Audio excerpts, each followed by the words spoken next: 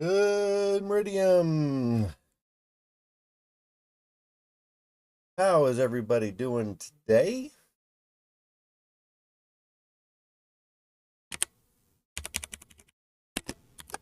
Good the um you know, today is the day that I finally somehow realized I'd been spelling Meridium wrong forever.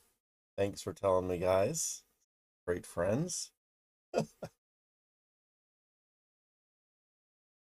All right, let's get this microphone set up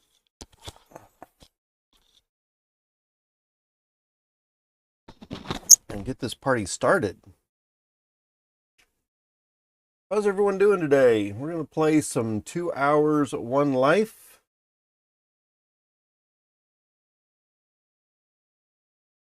And I think I want to start setting up some tasks to kind of help me keep things in mind. I'm trying to build a little to do, and I have not uh, kept up with it too much over the last couple of days, but I do want to keep up with a little bit more and maybe fill some things in for setting up a spawn site and kind of helping at least me, if not some other people, get uh, ramped up in the game. I think I saw some people doing some YouTube videos, like Unoriginal Artist, who did a pretty good job. Her video is an hour and 41 minutes long, and there are other good videos out there also that talk about getting started. But I think eventually I would like to do smaller videos that focus in on very specific things. I guess we could do a longer video and just segment it off. But part of the issue with that is um, I'm not sure if some people would watch super long videos, although it seems like someone who's doing a 2 hours, one life wouldn't mind longer videos. Um, and then going through there, especially if they had chapter markers. But that's not something that I think I want to do myself at the moment. So I'd like to have small, short little videos that just focus on very specific things, get the task done, and then move on. And so beehives is one of the things that we want to work on today. And we want to think about getting some fruit trees set up so we can propagate and have different fruit trees as new yums and for apple pie and that kind of stuff. And bananas was something else I think that I wanted to get. In fact, bananas might even come before the beehives and the fruit trees now that I think about it, because the bananas, let's hop back over here real quick. For bananas, I think they're fairly easy to propagate, or not propagate, but to rejuvenate. What I mean. So if we've got an empty banana tree, all we need to do is put a basket of soil on there, dry, fertile. Oh, and then we need a bucket of water. Have wet, fertile, and then we get a banana tree again. So really we need buckets.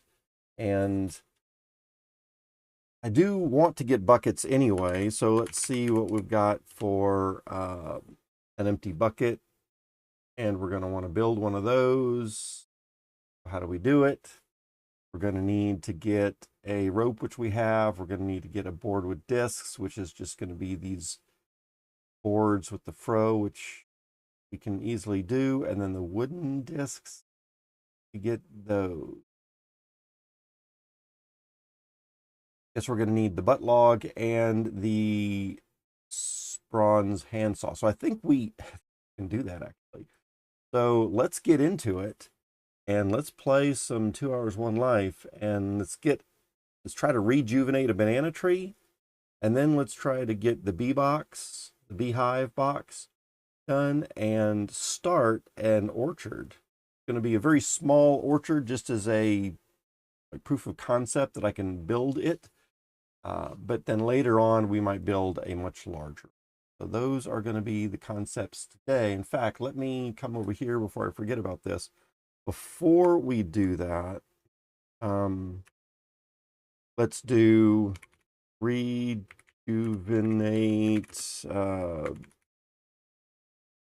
rejuvenate banana tree.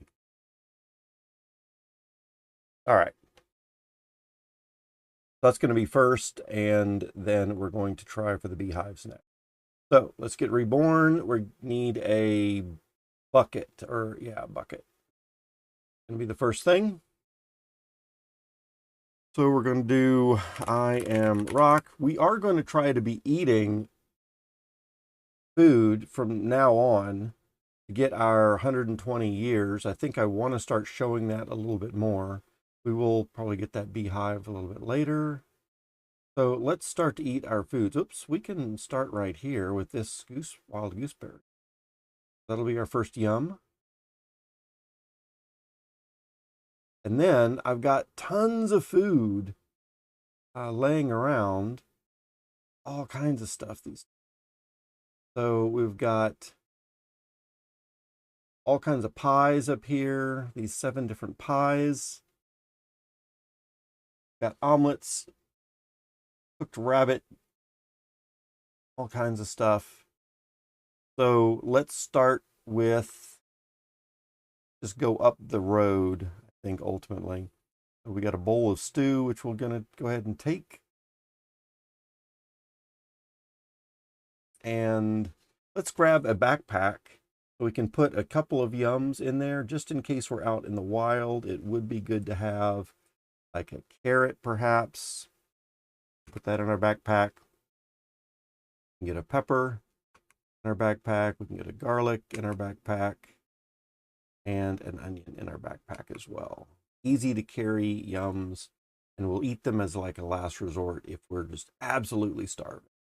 All right, so we want a butt log first. And so we can come up to these trees that we've chopped already with our axe and put some of this firewood down, grab a butt log, bring this back home. And I think we can just place it down. And do we have a saw somewhere?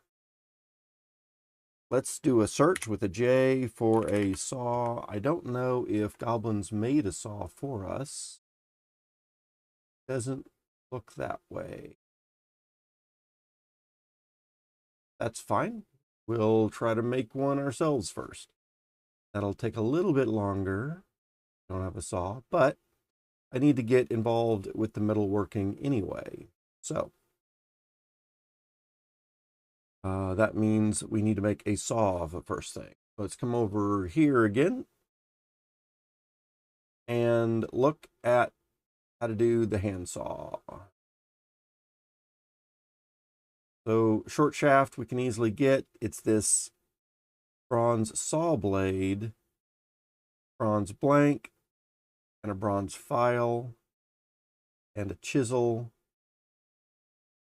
All right, so do we have a bronze chisel, file, and a blank? Those are the things to really be looking.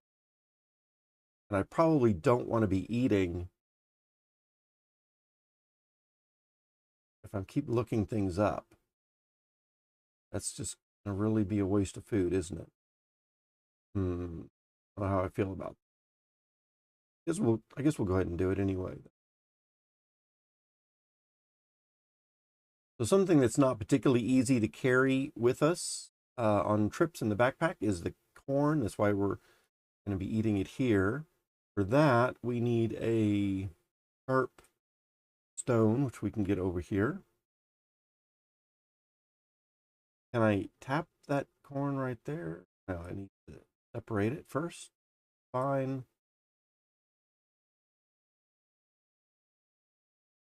There we go.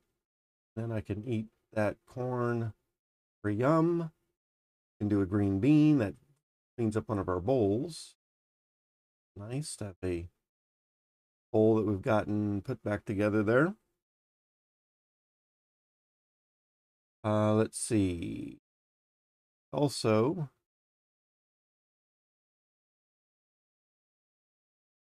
do a pie, I think.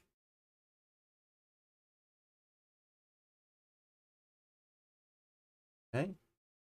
And it looks like we could eat a pie right now. Let's do an omelet. One of these from the back.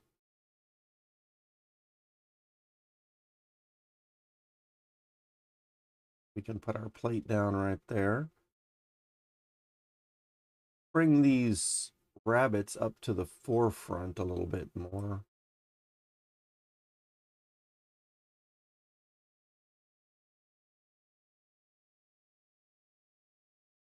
We got their adobe.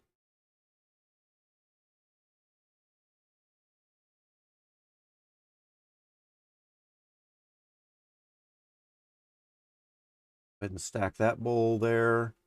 All right, so we got rabbits up to the forefront a little bit more. Let's get these omelets positioned a bit better.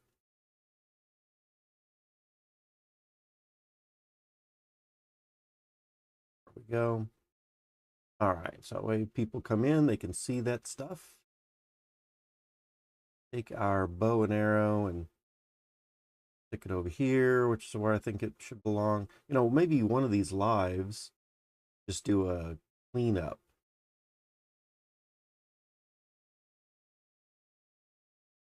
Maybe that's something I should do at the beginning of every day, or maybe at the end of every day. All right, so we're trying for a bronze chisel and a, what's there, and a file, which it looks like it's, well, there's a file blank even. So wow, we're looking pretty good. Do I have a file somewhere? All right, let's search with the J for a file. Oh, we do have a file. Oh, no, that's not a usable file. That's just a file blank. Hop back over here real quick. What are we trying for? We need a blade blank.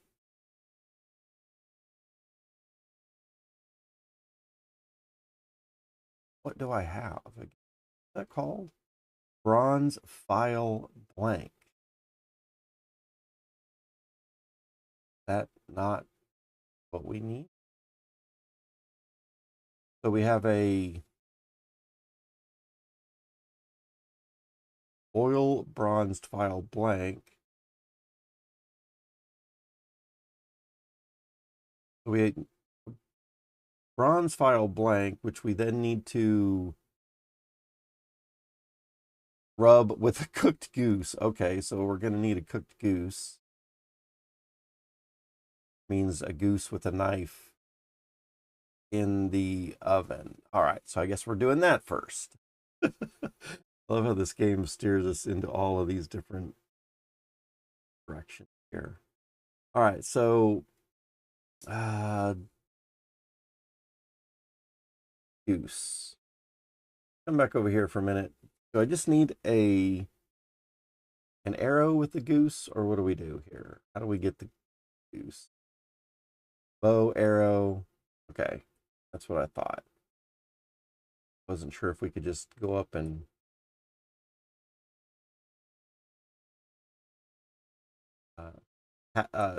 stab it with a knife or something. All right, so we need a goose, and I don't really want to uh, use our geese that are near town for some weird reason.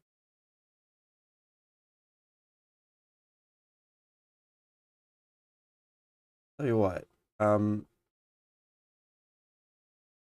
we do all this, I need to probably be a little bit smarter and eat a yum before I go down there.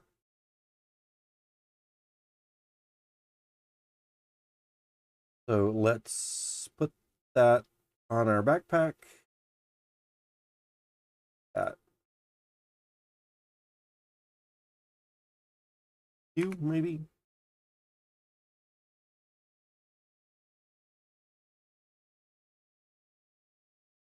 All right, so we need food, grab pie. Oops, finish this one off right here.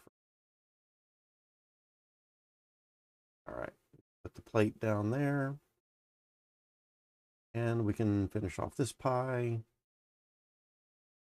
Plate there. And it looks like we're good for a little while. All right, so left and right clicks are still a challenge for me. Let's see. And then I should be able to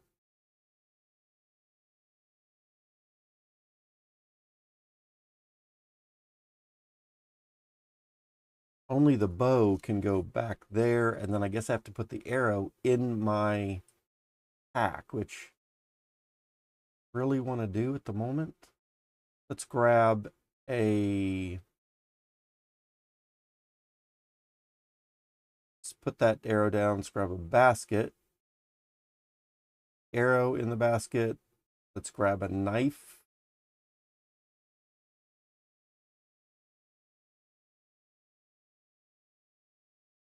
And I guess that's all we want to put in there, because we're going to also want to put, we're going to see if we can put the dead goose in there. All right, let's just grab that. We're full of food. We've got a plus 13 to our bonus. And let's travel down the road here. There are so many geese over here. Maybe we don't need to go that far. We don't need this many geese. Still feel like I want to do something a little bit further away from our, why I get that feeling. Something like this goose right over here should be fine. Okay. So let's drop that. Let's get our arrow and our bow.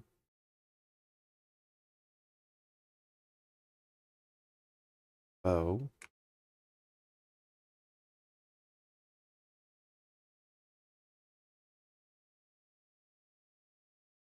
Why can't I get that? Go. Canada goose. They got to be right up on you.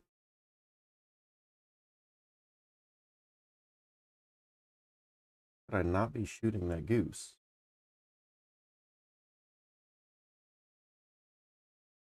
What am I doing wrong here?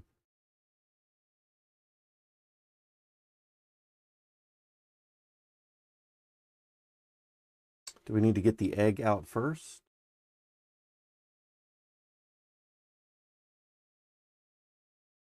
Then the goose? There we go. All right, had to get the egg out first. And then we can grab the knife. I think we need to take the arrow out first.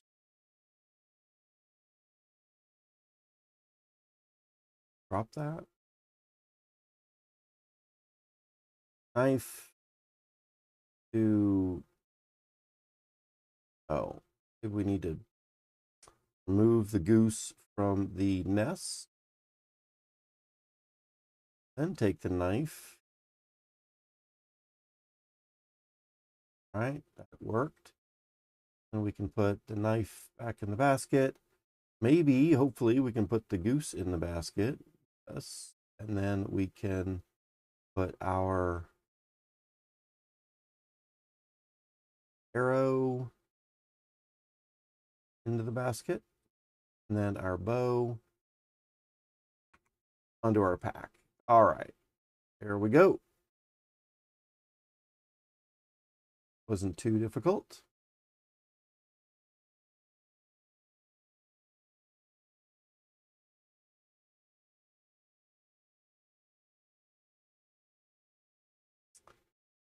Okay, back up to the cooking spot.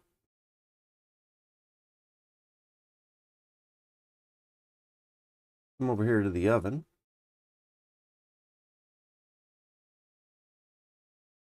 we can take out our plucked goose. Take out our... We don't need to take any of that other stuff out at the moment. And then we're just going to do a bunch of cooked meat here, I think. So we probably want to get a skewer, at least for the rabbits. And I started to grow some skewers yesterday, or some saplings, which we can use as skewers. So let's try to do that. We can use a sharp stone on those. Find one real quick. Looks like we're getting low on food again. So our yums, next pie up here.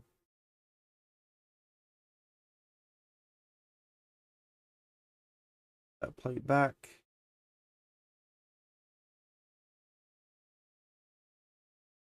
We'll get that one, that as well.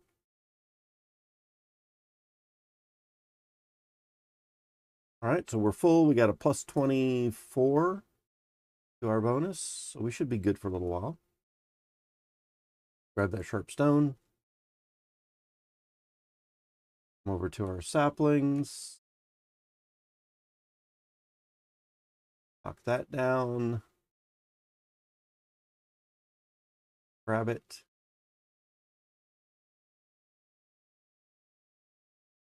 Unfortunately, those domesticated saplings are weak sticks, not normal sticks. So hopefully, I mean, I guess we can grow an almost infinite number of them. They're fairly easy to grow. So maybe it doesn't really matter that they're weak or not.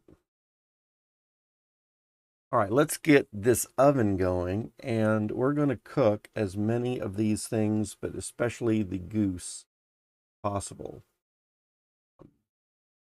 I don't think we're going to worry about a bunch of pies. We've got tons of rabbits here, and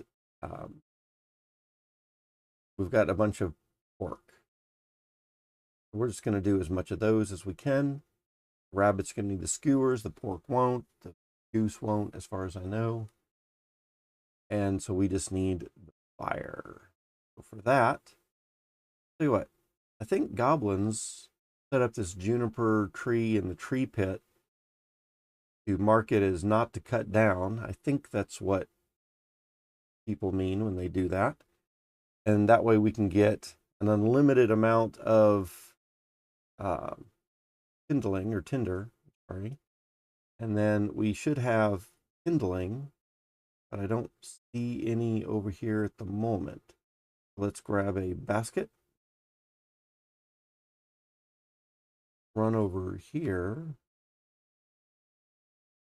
Guess we can put our basket down. Looks pretty. Didn't have an empty one. And then there's a hatchet somewhere. Let's do a search for hatchet. Oh, there is a hatchet somewhere. Walk over this direction.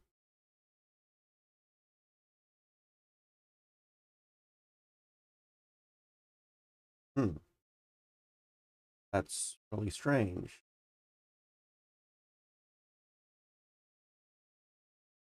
Not have a hatchet in this green patch. Oh, I think I broke it the other day, and I just didn't. I think I broke the hatchet, and I haven't repaired it yet. Didn't make another one. I think that's what's going on here. All right. So I guess we got to make one of those first. This game. All right, so to make a hatchet, we're going to need a rope, which means milkweed. About to need to make more milkweed. We're getting kind of low. Can I make a hatchet with just a thread? I don't think so. But let's check how to get hatchet. You need a short tied shaft. Does it have to be a rope? Looks like it does. All right, too bad. I was hoping maybe we could get away with doing a thread, but it doesn't make sense either, does it? Okay, so we need 4 of the milkweeds. 1, 2 for 1 thread. 1, 2 milkweeds for another thread. Put the threads together. Rope. We need a short shaft. Wonder if we have one readily available over here. Doesn't look like. Let's run over here.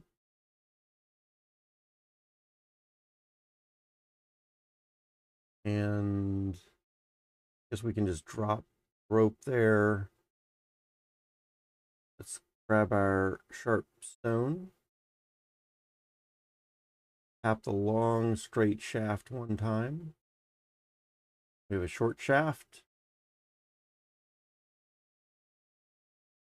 Oops. As well. Now that needs to be our tool that we keep there. So I really just need to grab another short stone. So let's take our rope. Short shaft. Grab that, bring it up to this area. We have a round stone, which we can use on the hard rock. And attach it to our tied short shaft. There we go. Now we got our hatchet again. And then with the hatchet, we can stop looking for that. Hatchet, we can come down here. Oh, looks like I've already got a lot of tinder made. That's awesome. Okay, so, or kindling, I'm sorry. So now let's grab our kindling, throw it in the basket.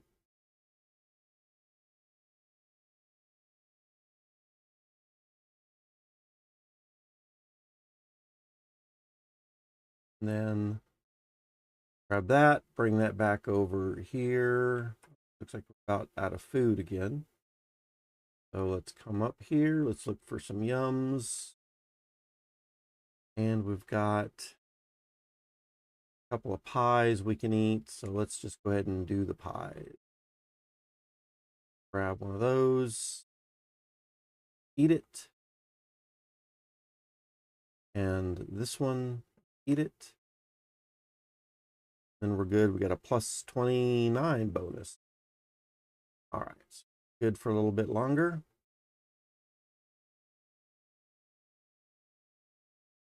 The juniper tinder went away, as you notice. I don't know how long it lasts, but it doesn't last forever.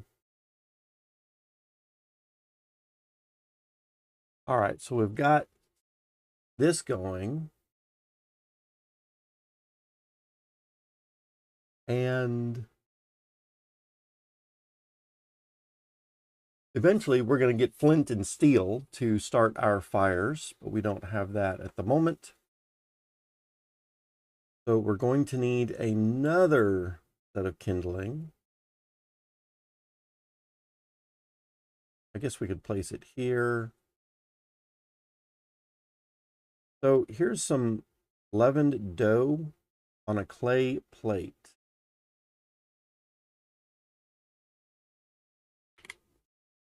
Let's look for that.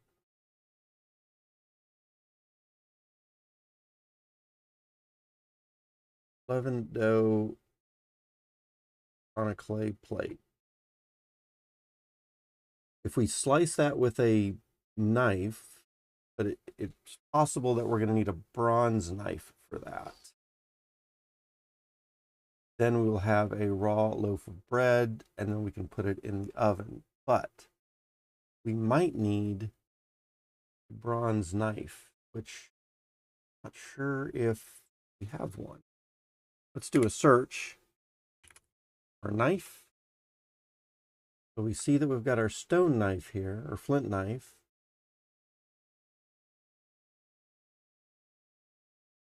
Get a couple of flint knives, but I do not see a bronze knife. So, let's come back over to here. And as we start talking about smithing bronze, let's just go ahead and say we need a knife, and we also need a file blank.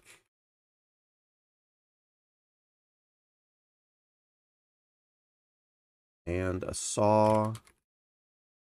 Those are the things that we need right away, so I don't forget. And then we can come back over to here. My memory is terrible these days. Let's see. All right, so we can stop looking for the knife. And then we want to do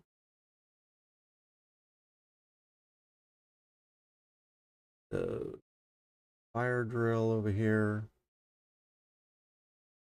Want to do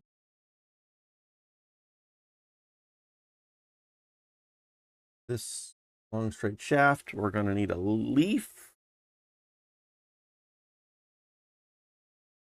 which I'll get in a moment. And I think that's all we're going to need. So let's just grab one of those, put it down, grab a leaf from our maple tree over here, ash tree, take out that wood while we're at it, grab a leaf, 2 minutes on the leaf. All right, so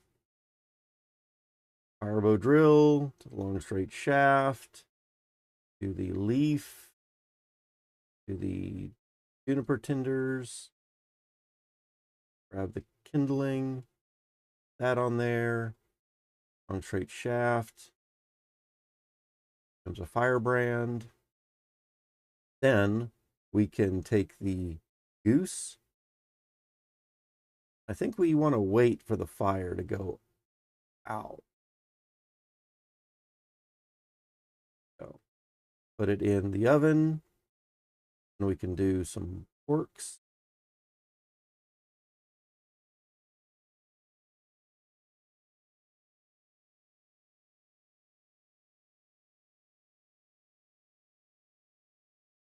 Guess we could just do in a bunch of right clicks, stacking them on top of each other. That's nice. Oops.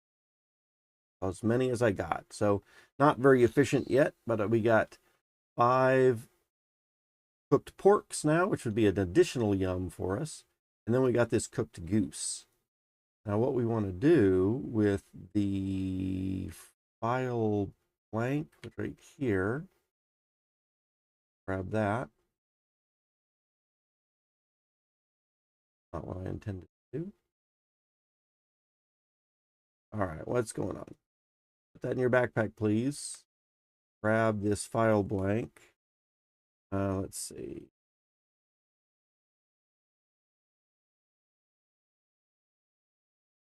And then from here, I think we just rub it on the goose like that.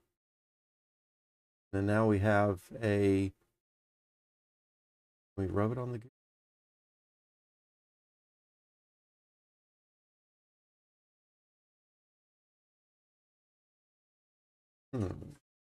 We're holding a bronze file blank. Come back over here.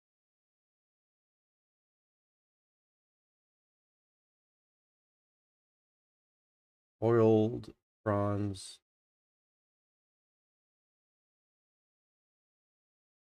file blank. So we have a plucked goose, and we have a cooked goose, and then we just put the bronze file blank on it. Okay, I thought that's what I'm doing. Let's stop looking for files so it stops flashing at us.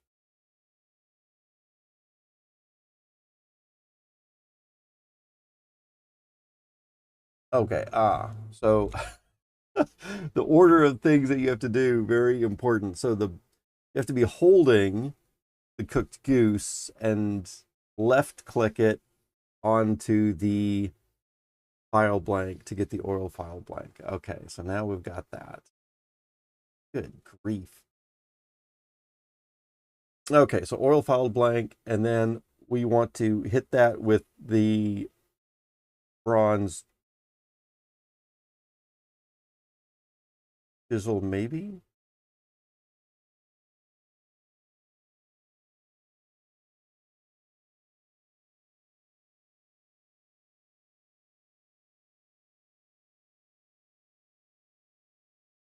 I guess we put them together. And then once they're together, hit them with the smithing hammer. Okay. Put this, let's take it down a little further. Take this with the bronze chisel. Hit it with a smithing hammer. There we go. Now we've got a bronze file, the chisel. Sometimes these things break after a little bit of time. I'm not sure if there's this little black mark there. I don't know if that means that we're at the end of the road for that or not. All right, so we need to eat a yum. I guess we can eat one of these nice cooked porks that we just made for ourselves. And since we're still low on yums, let's look for other things here. Let's go ahead and grab this last pie. Eat a piece of that. Very good. So now we got a bonus of plus 31. We're looking really good with our, and look at all these other yums that we still have left. All these different yums. So tons of things that we could be eating.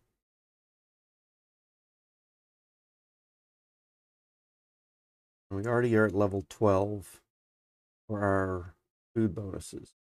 Okay, so then we can, I'm making a saw. I'm making a saw. I needed the chisel for the saw, I think. So we are going to look at the page again here. Saw. And to do that, we need to have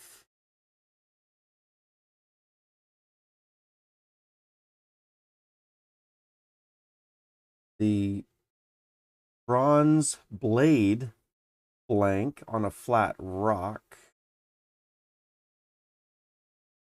No, I guess we just take it off of there. But we use the bronze chisel on the blade blank. And then we're going to put that with a short shaft. So do we have a blade over here? Let's do a search for blade. No, we do not have any blades over here. All right, that means we need to make one of those. How do we do that? We need to have a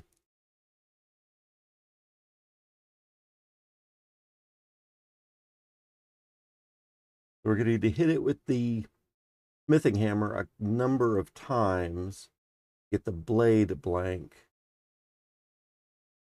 We'll go to a file blank, it'll be a fro blank, and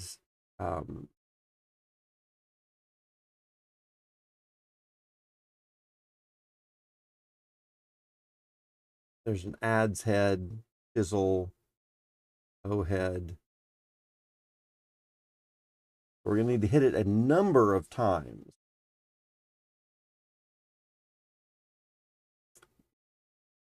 Once we have our hot ingot, we get that from doing what? We need to actually attach our bellows to make our forge from our kiln. And for that, it looks like we're going to need charcoal in there. We do need to use up some of our charcoal for this. We're going to add charcoal, bellows. Just go ahead and do that. So I think I've got a little bit of charcoal down here. Throw that in there. Oh.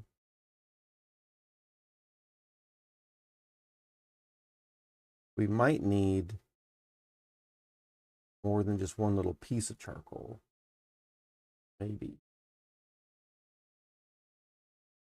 Adobe kiln with charcoal, which is coming right after the sealed kiln. So maybe that means like a whole basket of it. Let's see if I can just take a basket, scoop up something. I'll try to scoop this up first. No, I'll try to scoop that up. And then can we throw that in there?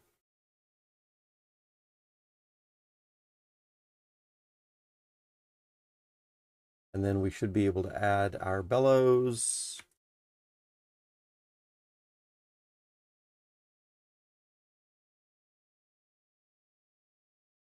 All right.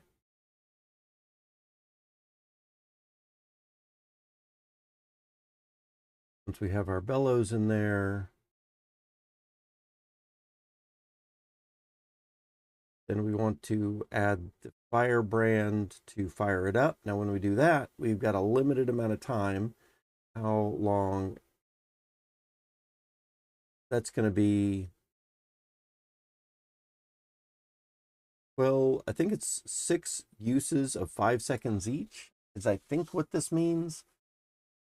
So we've got about 30 seconds of usage before the power goes out.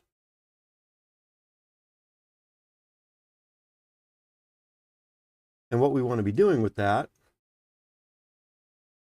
is taking our tongs of some things, unforged copper, tin, bronze, whatever, throwing that into the fire there, and then what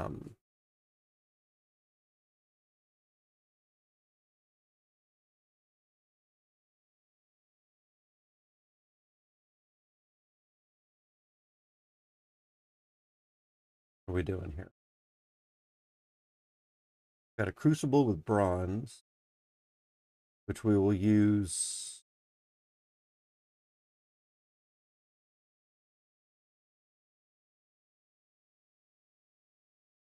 This is an ingot.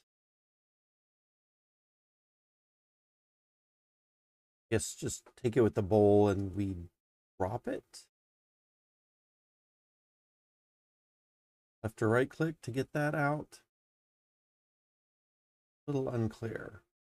And then that will be probably a hot ingot.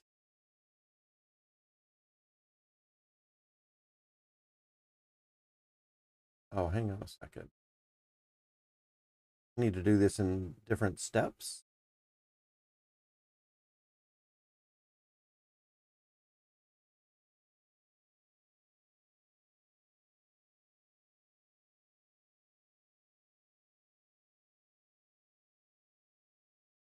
Gonna have to cool off from hot to forged. I'd have to do this in 2 different steps. been a long time since I've tried to forge metals. Okay, so from here, we're going to put crucible with bronze alloy mix. And I think we already have some of that. My food is getting a little low. And this, again, is why I don't feel like I want to be eating when I'm trying to learn about a bunch of stuff, because the food's just being kind of wasted. But I'll finish doing it this time since I've already started and I've already built up to a level 12 in my yums. So let's go ahead and eat one of those. And let's take a banana.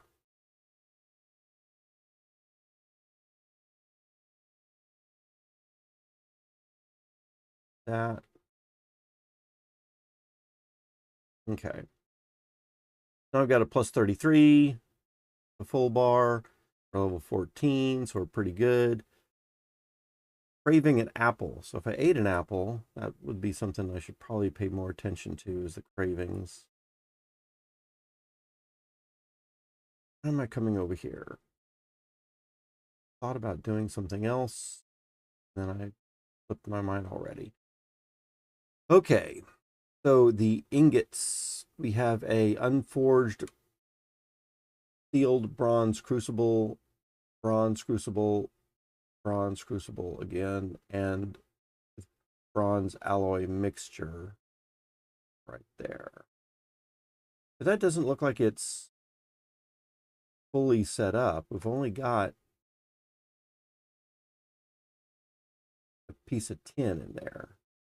Otherwise, nothing else. Okay, so that's not complete at all. All right, so the first thing we need to do probably is get these unforged bronze crucibles down to this area to see how many we have. We've got 3 total. Don't see any more. That bowl over here. Clean up this area a little bit. Tools should all be put together. The raw pie crust, which should be put over here. Bowl of crushed copper ore. Go over. Tell you what, let's put the, since most of us read from left to right, let's put the more raw ingredients on the left and the finished ingredients on the right. Makes sense. A lot of things. In case Goblins comes back, I'm going to have the skirt and bra right over there. So then we got a couple of smithing hammers. Maybe more of our, take our eggs and put them over here. Cooking stuff. Tools on the right hand side.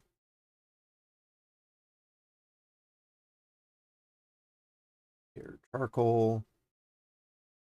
Oh, why we have just a single piece of charcoal. Pile of bananas. Well, let's put those on the road. Moment. Axe.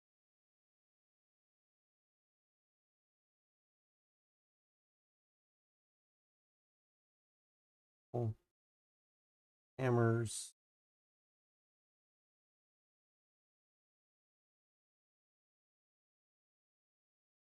And you know what? I guess we have 2 hammers just as a precaution in case we lose one real quick.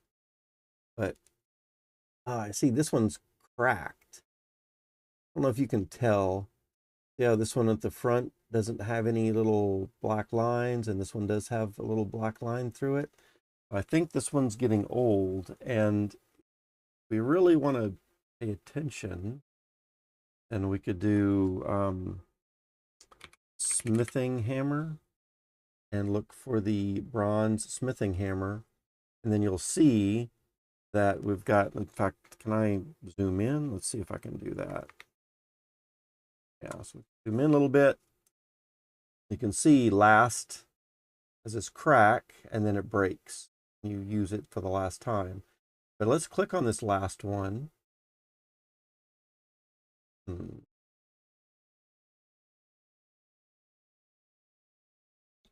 Not able to click on that.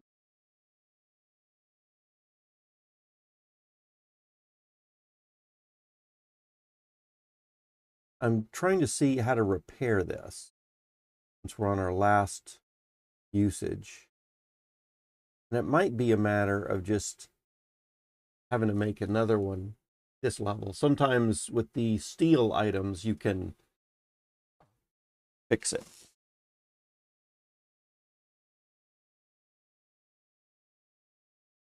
I'm not seeing a way to fix this.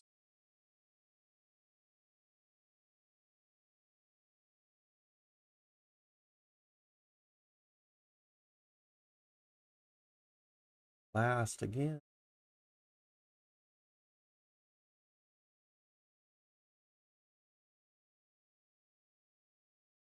Always when you're on the last one and it breaks.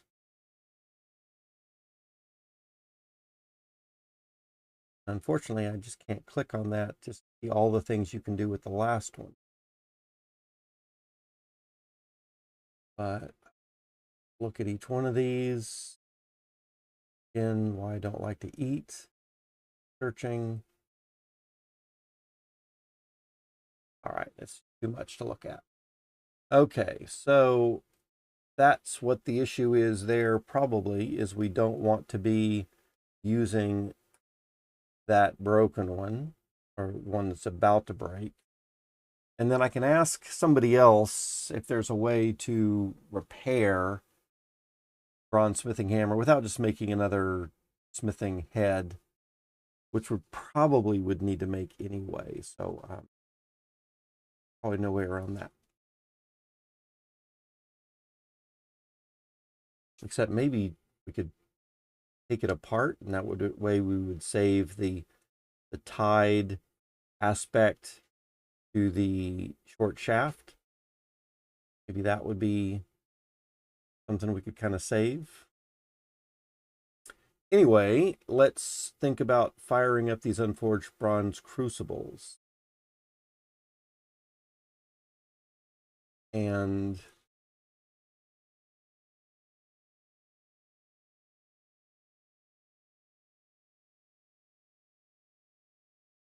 then what to do with those. We can grab them with the tongs and then put them in the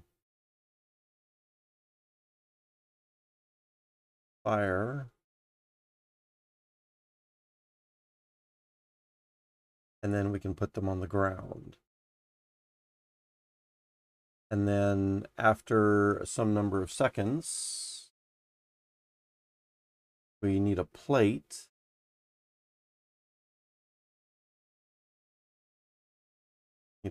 Oh, we can remove the plate. And then we can remove the bronze ingot. I'm not going to be able to do all this with one firing. I'm first going to need to go through and make all the ingots first. And then I'm going to come back, light the fire again, which means I need another basket of charcoal. Oh, man. Which also means starting another fire, probably, unless I have a long, slow fire. So that's probably why I need to do a long, slow fire. All right, man, this is taking a lot longer just to do this little piece. Let's go ahead and eat some more things.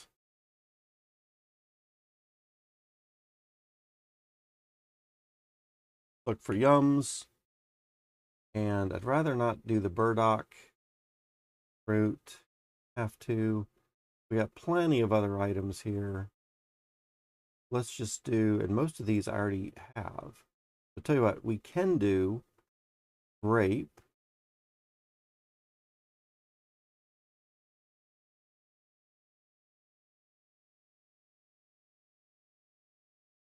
And we can do a bowl of gooseberries, probably. I don't see we have one. So let's make one. I think we have a full tree of gooseberries here. It looks like it. Of that, it is a yum. So that. And then gooseberries are somewhere.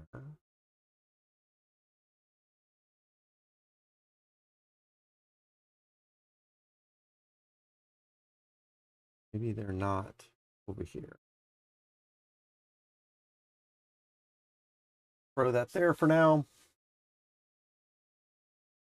Looks like we still have some food meter parts. Let's go ahead and do a mushroom. We're standing right over here. Another yum for us. We're at level 17 right now. That's pretty good. Go ahead and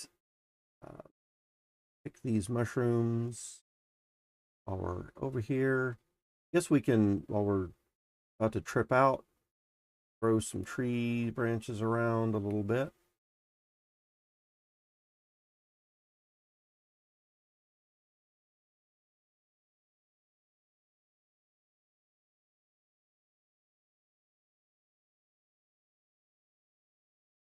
And take care of this. The tripping out does not seem to be affecting us in any way, which is good. All right, so now we're all good to go. Do a couple more of these long straight branches while we're just right here and we see them. And then we can get back to what we were doing over here. All right. So we've got plenty of food. In fact, a plus 40 bonus. Now that we're up to level 17. And we are going to try to... Should have had another set of charcoal made already. Maybe it doesn't really matter. But let's just do the ingots first. Hopefully I'll be skilled enough to even just get these 3 done. I'd like to get at least these 3. So we want a long, slow fire. We've got our firewood for that.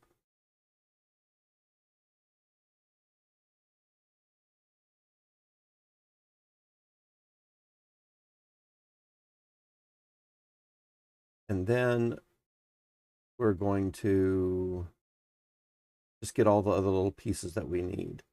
So we've got pine needles.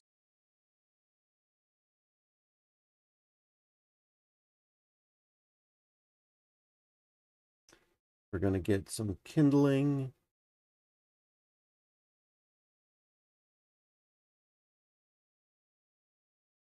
We have our barbo drill.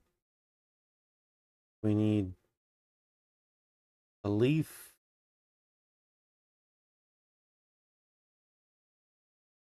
And then I think we're ready to go. And then once we make the fire, that goes into here. Then we're going to pick up the wooden tongs, put them into the fire, one after the other. We should be able to do that fairly easy. In fact, I think we probably, if that's all we do, is just stick the unforged into the fire and put it back down.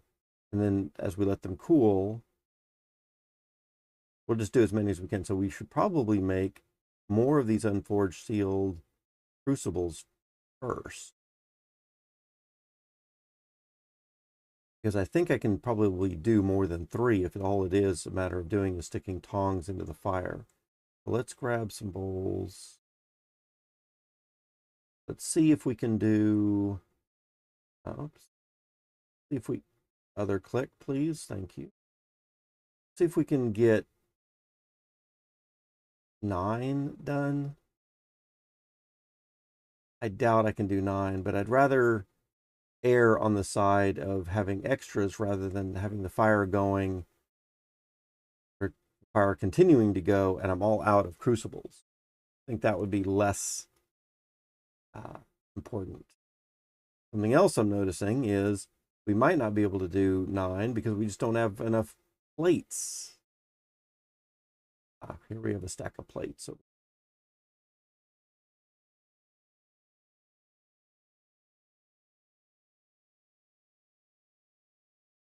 all right. So before we can do our plates, we need to get the unforged bronze crucible. And how do we make that?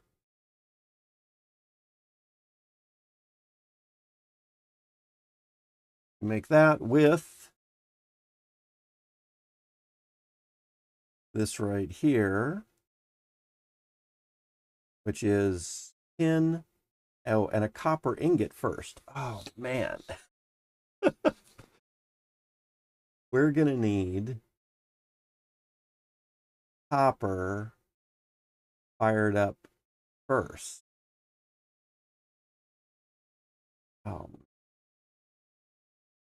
All right. So a bowl of crushed copper ore. So we get that. It is just a bowl with native copper. Tell you what, we actually need any other way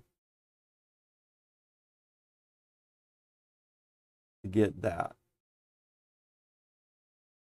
No, there's no other way. Got to be copper ingot with a tin.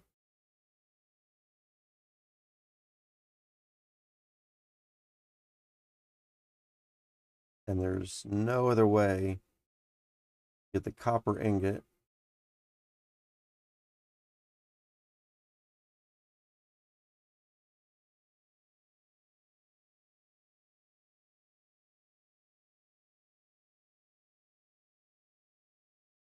other than to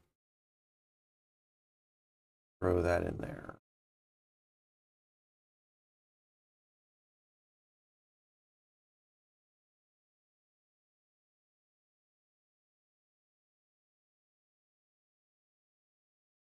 All right.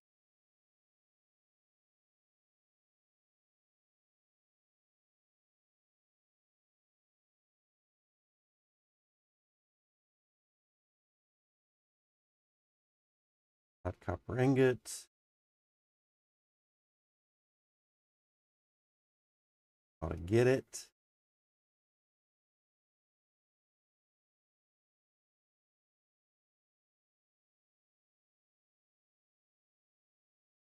Why is this not?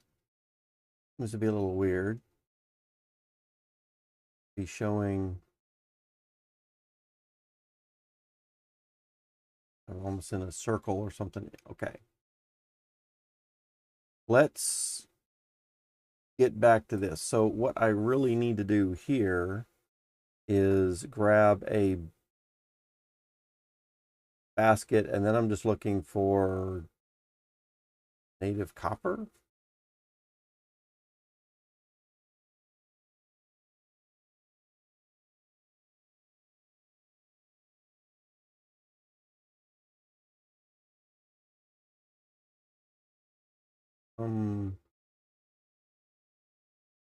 Native copper ore. Oh man. Hang on a second.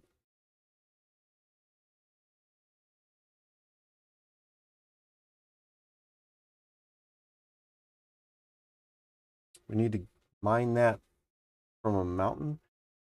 Did goblins actually do that?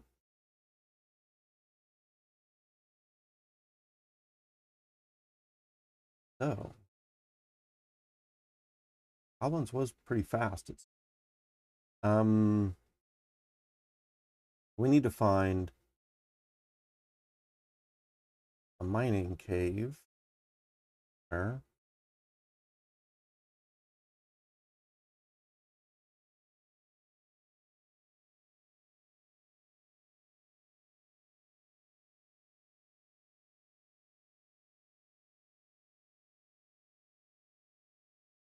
what we can find. Avoiding wolves.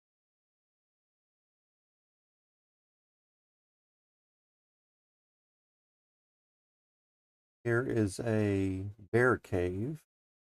Not going to be helpful for us.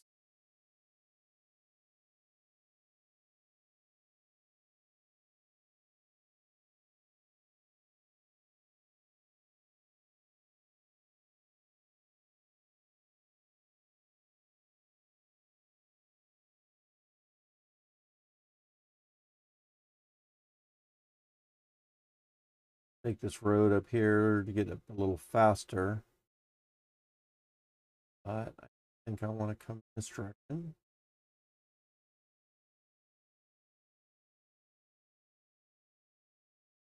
Good thing I've got a backpack with a bunch of food in it. I'm starting to by building a road up here. So I've got all these little parts set up.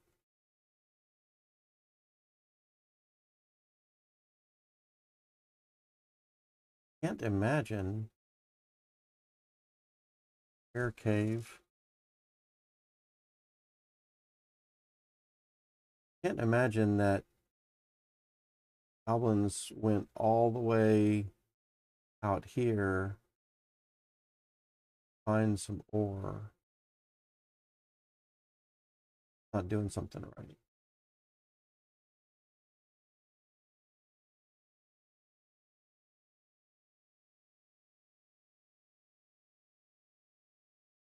All right, so I'm pretty sure that the ore has to come from a mine.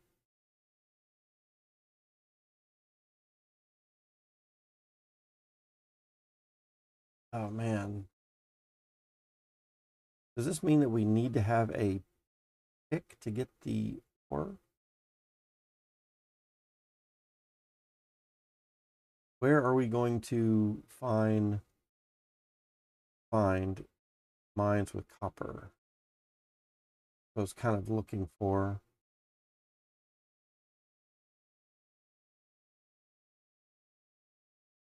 Gonna get.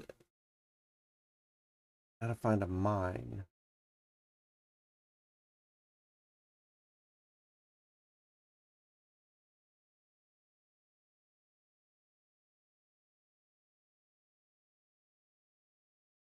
Probably gonna need a pick.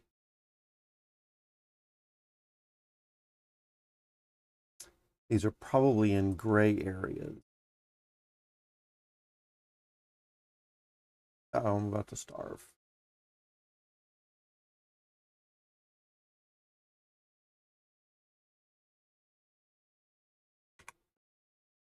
Didn't quite make it in time. And what's even worse is I don't know where I was at the time.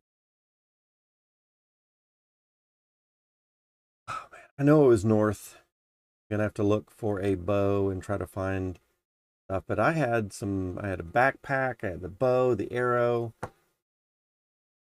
Oh no, maybe I didn't have the arrow. Why did I have the bow with me? 76 years old. Okay. And I lost the backpack and some yums. I don't think I'm going to eat this time just because I'm spending too much time trying to explore stuff. Let's come all the way out here. Let's search for a bow. And let's also search for back. You can see our backpack. And so I know it's up here somewhere.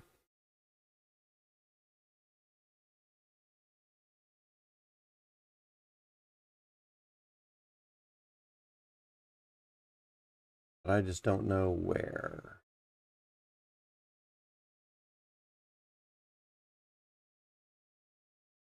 Up a little bit further. Maybe not that far up. Maybe up here. I don't think it was this far up either.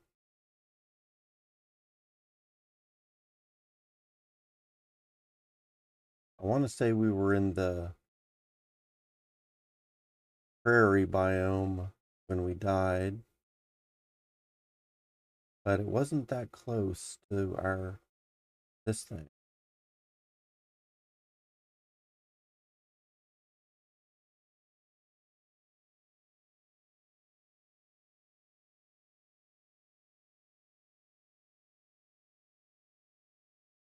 Up here, there it is. We're at negative 41, 157. Negative 41, 157, where this stuff was. So, really have a lot of time left to live, but we might have a few bits of food in here I can eat. And then we can put some of that in the backpack. The backpack on. Now we can stop searching for backpack and grab. That can go in the backpack also.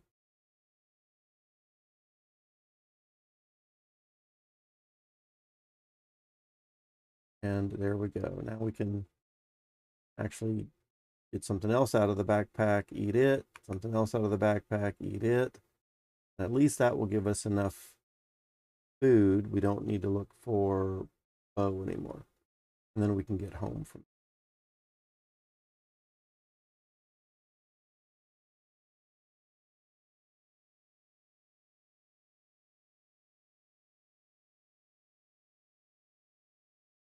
This leads us home.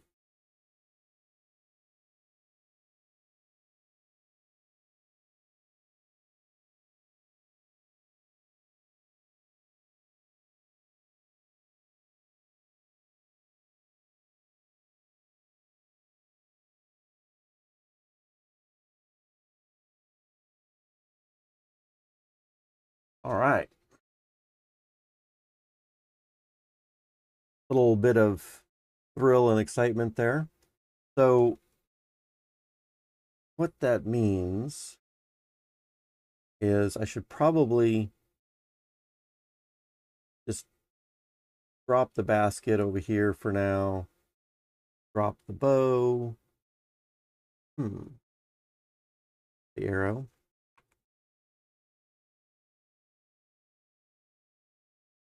Put that pepper back.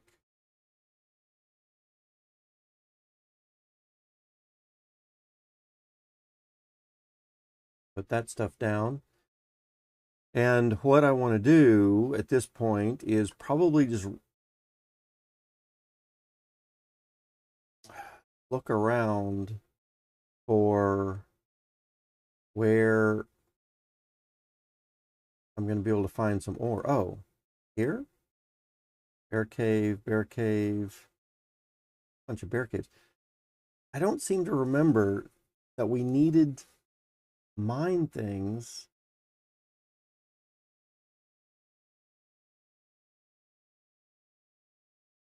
so early in the game. These bear caves turn into the mines that we want to be using.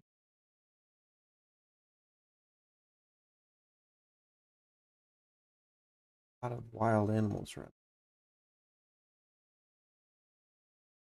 I might need to do a little bit more research here.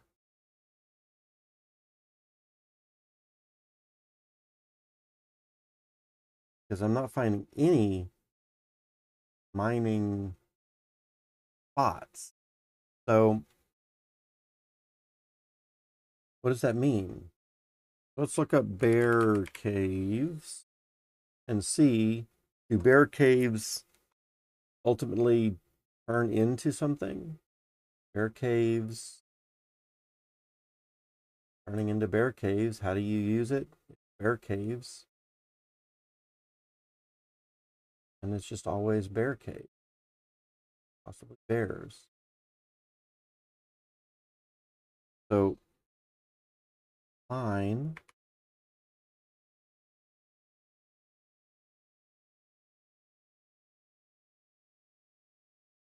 Oh, there is different mines. Tundra mining, copper mine.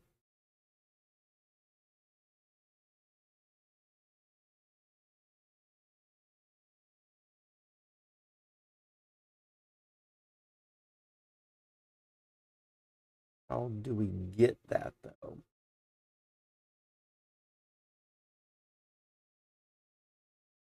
Copper mine just built. How do we get that? Mine with copper deposits. How do we get that?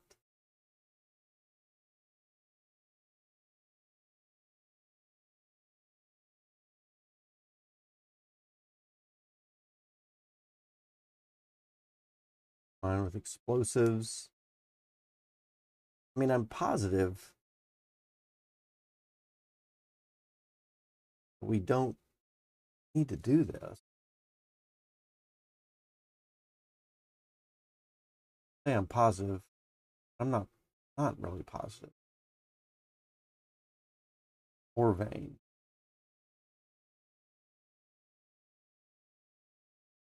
I don't think that we think we can just find the items.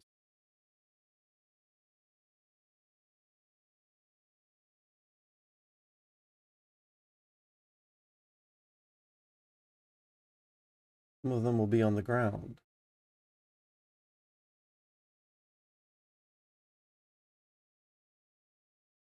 Okay, let's look up alloy.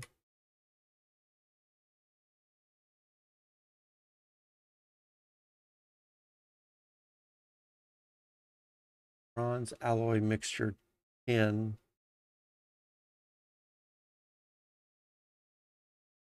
Copper.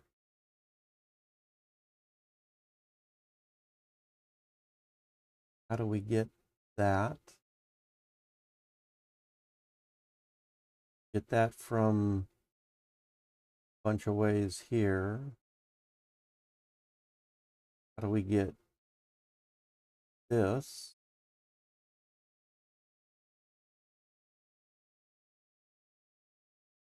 No more ways. Bowl with crushed copper ore.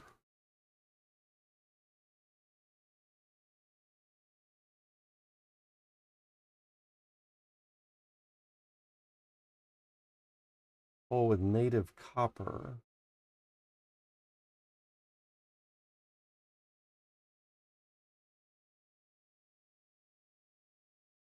Right?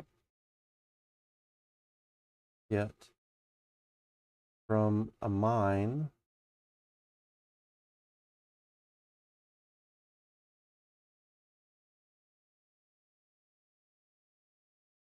I don't get it. I don't think I'm seeing.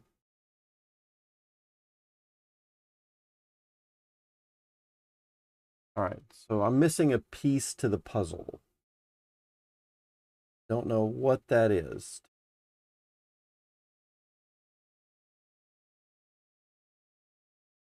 I can't imagine that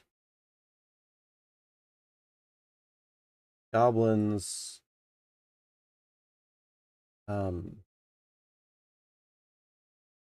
did a bunch of stuff to open up a mine shaft somewhere.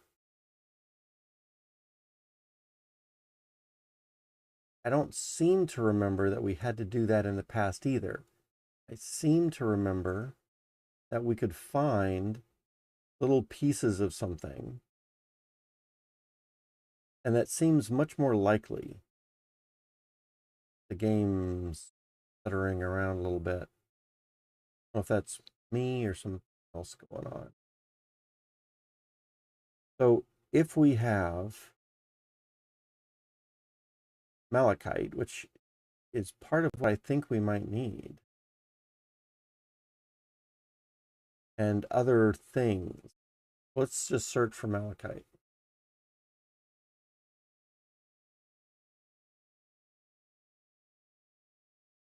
My computer seems to be, or the response here seems to be really slow. And because it's doing it in the browser now, I think that might come from my computer. Hope that's not affecting the stream too much. All right, so what can we do with malachite? How to use it? We can put that in a bowl with charcoal, or we could just put it in a bowl, or a bowl with charcoal. All right, so when we have it in a bowl with charcoal, what do we do with it then? Ah, copper crucible.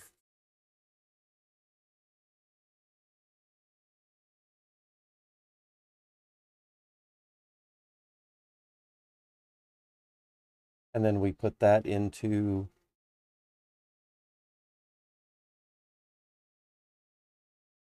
the forge, unforged.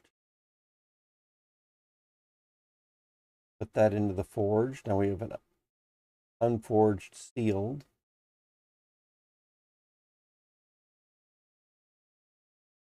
Hot.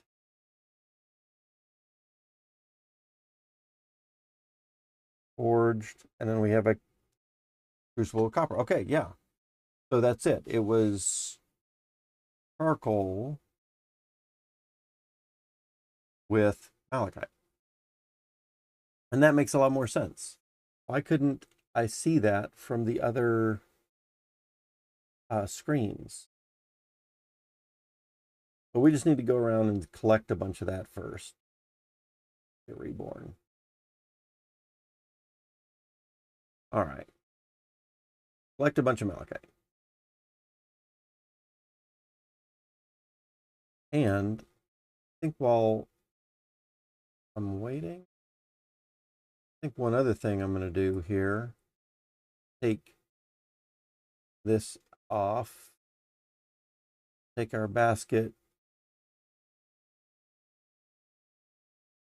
and dump the charcoal out. Let's take another basket.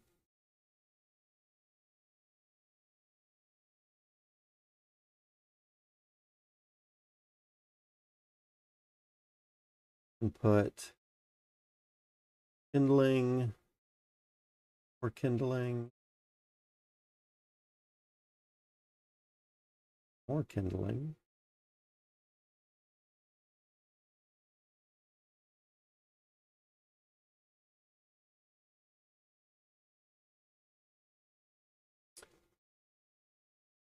Ah,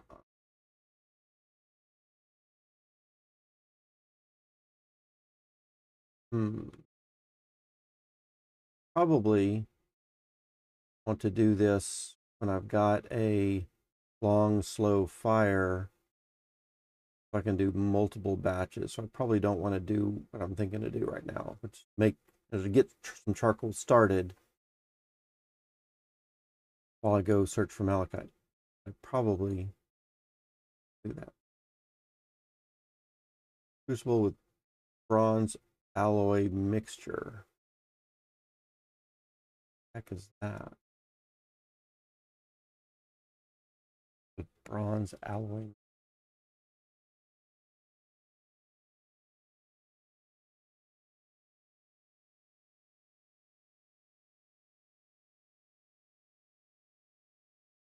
Oh, just the tin that's in there.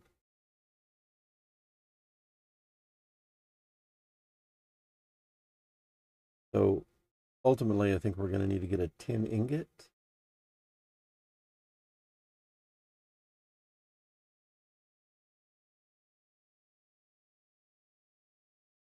Is going to come from casterite and charcoal. So we need malachite and casterite. Both.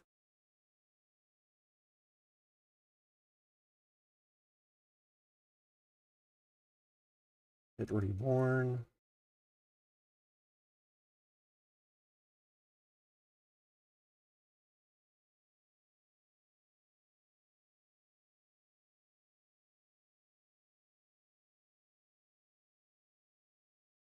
So what? We're going to grab the backpack and the basket for collecting a bunch of stuff. This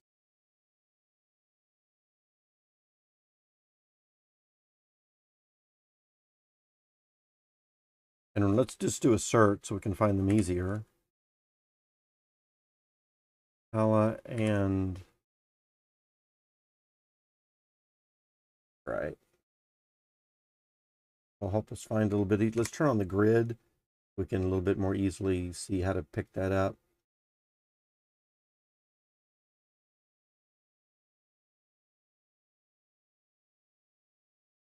There's some more down here. It's right by the road, so we'll just leave it there.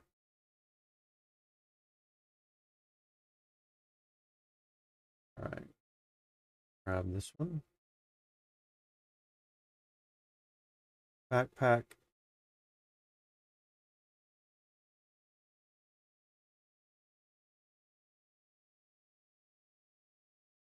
This one. Backpack.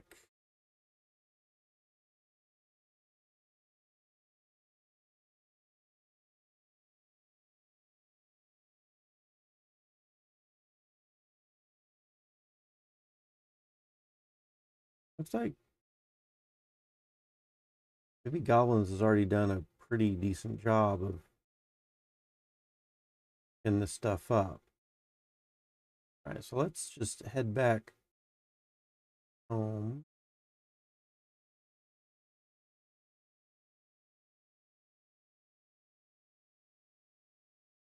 Drop these down.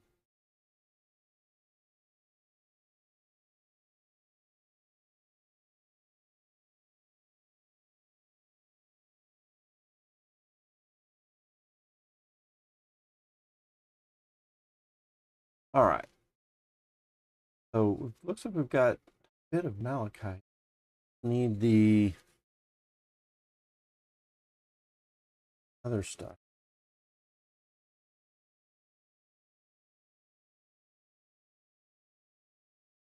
Oh, I typed cast, not spelled that way.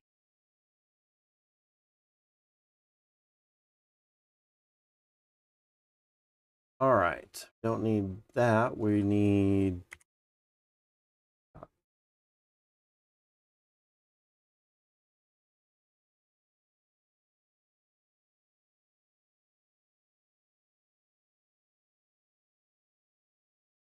grab our backpack first.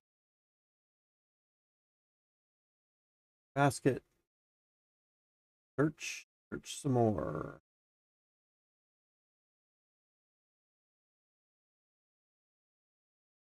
Here we find some good stuff right by the road. I don't think I want to take that though, right by the road. Leave it for a little bit later. Search for some of this other stuff out here. In the backpack. 2 items. 3 items. 4.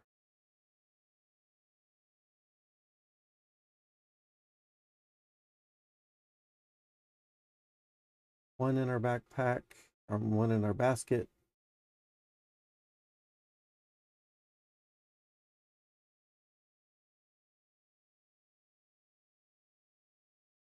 Two in our basket.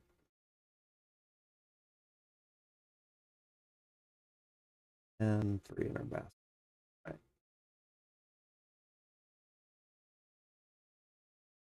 Turn off the grid now. We can probably turn off the flashing.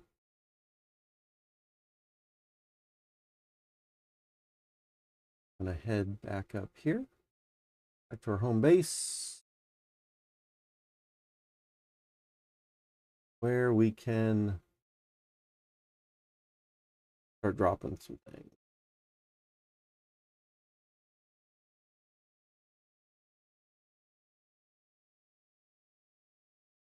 Forecaster right there.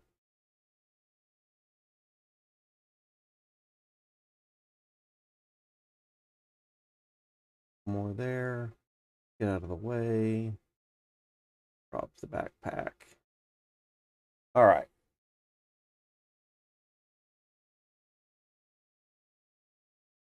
So I think down the road, we are going to want to do the mining to get the ores from the mine. But in the meantime, I think we can do it this way.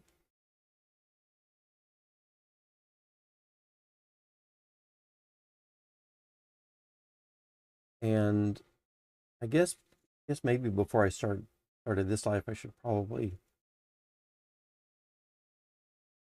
refresh myself on how to actually put this stuff together. So there's a tin, which let's put the tin out here for a minute. So these are unforged bronze crucibles, which we will be forging first. But we also want to be putting some things in here. So what do we do with the cassiterite?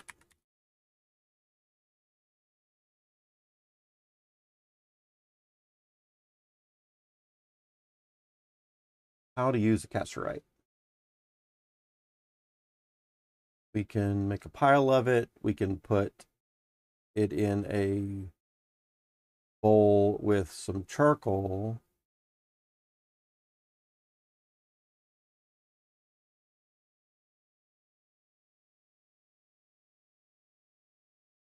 And then once we have cassiterite and charcoal, what do we do with that? We can put a lid on it. And then we can grab it with some tongs, put it into the fire.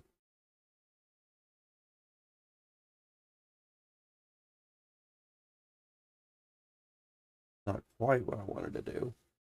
Put it into the fire, so we have hot tin. Okay, so the cassiterite is going to make the tin.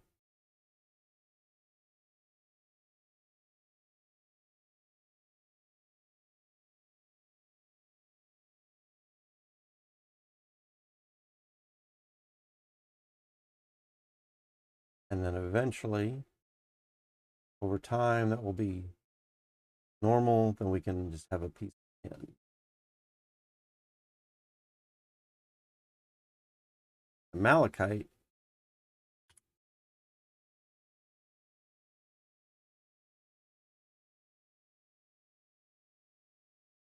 um,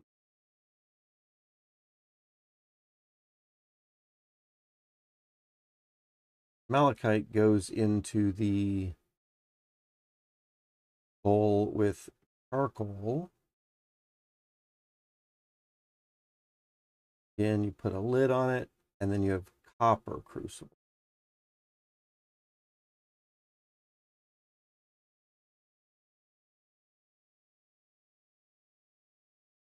Hold on a second. Does that mean that we only need malachite?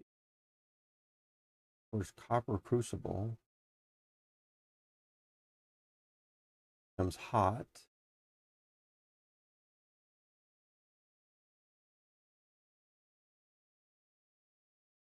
And then we have copper. Hold on a second. Oh, right. Copper is fine. And then we mix the tin with the copper to get the bronze to do the work that we actually need to do.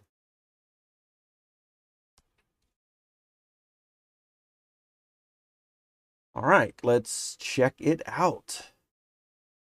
Let's try to do one.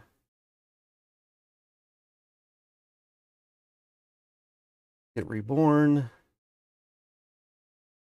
And let's see what we can do here.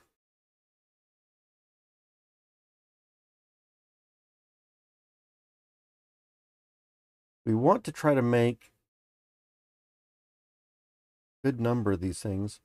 We have a pile of castrite. We have a big pile of charcoal. Let's take one of these.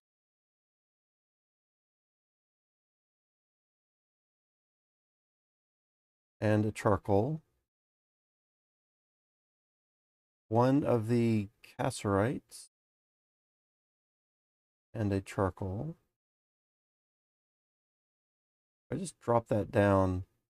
That's just one piece of charcoal. Another malachite and charcoal.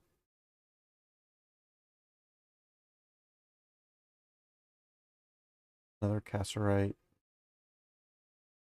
and some charcoal.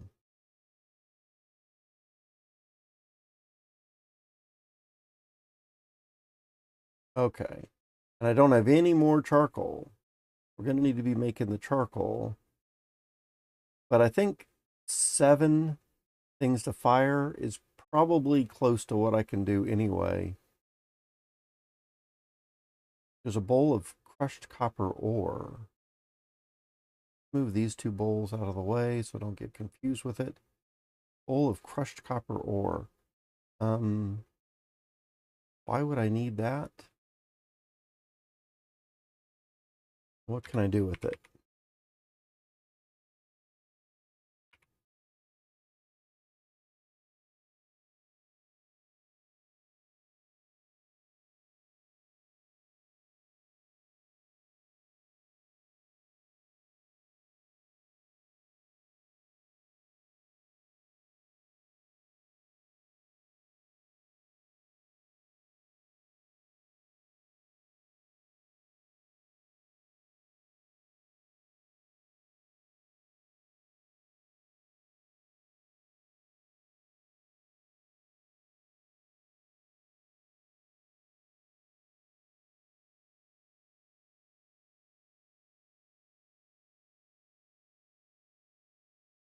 Oh, there we go.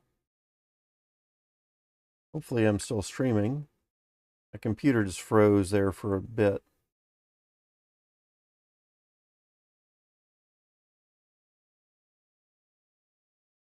All right. Brush.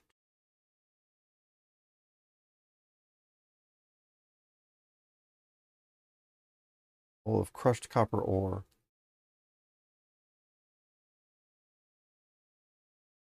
So how we got a bowl of crushed copper ore, I have no idea. Because it looks like we might need to have native copper. We probably could have only gotten from a mine, which I don't even think we have a mine open yet. So interesting. So if we just take the tongs of this and add it here.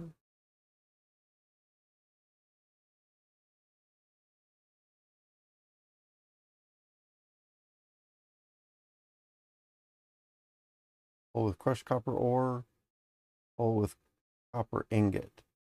So I think what that means is I can just fire up that bowl of crushed copper ore also. That's something else we can throw into the forge.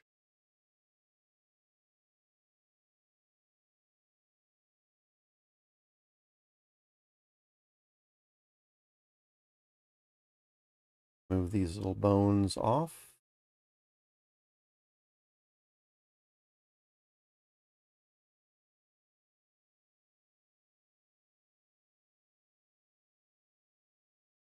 All right. So this bowl can also be done as well. So we've got really 8 bowls to do. I think we're going to need to put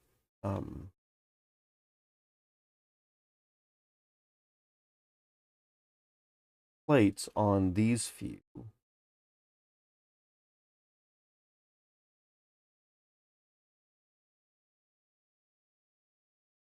And we probably don't need to put a plate on that one. Okay. That gives us 8 to fire up.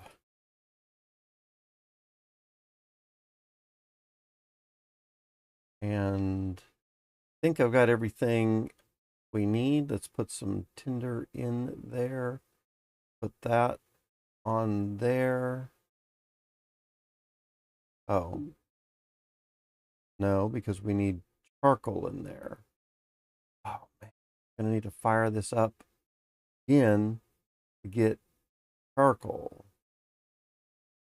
And then put the adobe on it. All right, let's do that in our next life here.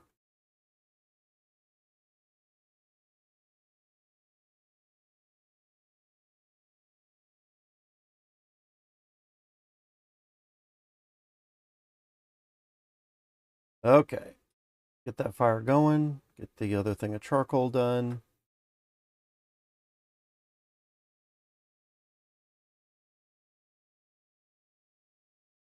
All this for a saw so we can make a bucket.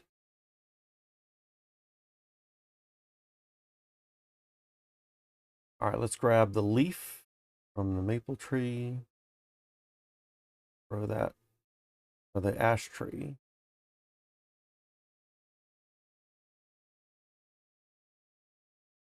All right, let's get this done.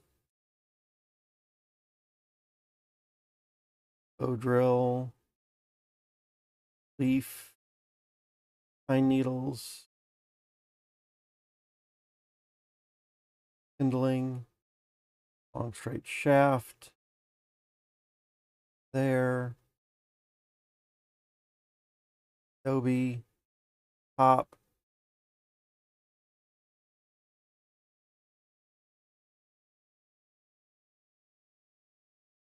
can't take it off yet.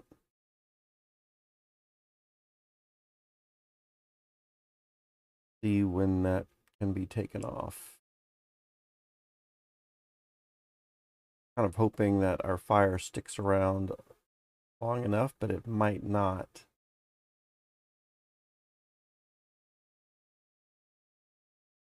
There we go. Now we have charcoal. We can put this onto there. Firebrand that. Tongs. Oops. In.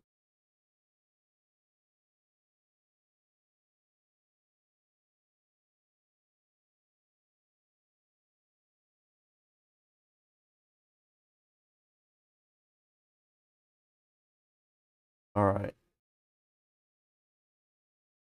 So we got forged. Tell you what, let's put another piece of kindling on there. And tinder. Oops, I don't think we can kindling, I mean. This over here. Into there. This into there. Cover that up. Get some more charcoal.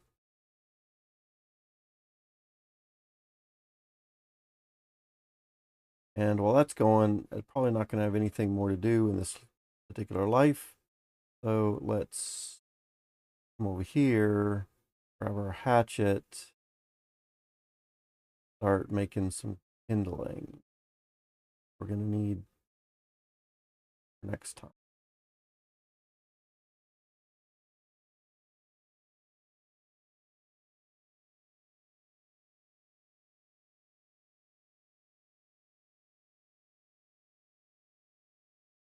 I really don't want to be hacking away at those long straight shafts, but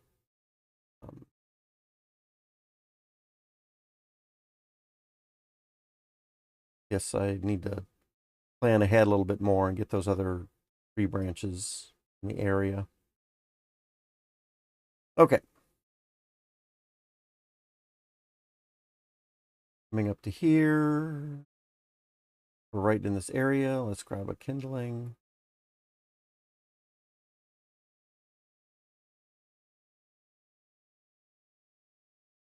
And take that off. Now we have charcoal. Trying to put it back there. All right, so now we have charcoal. Oh, in fact, we could maybe even do this if we can do this fast enough.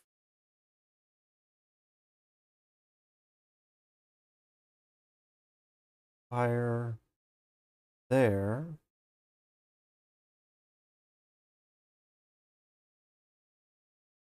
Left click, right click, left click, right click, left click, right click, left, right. All the rest of these are forged. Perfect.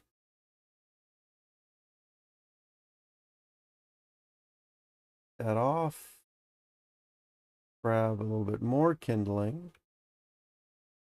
This soon enough.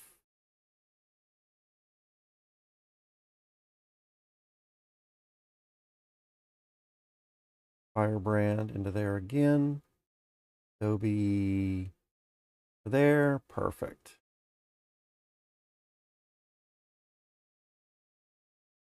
And do we have anything? Maybe we can do some more of these meats. Over the hot coals? No. What about the rabbits? Maybe if we had a skewer? Yeah. Because we'll take advantage of these hot coals, I guess. Left click, right click.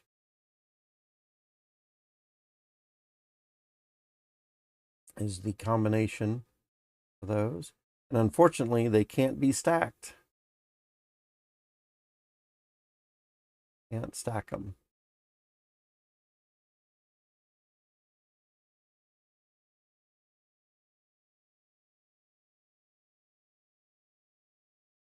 So we'll just do them one tile at a time.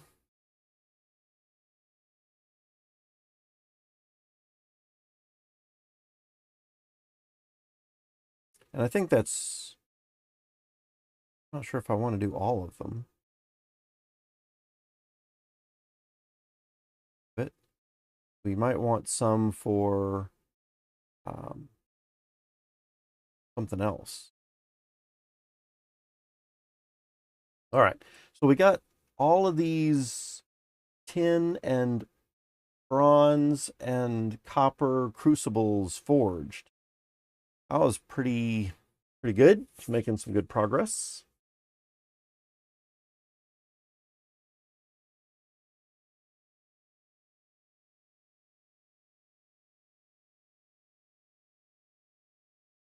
And we will, what are we going to do this time? We're going to take out from our crucibles all of the things, right? And then we're going to kind of see what we're doing there.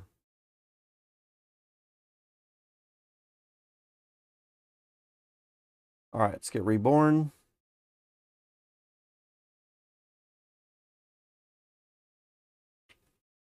Good meridian. Meridian. All right.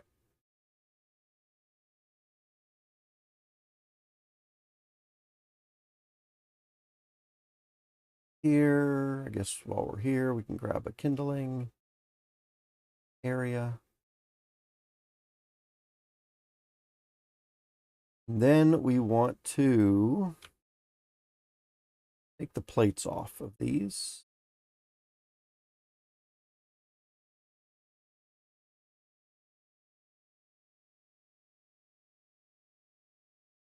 Right click and left click.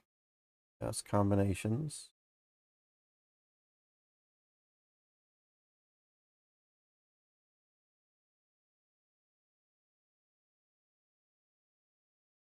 Okay, so we've got bronze, copper, tin, tin, and another copper. All right, so let's take that out. Got copper, tin,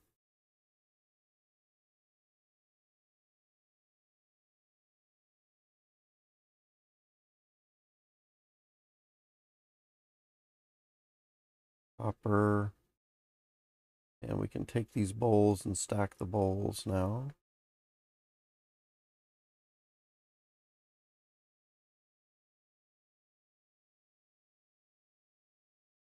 Okay. And then we've got bronze.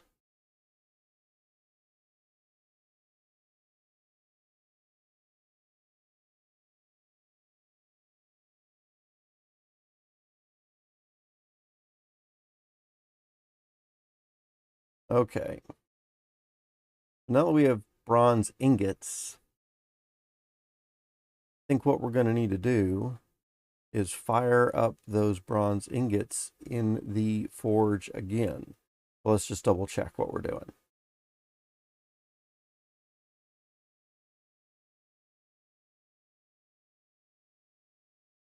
So once we have bronze ingots, now we can get one. What can we do with them? We're going to put them in our tongs, fire them in the forge so they're hot, put them on a flat rock where we can hit it with a round stone, and then we'll get a hammer. So we hit it once for a hammer.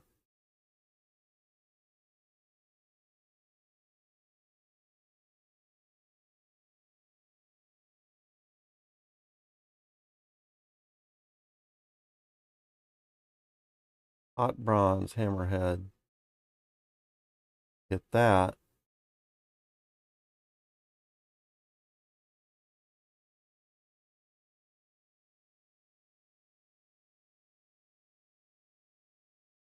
I don't think we want to wait. I think we want to hit it again.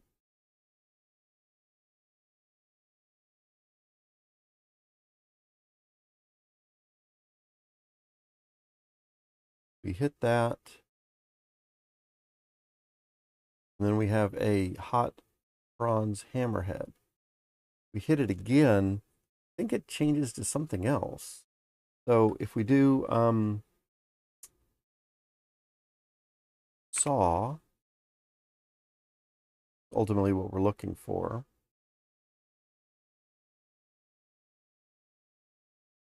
Saw blade. Need a bronze blade blank. To get the blade blank,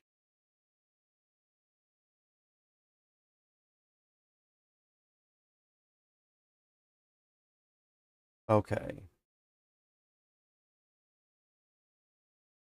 So we're hitting it with a smithing hammer though, multiple times.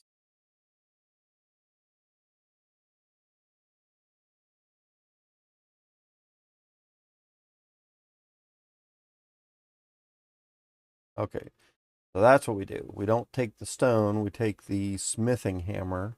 Makes more sense anyway. And then we're going to hit that. So once we have our hot one, put it on the stone, and we need to hit it. Smithing hammer.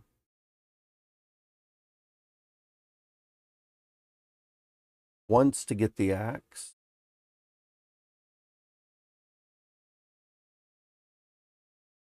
Twice to get the hoe head. 3 times for the chisel. 4 times for the adze. 5 times for the froe. 6 times for the file blank.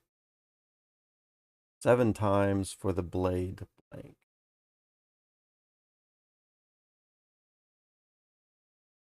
And once we have the blade blank,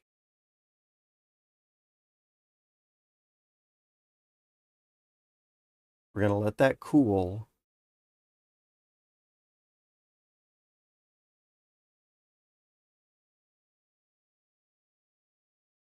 And then hit that with the bronze file. Okay, so 7 times with the smithing hammer. 7 times with the...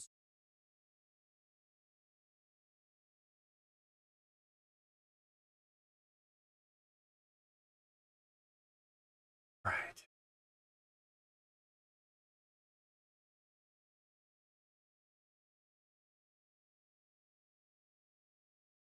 Check something on my phone real quick. Sure everything's going fine.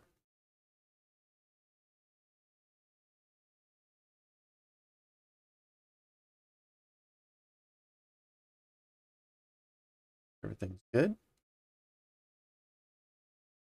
All right, so let's walk up this way, take another kindling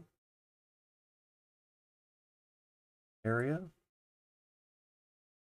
Take this off of here. All right, so what this means first, we're going to need to heat this up. Put it on the flat stone. Up this area a little bit.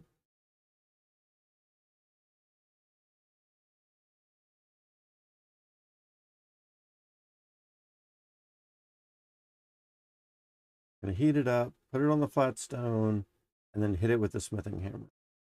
All of our pieces are right there.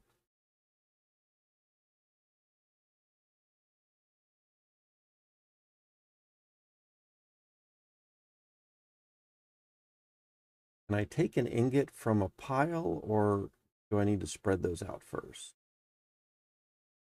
Heat it up, put it on here, hit it with the smithing hammer a couple of times.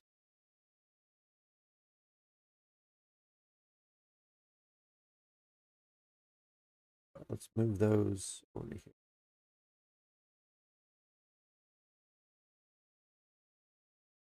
Just as I'm looking at the logistics of everything. And put this over here. I think we're going to need another thing of kindling, so we may as well just grab that.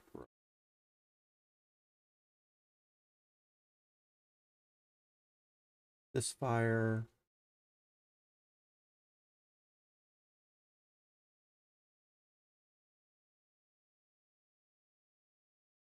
All right, well, we're about to start our next life. Let's just double check.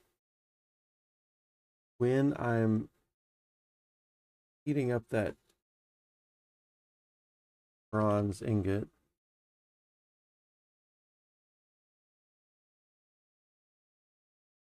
hot bronze ingot from here, tongs, more ways to get this. Okay, so I can use the wooden tongs directly on a stack and get one. Perfect. But I wanted to double check.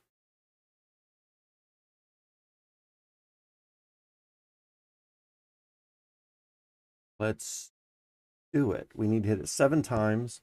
And since I've got the fire going, I think I've got 3 ingots. What else did we need to make? A bronze knife would be good.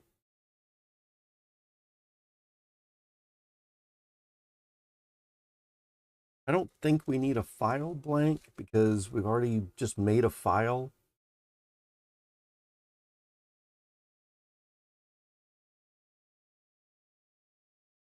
So keeping the bronze ingot just as it is would be fine. I'm not sure if we're going to want a shovel, an axe, what. But definitely we want a knife. And I tell you what, we actually want to do shears as well. So how do we do the shears?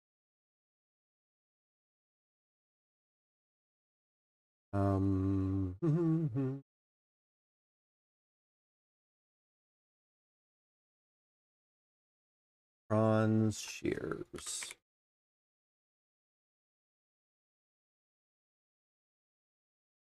Bronze shears. I think it's going to be a blade blank, but let's just see. Oh man, for the shears, we actually need 2 bronze blades.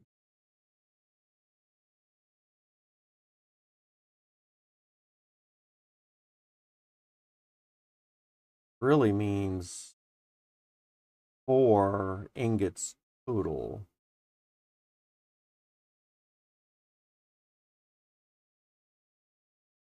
Unless we do just a saw and the shears.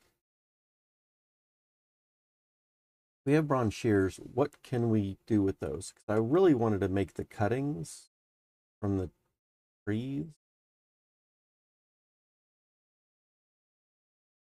but maybe it doesn't really matter at this point. Or, I mean, maybe the bronze shears can't do that and it's too early for us to worry about anyway. So we don't have balls of yarn yet.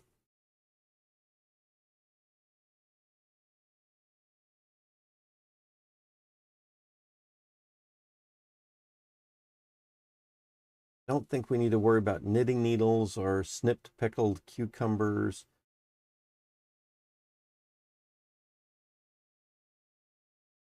It looks like we're only able to do an oh no, we can do sheep also.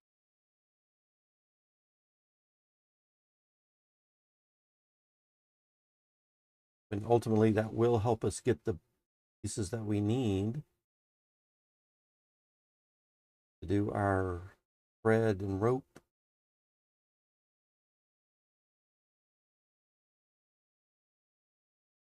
But I think that's a little far off because we're not actually going to get that thread and rope until we get the spinning wheel.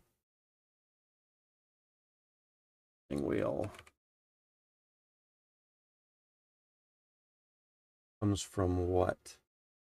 Comes from nails and a spinning wheel kit. Spinning wheel kit comes from 2 shafts and a bunch of all curved. That'll make the wheel. We also need nails. I mean, more nails, lots of nails. To get the nails,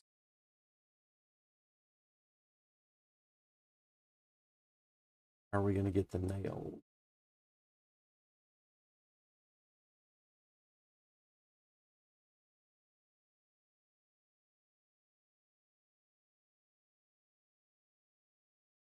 Steel chisel. Does it have to be a steel chisel?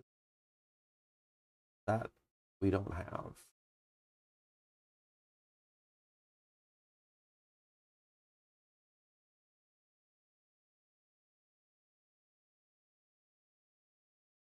How to get a pile of nails.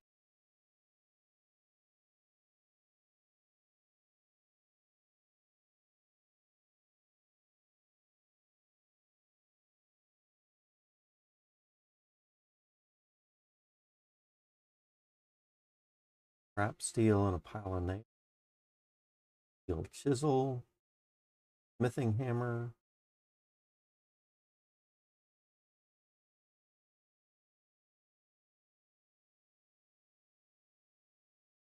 Nails plus nails.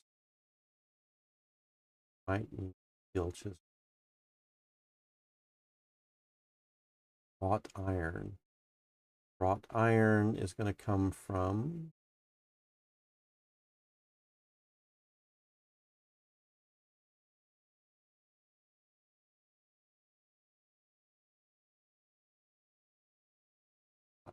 iron.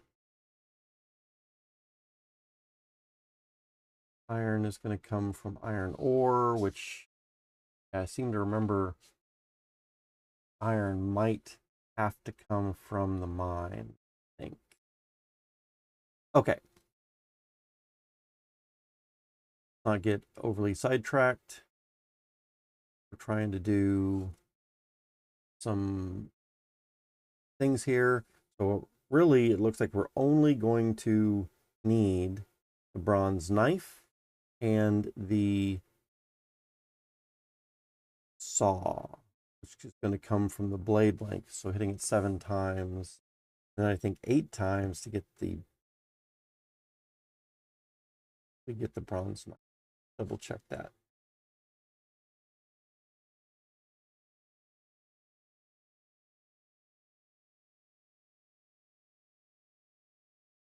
Bronze knife is going to come from the blade blank. We need 2 blade blanks. And then we can hit the blade blank once with the chisel to get the saw, twice with the chisel to get the blade. So 2 blade blanks.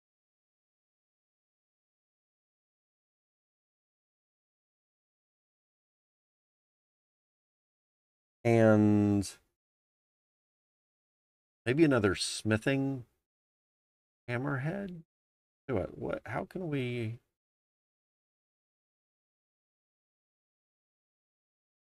Bronze smithing hammer. More ways to get that.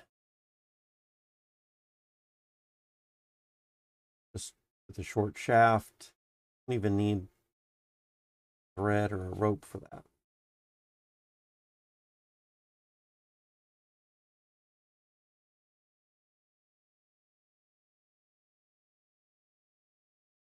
How would we get the bronze smithing hammer head? The bronze ingot with a stone.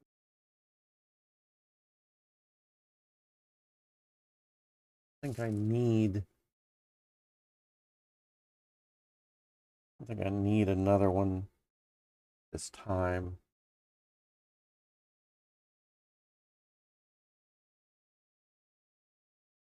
Can I remove the broken head from the shaft?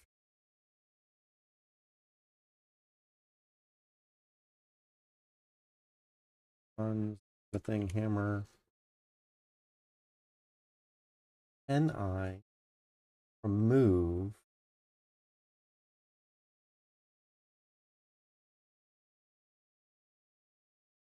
smithing head from the shaft?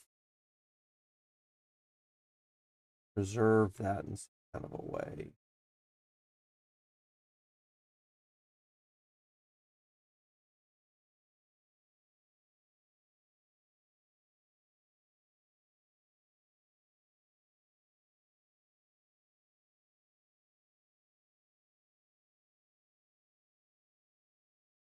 Doesn't look like it.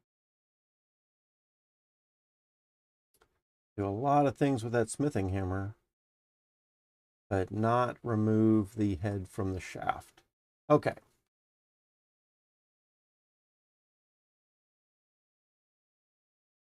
So we have one that's about to break. We're going to need that a little bit more. I'm going to say let's go ahead and fire up all 3, and we're just going to hit one with the stone. Let's just make sure that that's ready first.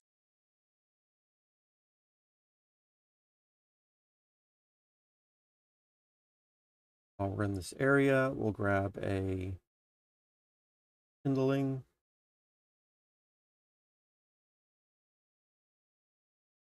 Drop it there.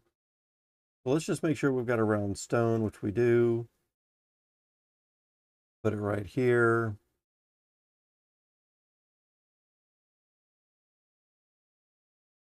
Okay. We're just going to make 1 ingot into a smithing hammer.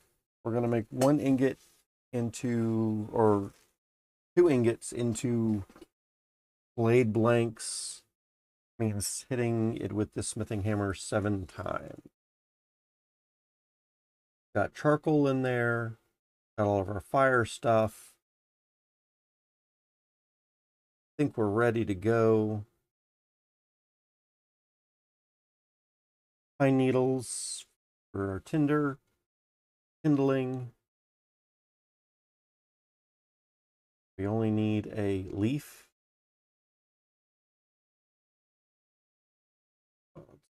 Pick a couple of these while we still have a few more minutes in this life here. Oops.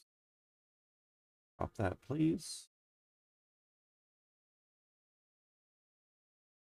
Way we'll get our kindling twigs set up for next time.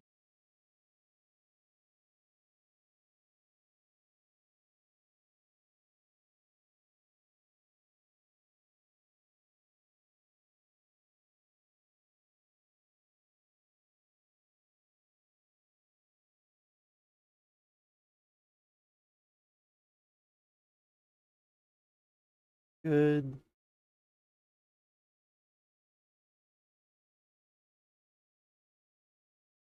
Doing a little bit of collecting since we're about to starve. May as well make use of the rest of this life.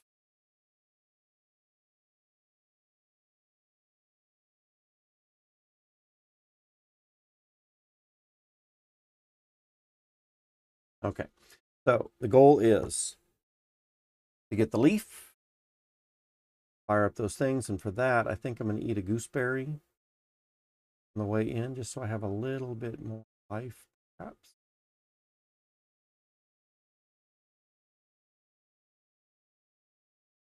This tree right here.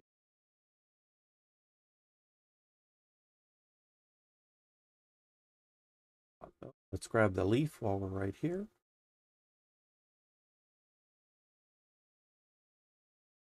All right, we're going to put the leaf right there, grab the fire bow drill, that leaf into the pine needles.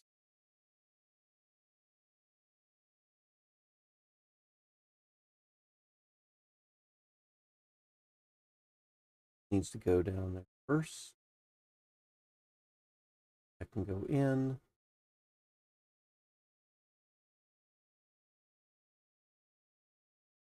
Then we can pick up one of those in there.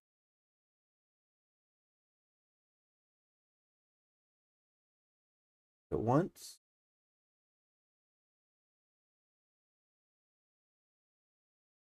A bad idea. Yep, it's already went out. What I probably need to do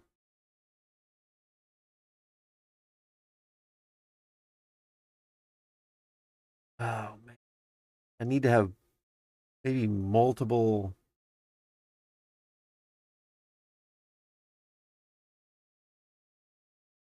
flat rocks set up, perhaps.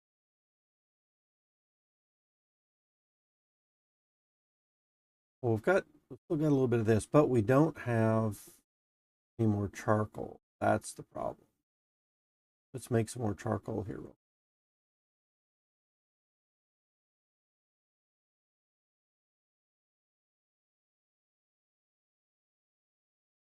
Can't do that. Throw some more kindling down.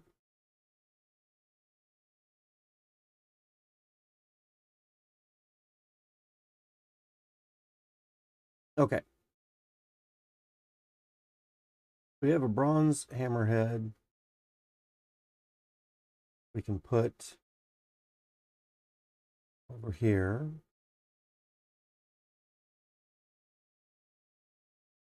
Let's move this wood up top. Probably a better place for it.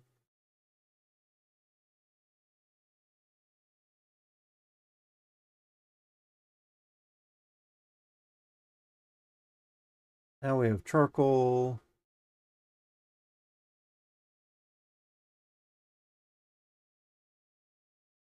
Tongs, please. There, there, there, there, there. Grab this hammer. 1, 2, 3, 4, 5, 6, 7. 1, 2, 3, 4, 5, 6, 7.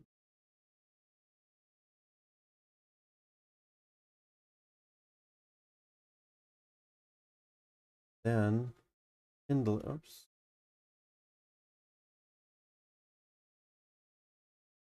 That. Kindling back into here. More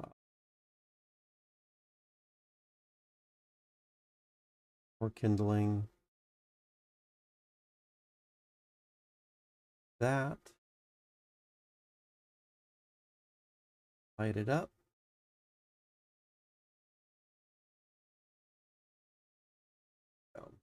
Okay. And I did it just in time. Okay. So Now we've got a couple of blade blanks.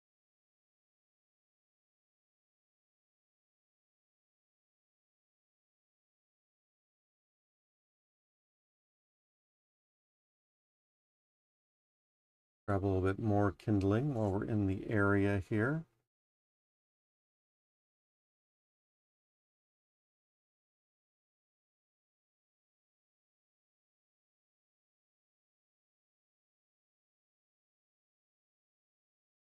Put that firebow drill down over here.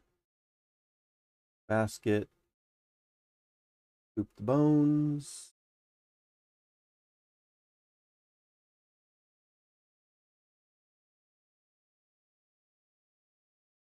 And now we've got a couple of blade blanks. Drop that, drop that. We don't need to see that anymore, flashing. And we don't even need to do the saw anymore. Then we can take the chisel.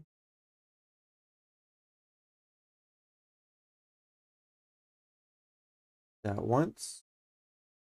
This one twice. There we go. Smithing hammer can be put back over here. In fact, let's swap this out a little bit.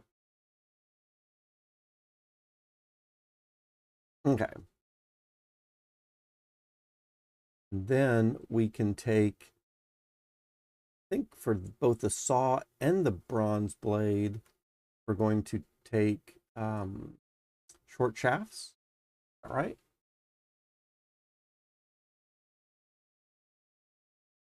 Bronze knife. And a short shaft. Nothing else needed. Bronze saw. Or just saw.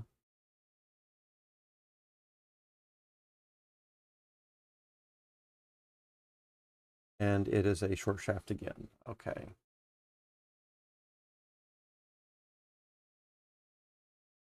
So 2 short shafts. We can use a sharp stone.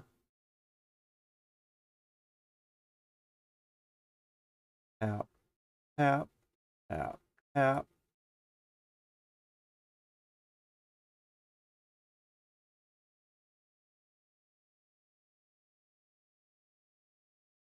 And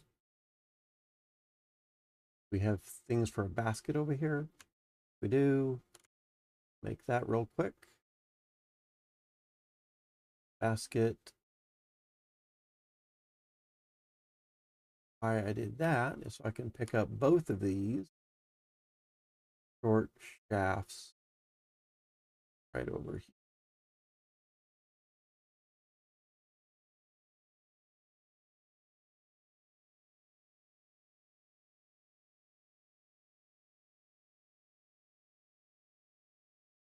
Tell you what, let's do that.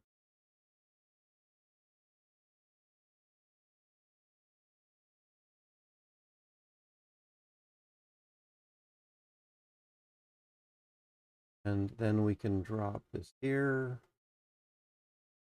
Attach that. Attach that.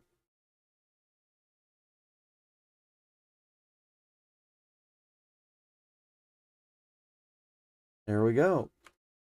Now we have our bronze knife, bronze handsaw. And then, of course, our new bronze smithing hammerhead for a little bit later.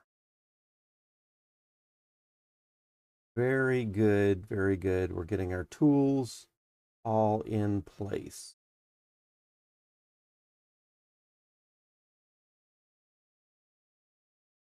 Nice. Now, all of that work, I don't know how long I've been streaming, a total of 2 hours and 20 minutes so far. So all of that work, ultimately to get the bronze handsaw, was so we could then use the handsaw on the butt log to get the round pieces. So we're going to need one piece for the buckets that we're trying to make for the water. And we were trying to get the bucket so we could revitalize the banana tree because it needs a bucket of water. Okay, so with all of that, we need another butt log.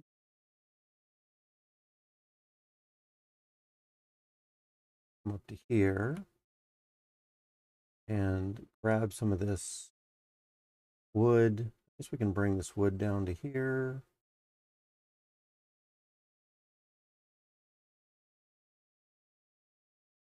We will need a cart sometime soon, perhaps.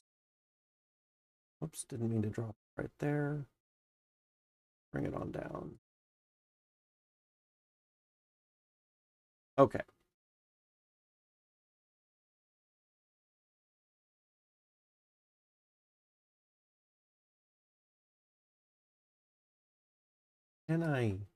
How fast is this going to rejuvenate? Wild gooseberry bush. Can eat one of those.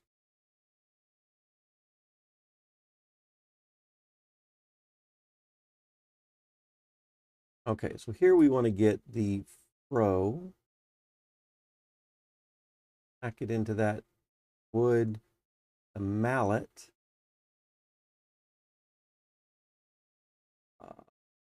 Here.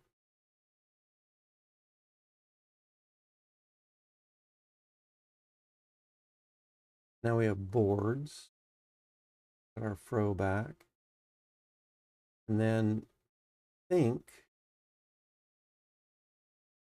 bucket. I'm going to want to put around this with the wood. And then get a rope.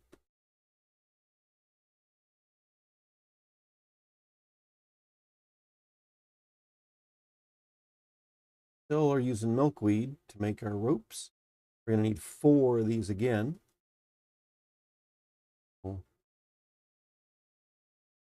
1 and 2 gives us a thread. 1 and 2 gives us another thread. 2 threads gives us a rope. Rope.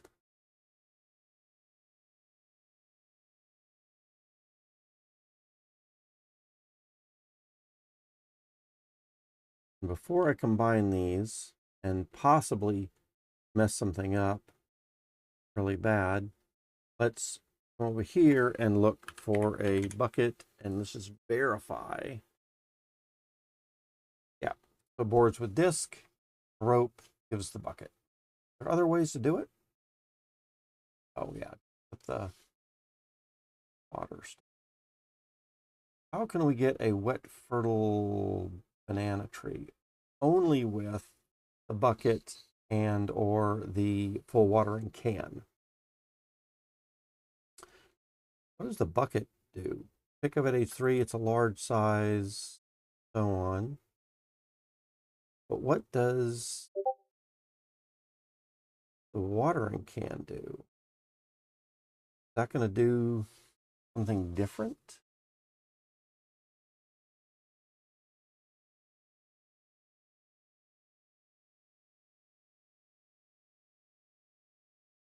There are a number of uses. Do you get more uses out of the watering can?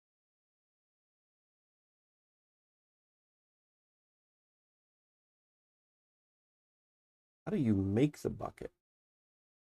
You're going to get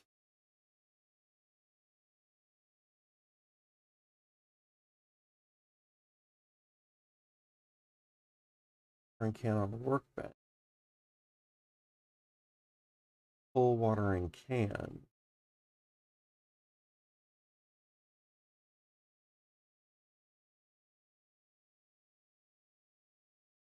It's going to require a full workbench. Steel pipes. Okay. You're not into steel quite yet. That looks crazy. How do we get the workbench? Need to be adding all these other things to it. All right. So I was correct. Just add the rope.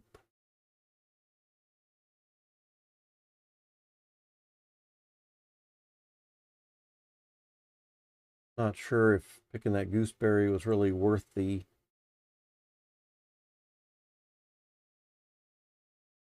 energy for that.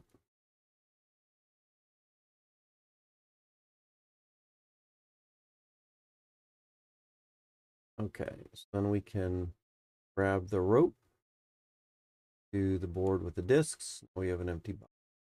If we do a bucket into the shallow well,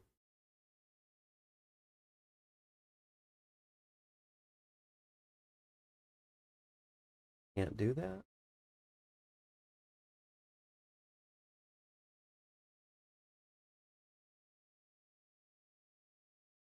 We need the deep well.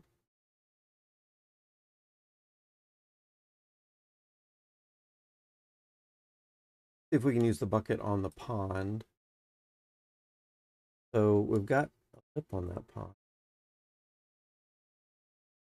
Can't even use the bucket in the pond.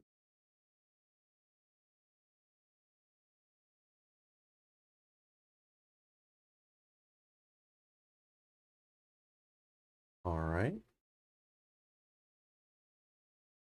We leave that bucket over here. Step over here for a second. So, bucket. Empty bucket. What can we do with that? I think it's saying we can dip it right into an ice hole.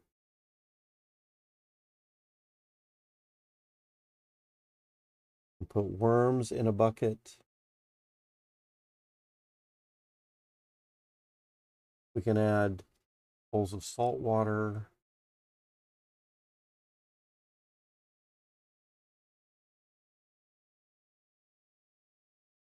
Hold on. Empty bucket plus empty ground is a full bucket of water.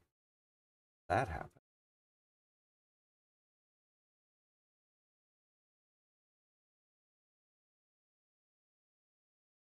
Empty bucket plus empty ground is full bucket of water. I think that's right. I think you got to do something else with it, right?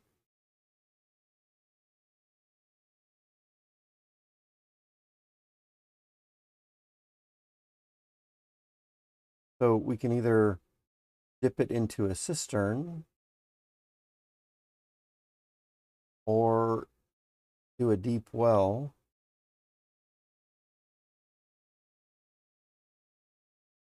Or with a pump.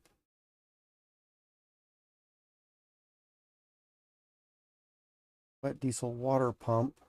That's way more advanced than we really need. Fill station. Interesting. I think by looking at those pipes, it's going to be more advanced.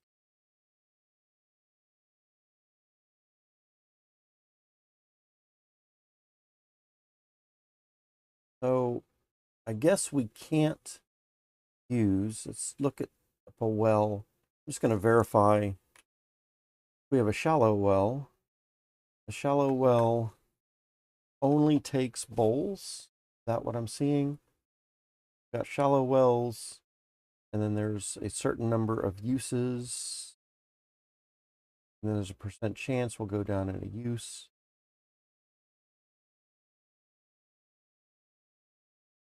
It looks like we can tell that by the green stuff growing. When there's a small amount of green, then not much left.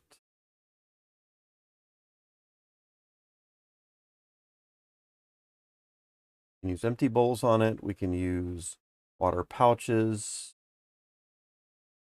either adding or taking away.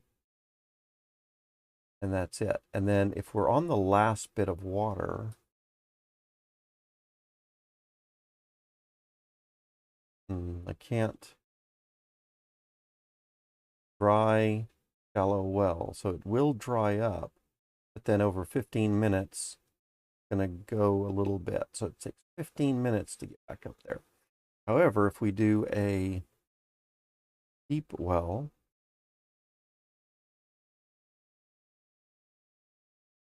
then the deep well will end up getting dry also. But the deep well also has 5 uses. But with the deep well, we can use the bucket directly.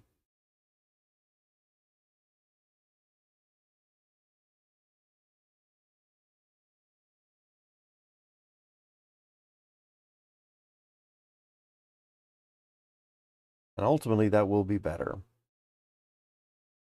So I think we're ready to upgrade our well to a deep well.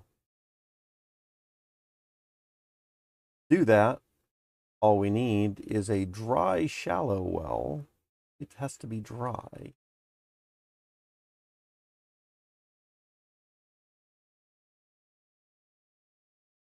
Like, probably it does. Then we want a stanchion kit. How do we make that? Stanchion kit is made with a bucket and a fence kit. Can do that. So we're going to need a second bucket. And actually having, if I remember correctly, having several buckets was good. I think we had 5 buckets last time I remember. Quite a few.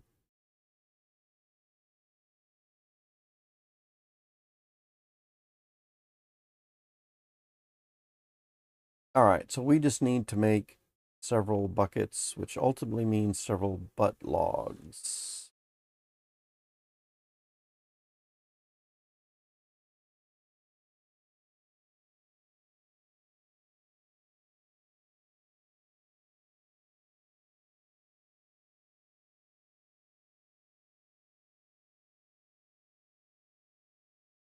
All right.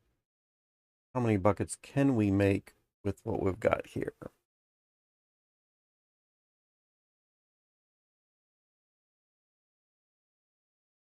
Okay, we've got these wooden discs. We can make 3 more buckets, so let's get 3 more butt logs.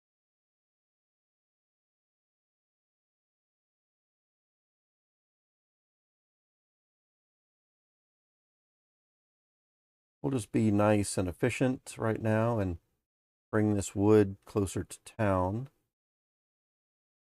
You know what would be really good also? Maybe to make a sledge. So we can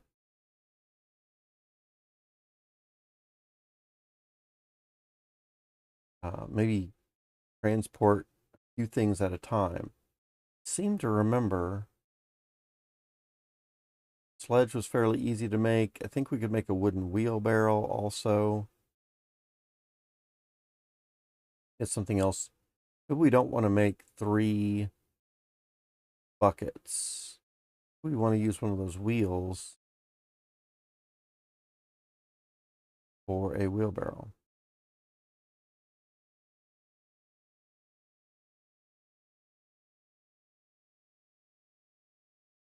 I add these butt logs together. See if I can do that. Yep. All right.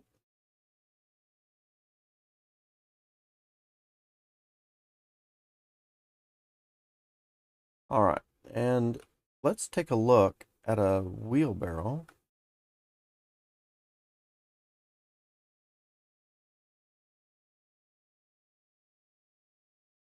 It's going to require the wooden box, long straight shaft, a wooden wheel, which comes from a whole set of wooden discs. Really? Does it need an entire set?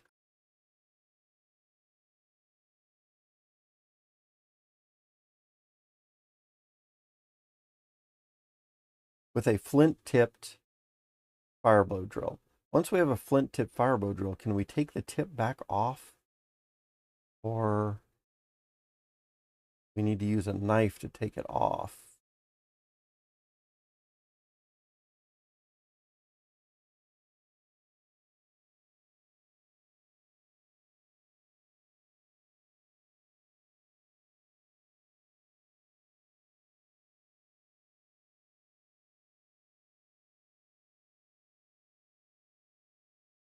Um, hmm. I think I might want to have both of them at the same time. So flint tip bow drill is only going to be able to drill coconuts. And if we had a drilled coconut, what does that mean for us? Is that going to be a yum or something? A smithing hammer, we get a split coconut. Split coconut is going to give us food. Let's take a look at the coconut trees.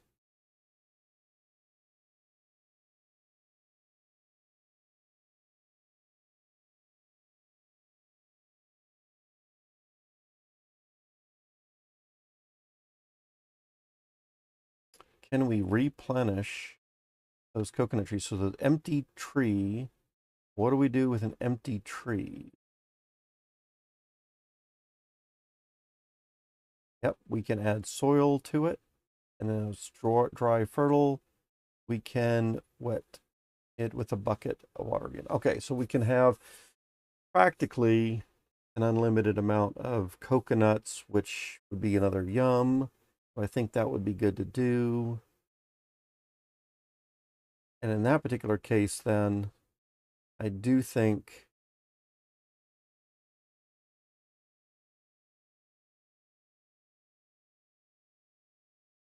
what do we do with the coconuts? We have a coconut.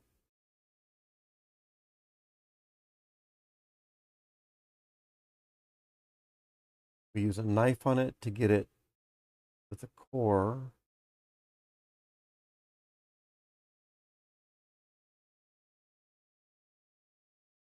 We can take that off. Coconut core will disintegrate over time, but it could also be used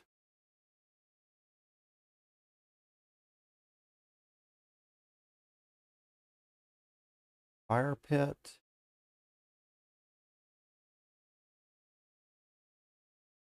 Other than that, doesn't look like there's a lot of use for it. Doesn't look like it can stack.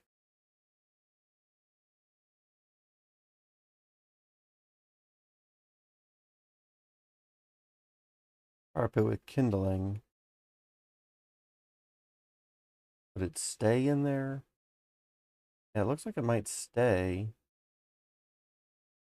there. Then what do we do with the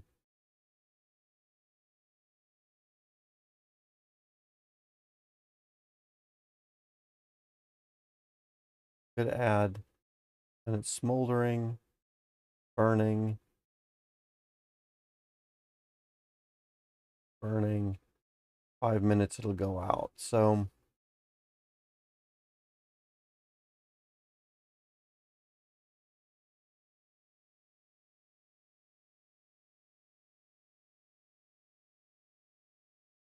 we can cook our rabbits, pork stuff. It does give us a bowl of carnitas, minced pork. Hmm.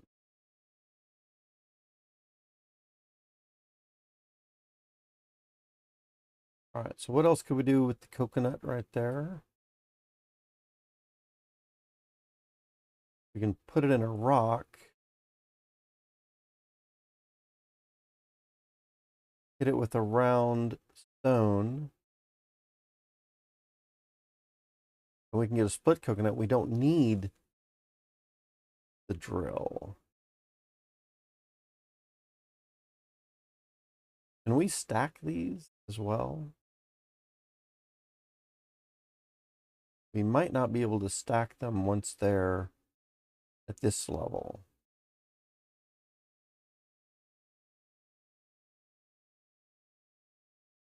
But certainly we can stack the green ones.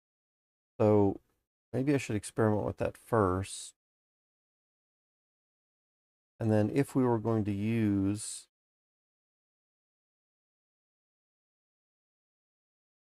flint tip, what else would we do that? We would make wooden wheels with it. But that's it. That's the only other thing that we're going to do.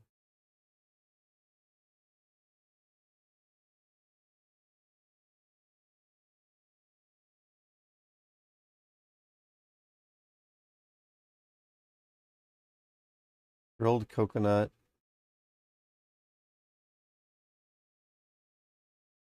Oh, a drilled coconut is also going to be a food. We don't need to split it.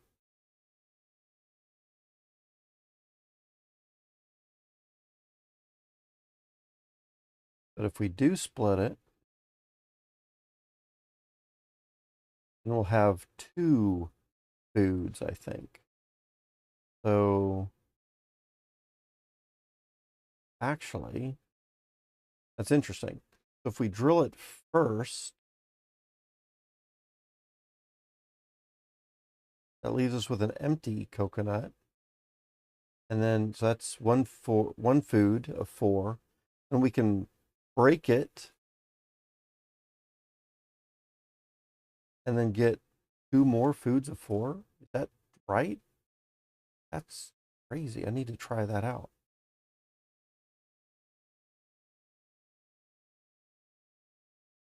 All right. So we definitely want to put tip on that. Make the wooden wheel for a wheelbarrow.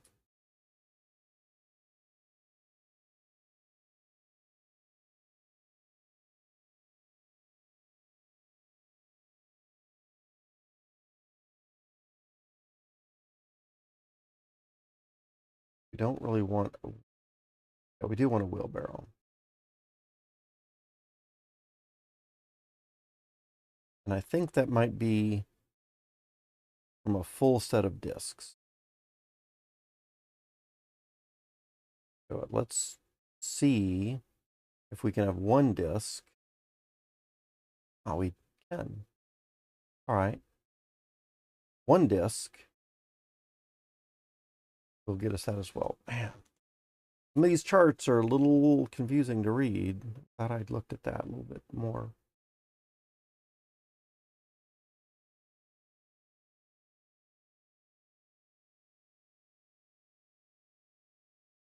All right.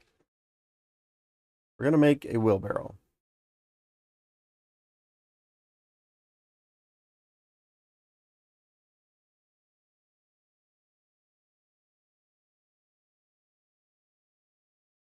Grab Tinder while we're over here.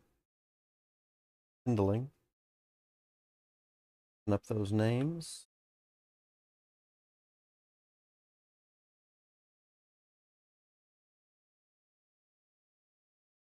Let's make a new. So we want the firebow drill just as a firebow drill.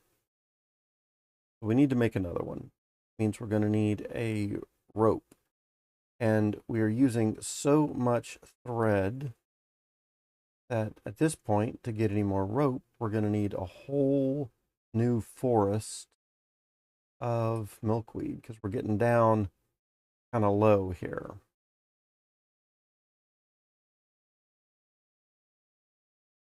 Put this milkweed over here. All right. We used up a lot of soil for that milkweed.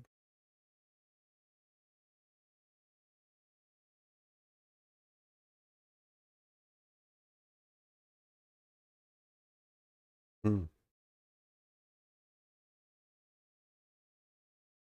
A lot of soil to get a rope. Really need to work on getting this spinning wheel, but not right at the moment. All right, so we need a basket.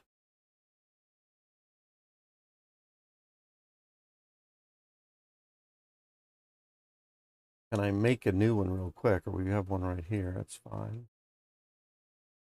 So we're going to do one pile, 2, 3.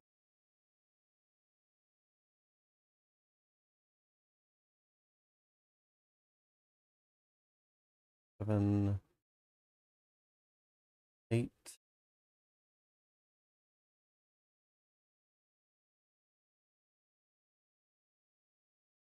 And then we can just run up this direction.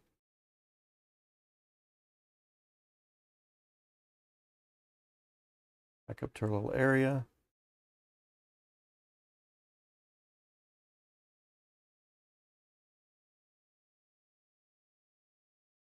That over there.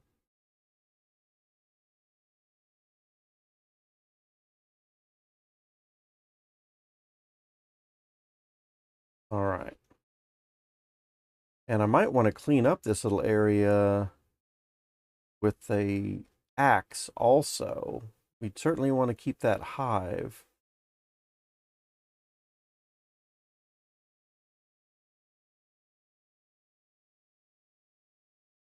But let's get all the worms out of this area.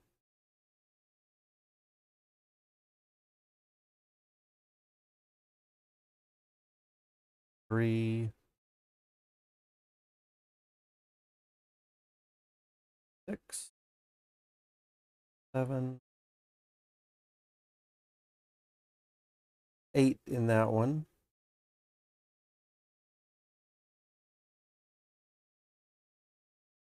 Two, 3, 4, 5, 6, 7, 8, 9, 10 in that one. Okay, 8 to 10.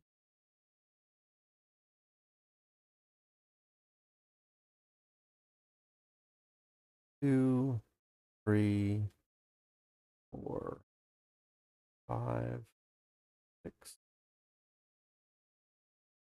Only 7 there.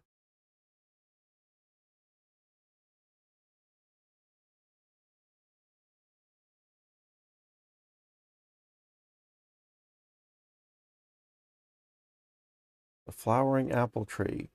Unfortunately, there's no bees around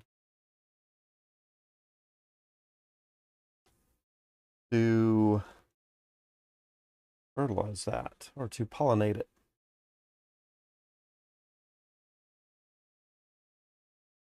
And I said I was going to be making a bee box, and look how I'm getting distracted from all that.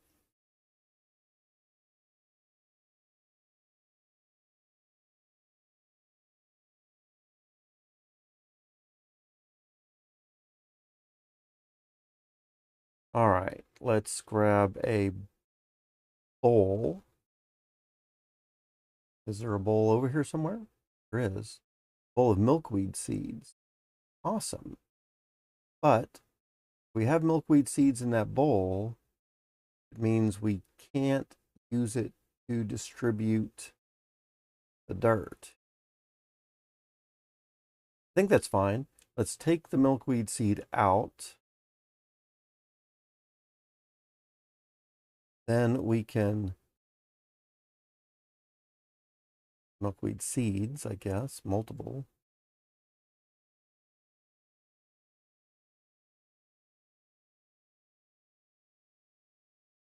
Three milkweed seeds. And then we can scoop over to here.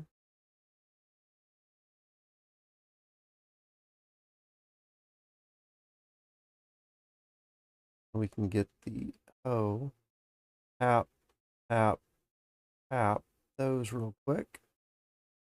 We can get these milkweed seeds in those so they don't disappear on us real quick.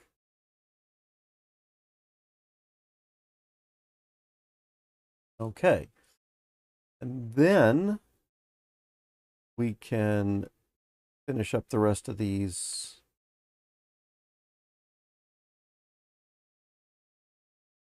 soil piles. So there's that one and that one, that one and that one. Got this one and this.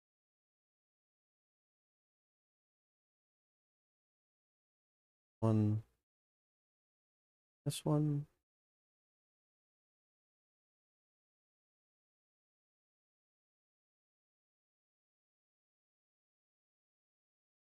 And it looks like that's going to be it.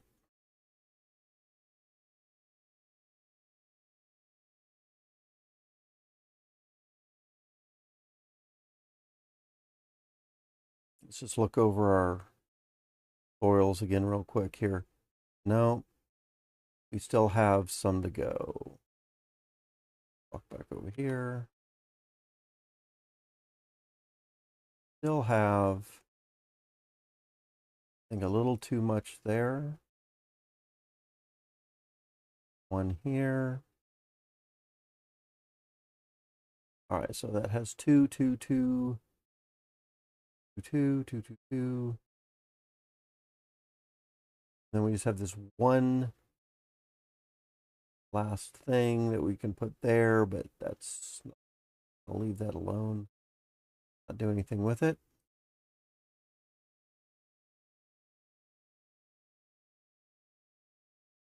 All right. I think that's good. Let's take this last little milkweed way over here, drop it, that thread, take the water,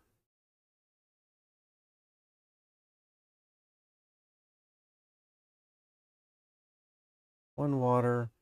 I'm going to look really closely at this goose.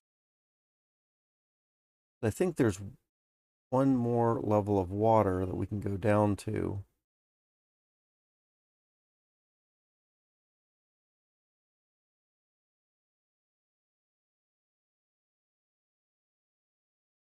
Or we start needing to do some crazy stuff. All right, so let's tap these into their rows.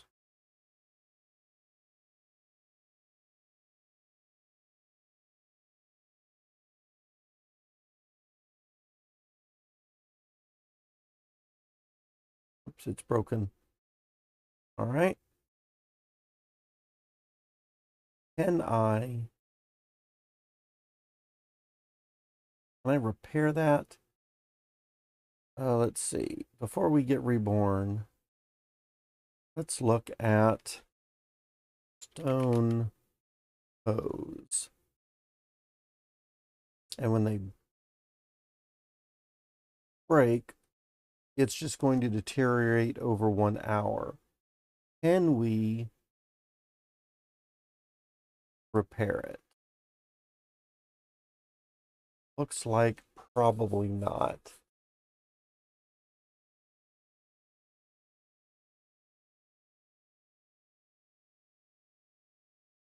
Even if we know that it's on the last step,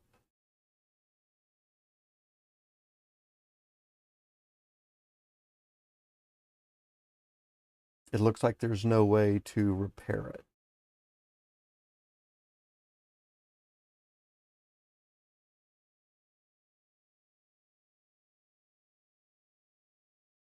So if it's on the last one, on the last one,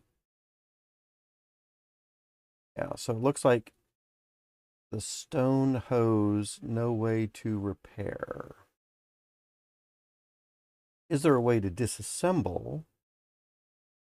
No.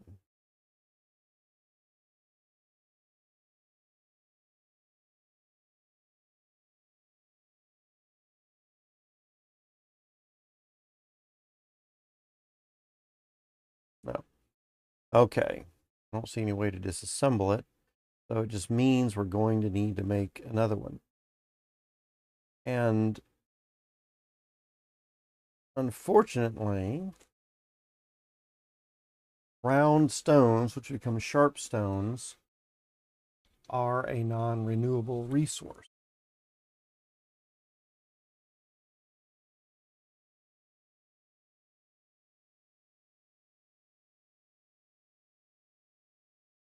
I could probably use using the bronze hoe anyway.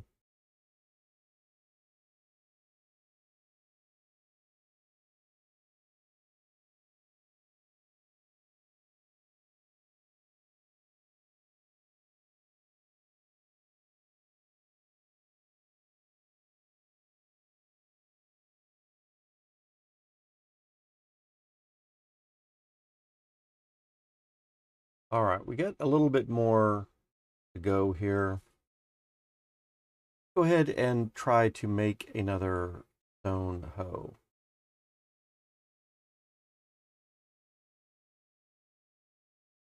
Or maybe we want to use weak sticks. Actually, bother with that.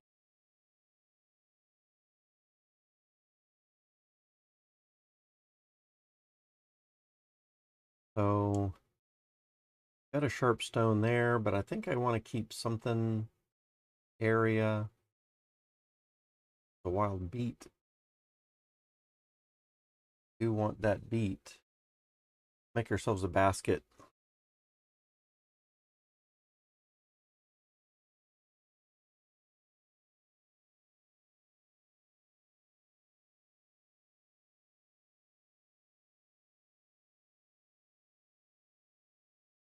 And if I remember correctly, the beet seeds are really rare.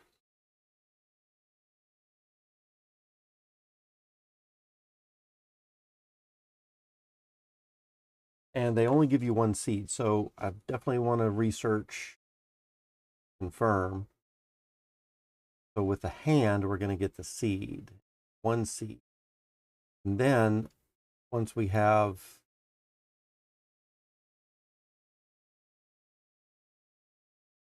wild beet seeds, just going to be here and grab it with our hand. We have a wild beet.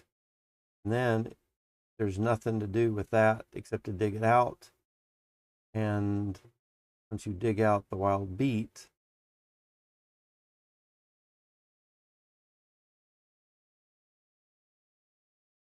looks like that's not food.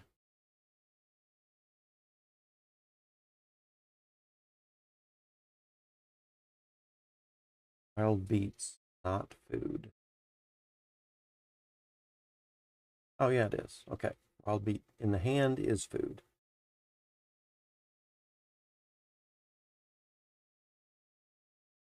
Then if we plant the seed, how are we going to plant the seed? It'll go away in 5 minutes. We want to put it in a filled row. And then we want to water it. We get a couple of sprouting beets. We get a couple of sprouted beets. They aren't going to vanish. What I wanted to check next. All right. Then to get the seeds from that, how do we get new seed?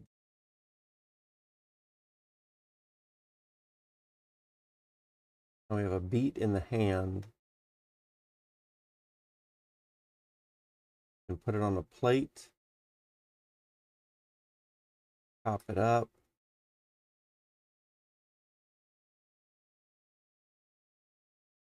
All right, go back here. How do we get the beet seed?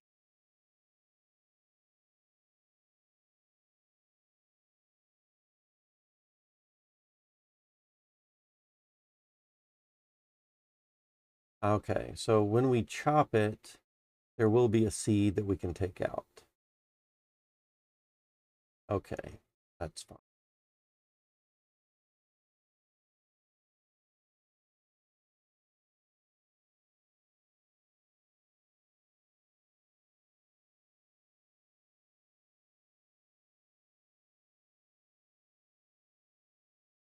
Looking for a round stone up here. We're looking for a beet seed.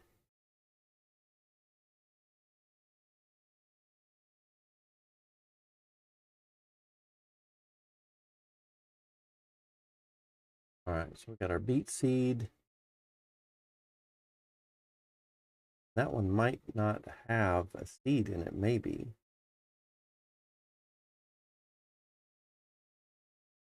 Also round stone. Anyway, let's just grab this basket. We're going to keep that round stone. Let's just look for another one that's a little bit further. Village.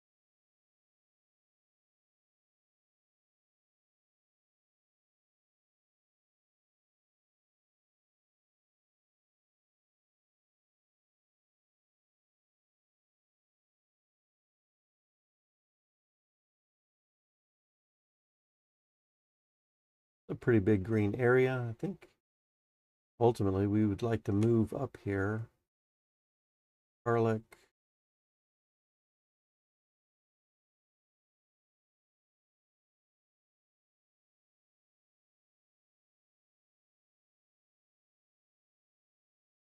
I already harvest all of the round and sharp stones from the area.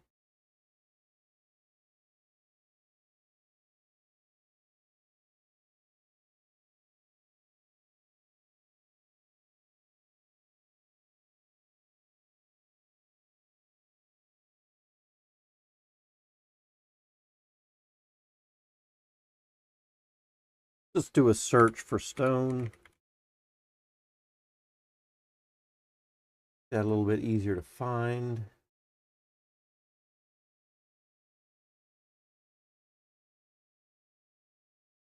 Go.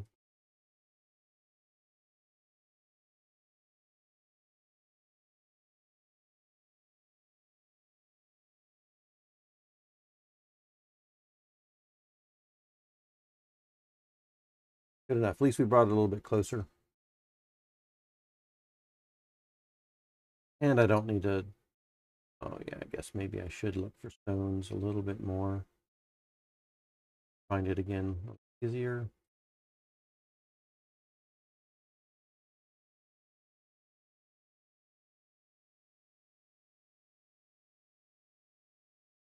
All pulsating there. All right, let's walk up this way. Oh, and we don't need to look for stones.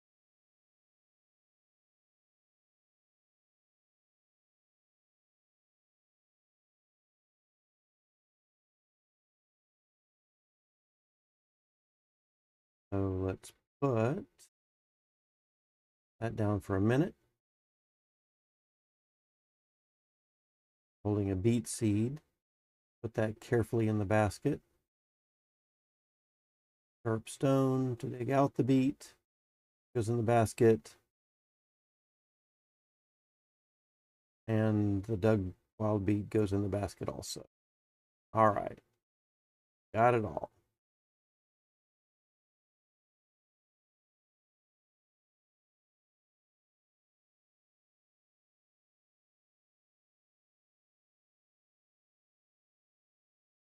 Cross right over here.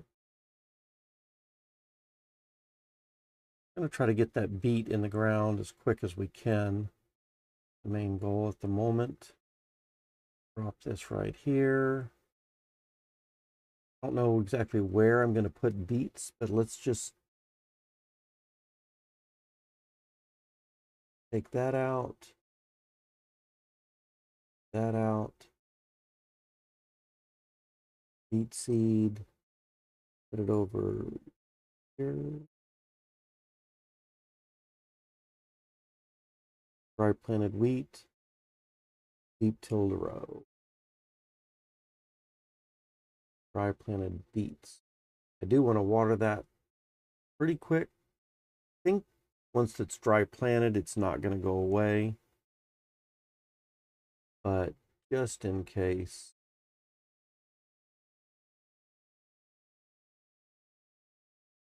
Might make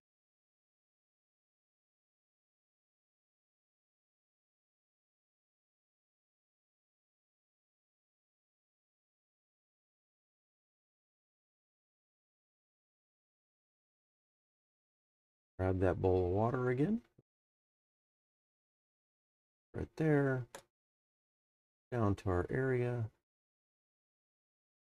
Dry planted wheat. Dry planted. That watered.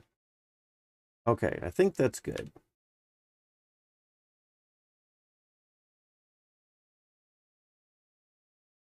Then wild beet.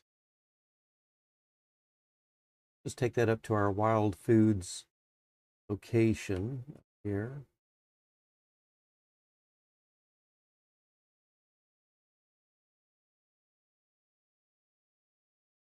Actually, I want to take these a little bit further north just to discourage people from eating them too readily. It's a limited supply that we can't rejuvenate. There might be some specific times when it's okay to eat. All right, then we can take herb and walk back over here.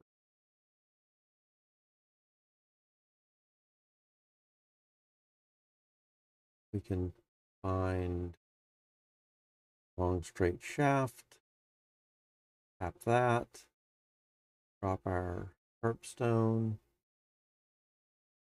Then here, we're going to need, we have one thread right there. We could use another one, make the rope for the stone hoe. And if we're going to do that, it's going to require a couple milkweeds, so that's fine. Let's do, this is a fruiting milkweed, which is a perfect time to do this. Let's drop that one here. Here. I guess we're about to restart another life.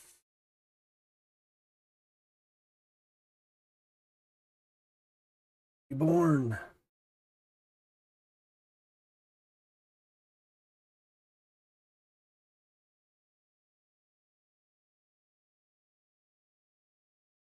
And now we can get the milkweed debris, throw it into there.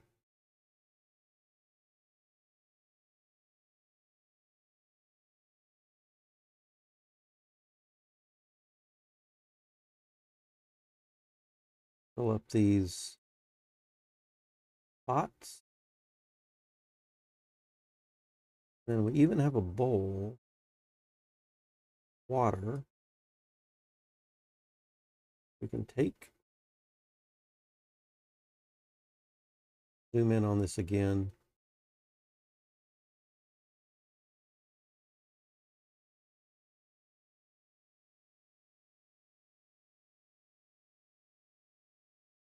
Yeah, at that point, I think we don't want to go again and risk it.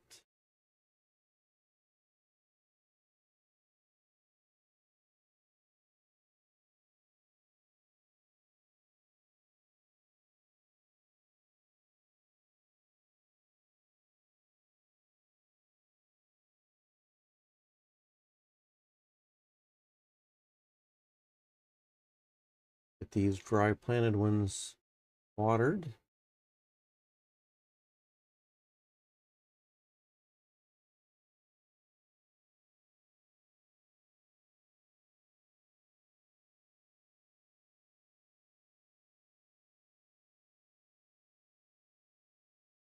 Then we can put our bowl down somewhere and grab milkweed seed into the bowl.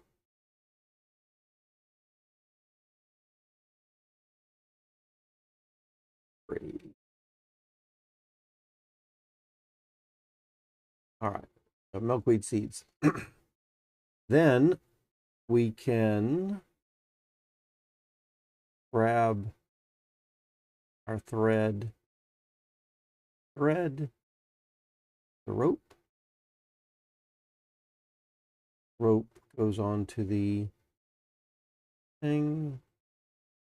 Heat That gives us another minute. That gives us another time to eat, to work. And so let's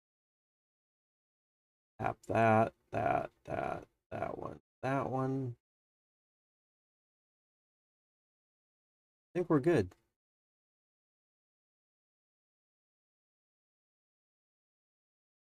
Tell you what, if I have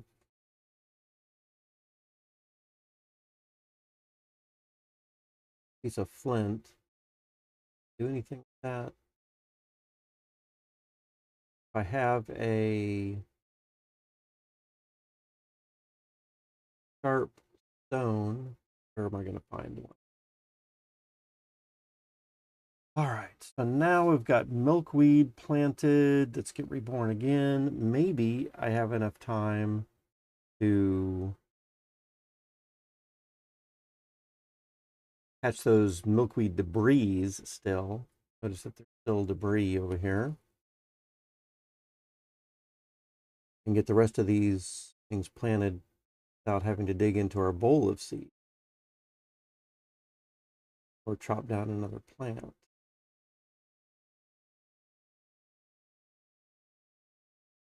All right, so there we've got all of our rows. One more row to fill. Tap that one.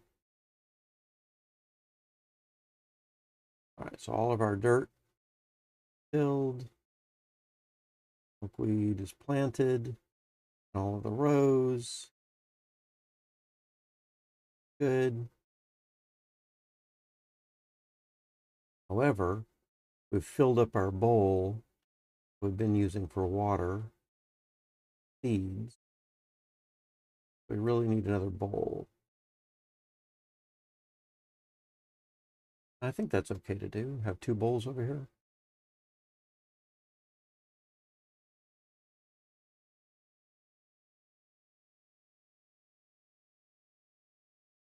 Yep, looks.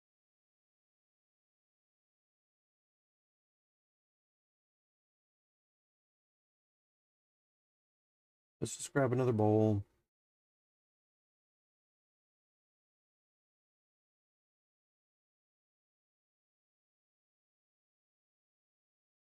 Two of them.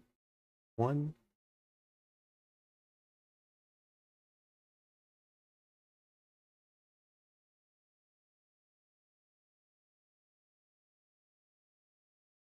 And then we can get some water. However, be close to starving.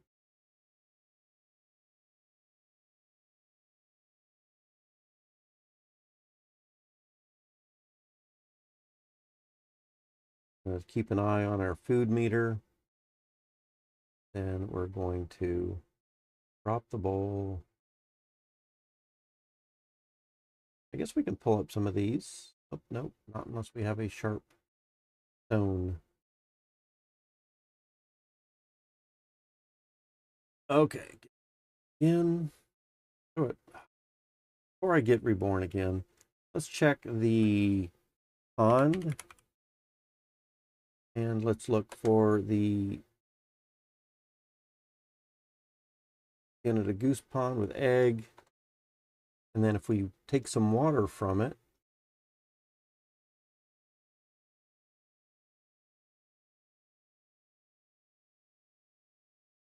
we're going to see that it has 5 uses, so maybe 5 stages. And there's a 20% chance it's going to go down each one.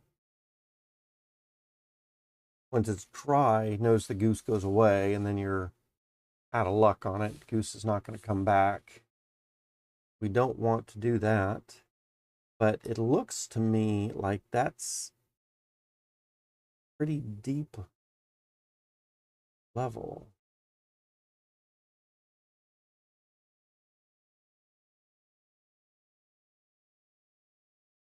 So estimated uses are about 21. That seems like that's pretty substantial. We don't need to worry about that quite so.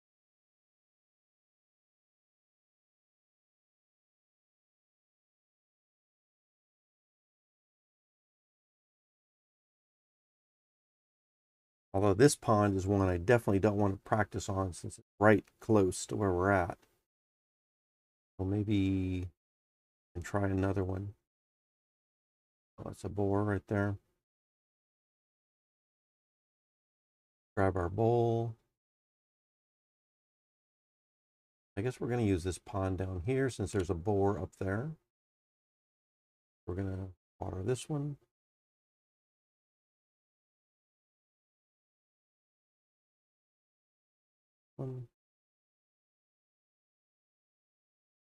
Bowl out of the way. I think that's good. So all of those milkweeds got planted now. So at this point, what we're going to need to do is we need a rope. We're going to need 4 milkweeds. And we want to get a rope for a wheelbarrow.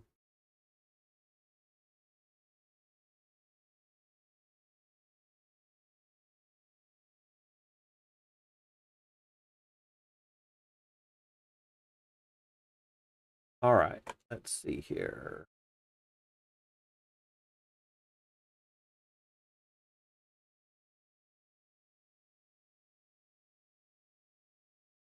Milkweeds are going. Grab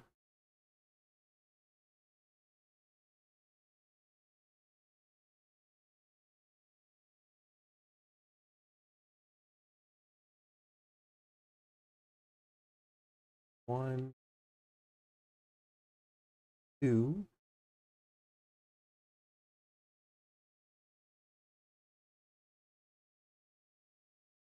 3, 4. Thread plus thread here. The rope. Take our rope over to the other side.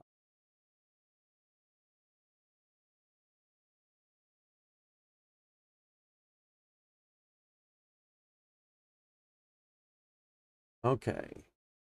And what we're trying to do is I remember now, trying to do a bow drill, a flint tipped bow drill. We're going to need a curved something or another here.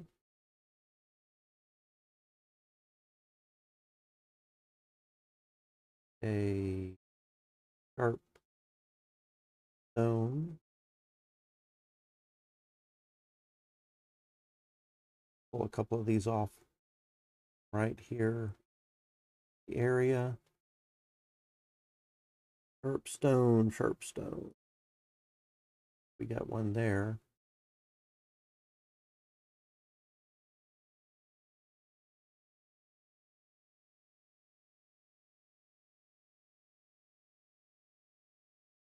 And we can get out of the area.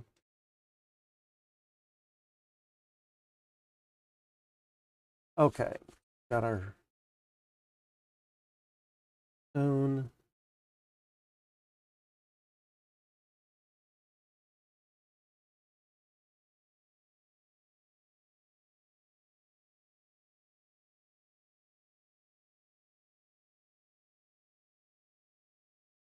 Sharp stone on the curved branch, a small curved shaft, adding a rope to that. This is a bow drill. Need a short shaft.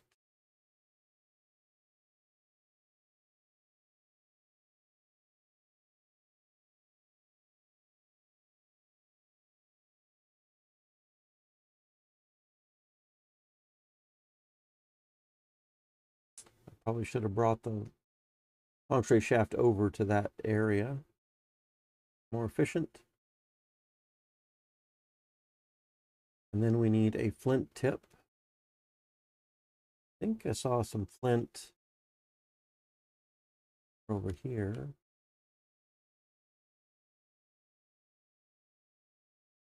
Right there. Yeah, looks like flint.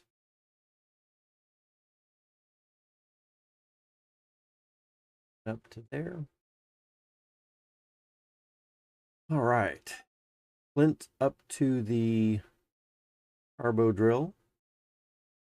Oh, not do it. Oh man, maybe I need to flake that. Just double check. Bow drill. Flint tipped bow drill comes from a flint arrowhead, which we get that from the sharp stone there.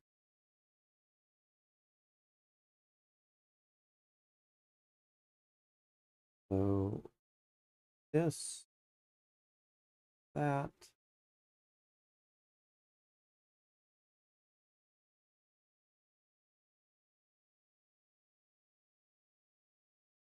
One off here.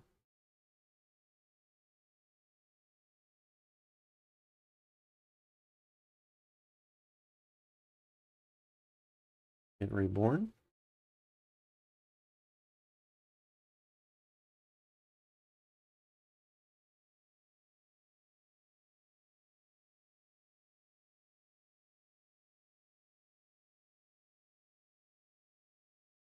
We can grab flint arrowhead, put it onto there. I've got a flint tipped bow drill.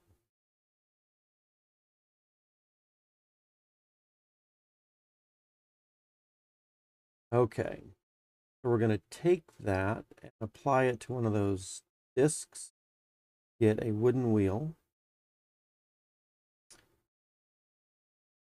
and then we're going to want to make a couple of boxes. I think we need one box for a wheelbarrow.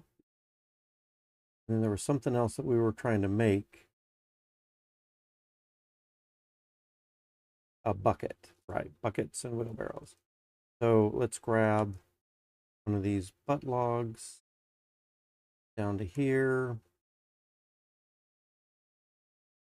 Point, I think we can get the froe, the mallet,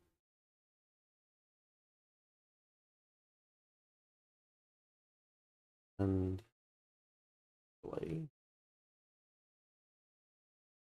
grab another butt log. Froe, mallet,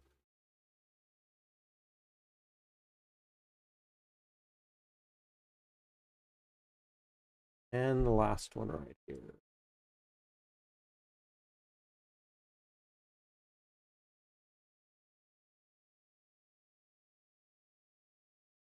Froe with the mallet. Okay. Turn our froe. And let's step out of the way. And while we're doing that, let's check what we're actually putting together. So one of the things we want is the wheelbarrow. And so we want to build the wooden box, which comes from those boards and a rope. And then we need a long straight shaft and apply the wheel. The other thing that we wanted to build was the buckets. And the buckets are going to require the board's disc and a rope. We're really going to need 3 ropes. We've only got 1. And if we need 2 more ropes, it's going to require 8 milkweeds. Done my math correctly? A lot of milkweed.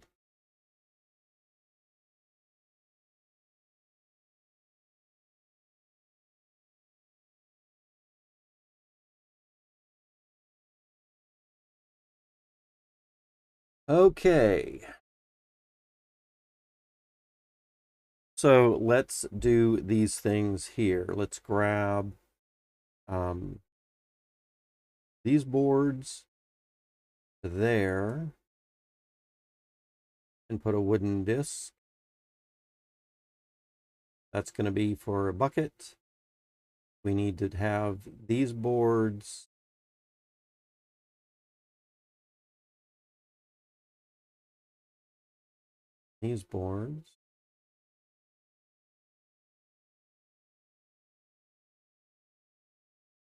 that will be our wheelbarrow. We're going to do another bucket. And then for our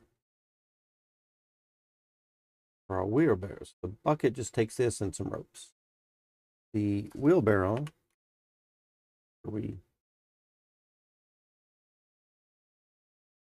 need a box first, which is just the rope. All right, so we do need rope next on all of those. Then we need a long straight shaft. Well,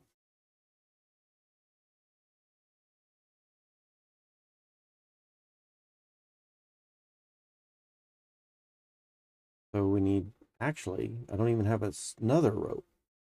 I used it on the flint tip. So what we're really looking at is 3 more ropes. Crazy. But we're almost done with this life. So let's grab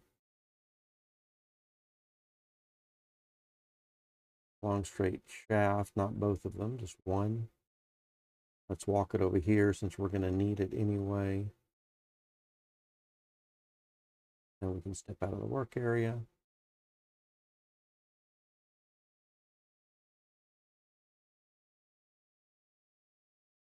Now when we get reborn, we'll just go up to the right.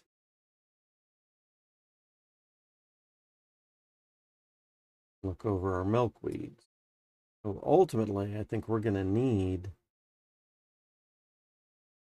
it takes 4 milkweeds to make a rope. We're going to need 3. We're going to need 12. 1, 2, 3, 4, 5, 6. Well, take almost all of these. We need 3 ropes. We've got a basket.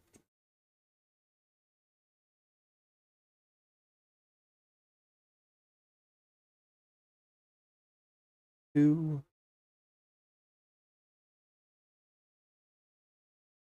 We're going to drop these.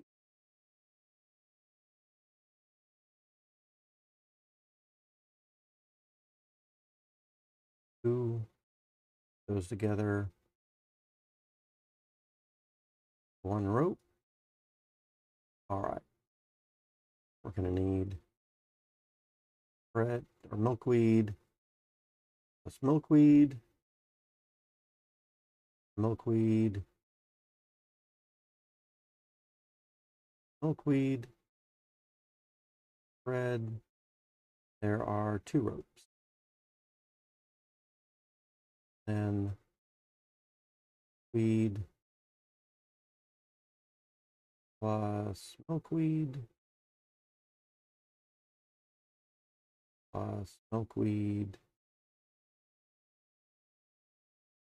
plus milkweed. Another thread to get a rope.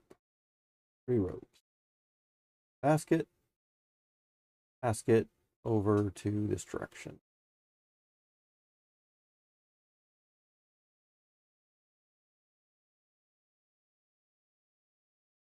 Okay. So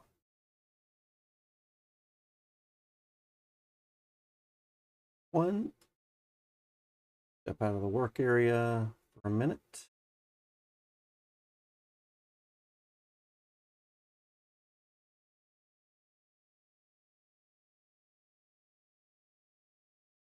Get reborn, head back over there.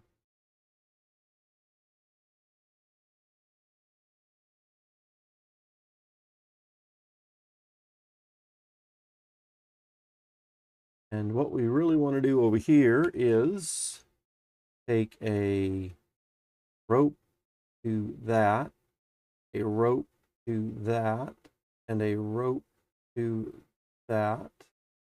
This goes onto there. This goes onto there. And look at what we got. 3 nice buckets and a wheelbarrow.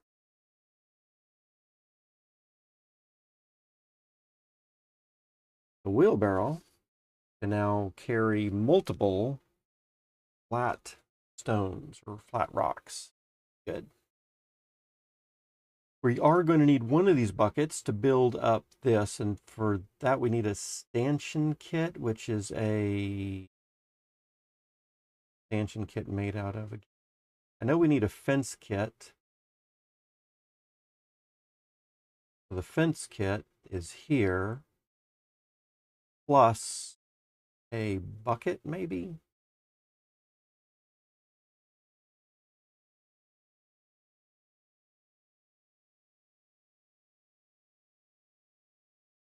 So we've got a fence kit plus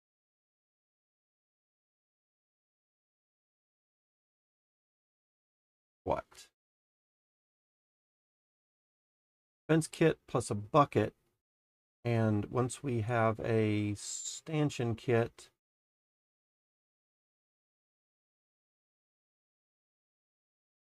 we can apply that to get a deep well. So just fence kit and a bucket. All right, enough. Fence kit, bucket, apply that. No. Oh, it needs to be a dry shallow well, if I remember correctly. Okay. So we're going to need to really pour out that water.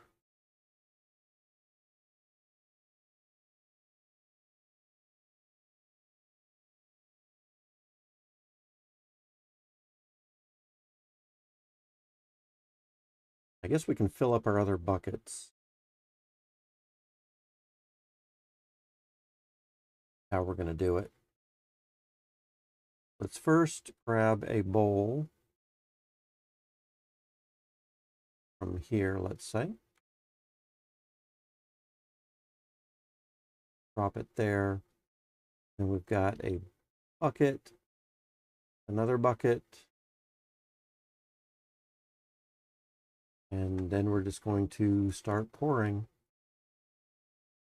There's 1, 2, 3, 4, 5, 6, 7, 8, 9, 10. That's what I thought.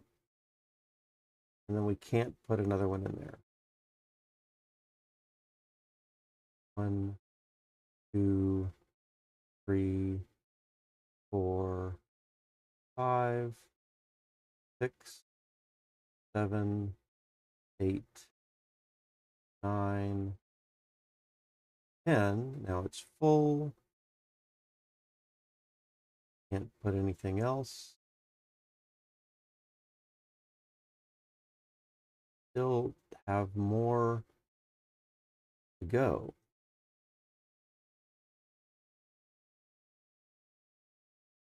Full.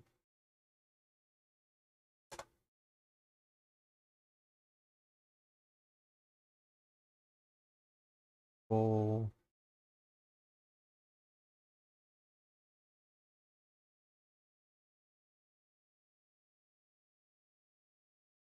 $23, $24.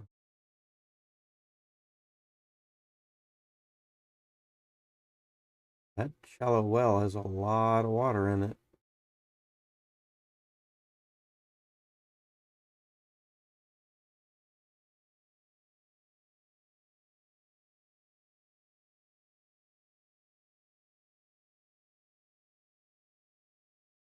Don't need to take them all.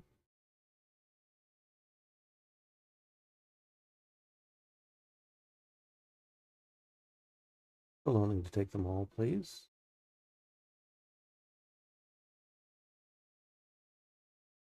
All right, step out of the way. Wow, I think that shallow well has an average of like 21 things. That's average. We've got like 27 out of it so far.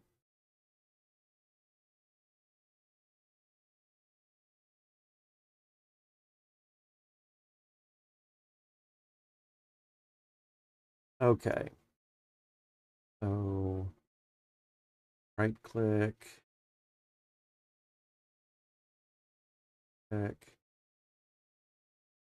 I'm looking at the amount of green right here. Hopefully that amount of green is going to go down at some point.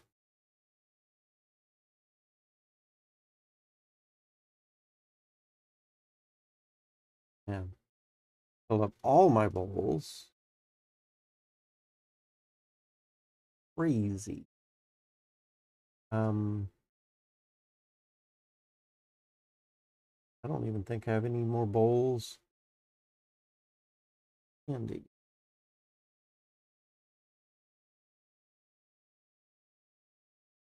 All right. Could have I can take the bucket out of there. Okay, good. In that case,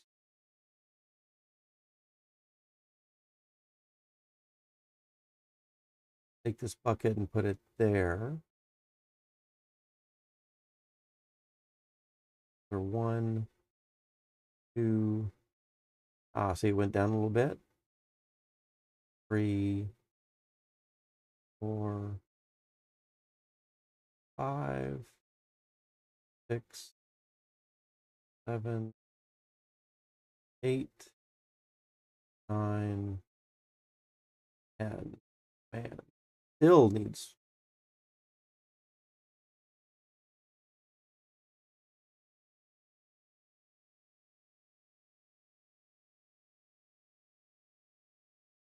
Okay, I'm not sure what to do at this point.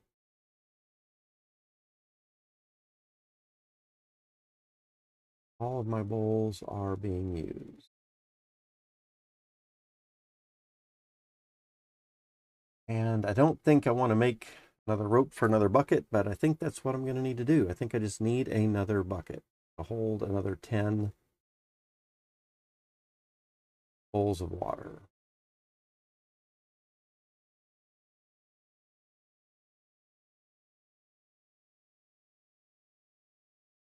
So to get another bucket, I'm going to need another 4 milkweed, which I don't have. There's just not enough milkweed here.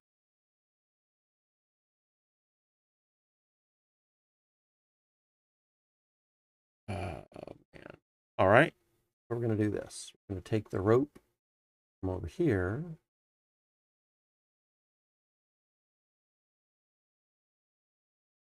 We're going to use that.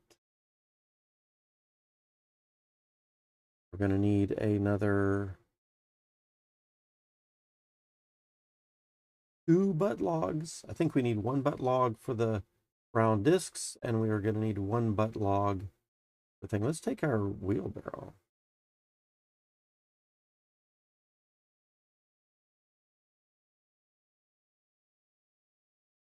And do we have butt logs over here? See any? So let's get the axe.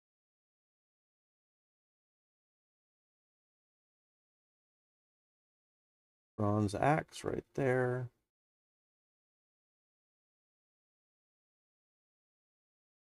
And let's chop down this bald cypress. That willow tree. And let's zoom in on our axe. Can't tell. I should have paid closer attention. Can't tell if that one's broken or not. It looks like it might be. Shouldn't say broken. I just say on its last stretch. We're about to die. When I do, then I will look it up. So I think we can throw butt log and butt log in axe. Go in there. well. Then we can carry this down with it.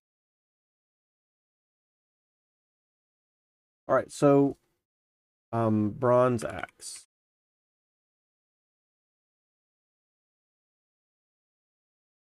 Then we have notice it looks smooth.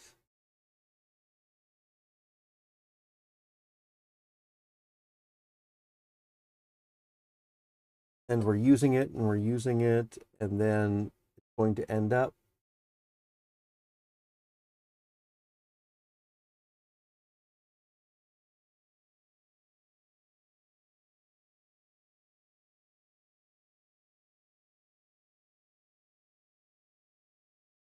all right, we get the picture at last. Okay, see, there we go. So bronze axe last. And it does have that little mark.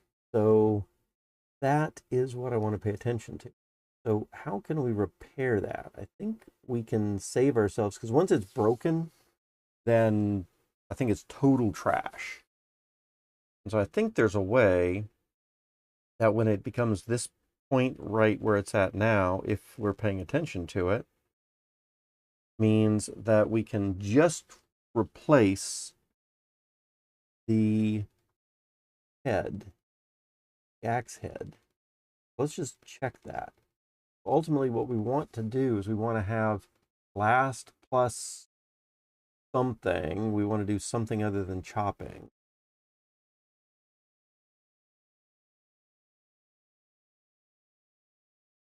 Kindling.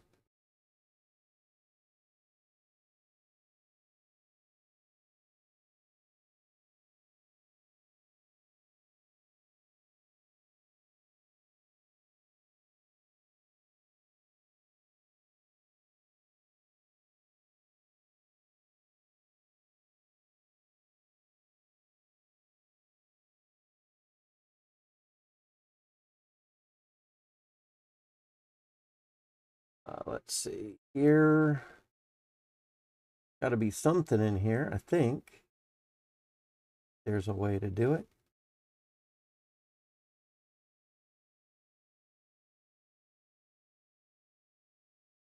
Lots of things you can do with the axe.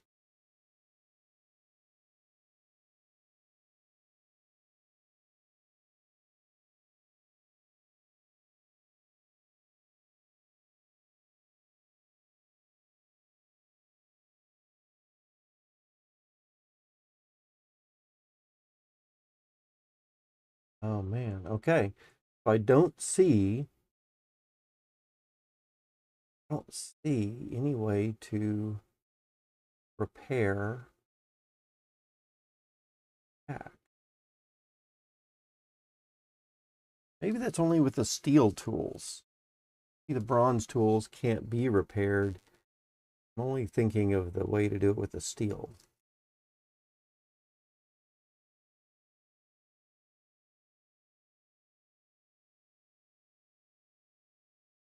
Skim through here one more time, looking for the right thing to do. Be a replacement. It's either going to be to replace it with another head, or I think we can just replace the stick itself.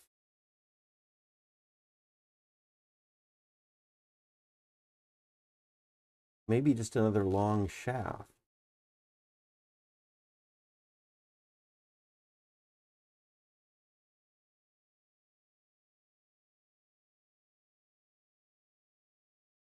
Seeing that.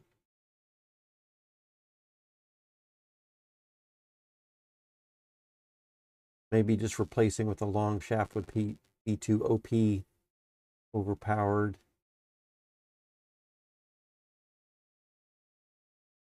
The game. Let's see. Show more ways. So, yet. Gotta have the bronze axe head.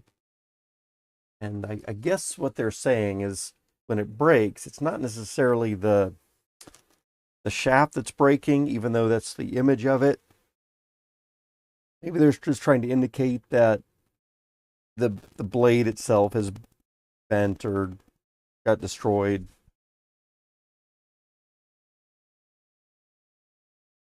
And so it doesn't really matter. Okay. Well, in that case, I mean, it is what it is. It is just going to break at some point. And then I'm just going to need to do another bronze axe.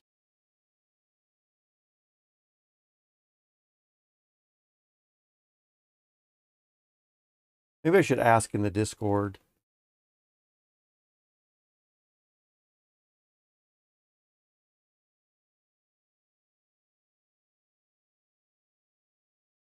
Grab that wheelbarrow.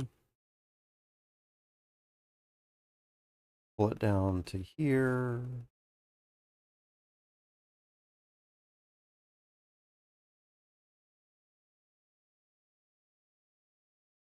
I think actually let's just pull it down to here. Might be a little bit better.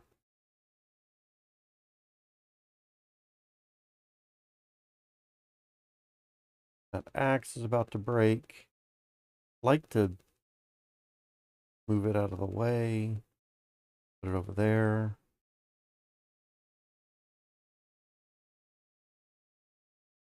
All right. Other click. Butt log and butt log.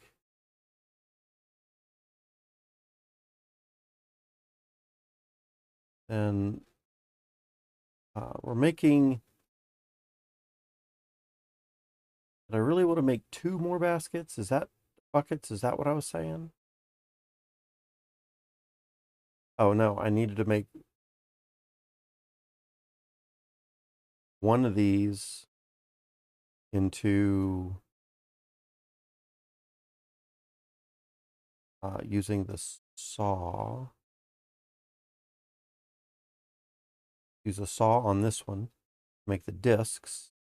Then I needed to use the mallet on this one. Make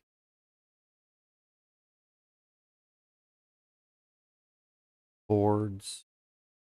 And then we needed to add disc, the boards, a rope, get 1 more bucket. We're going to add up here. Then we have full of water. 2, 3, 4, 5, 6, 7, 8, 9, 10. Now it's full. You know what? There is another way to go about this, and that is rejuvenate. I can pour a whole bucket of water on the coconut trees and the banana trees, and that will go through water pretty quick. So let's do that. And for that, we're going to get you know what? Let's see if we can use our cart a little bit more.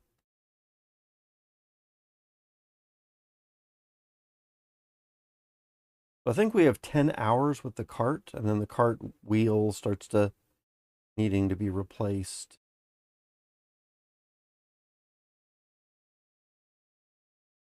What I'm going to try to do, I'm going to try to load this cart with 2 baskets of soil. I don't see a basket over here, actually.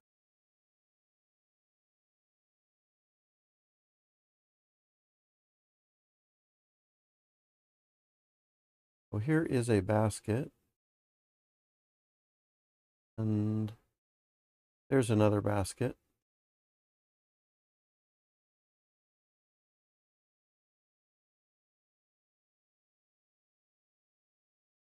All right.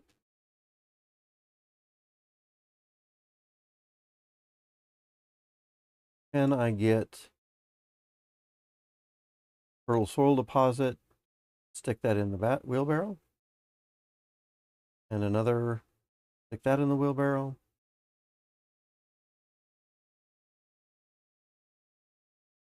Okay. Then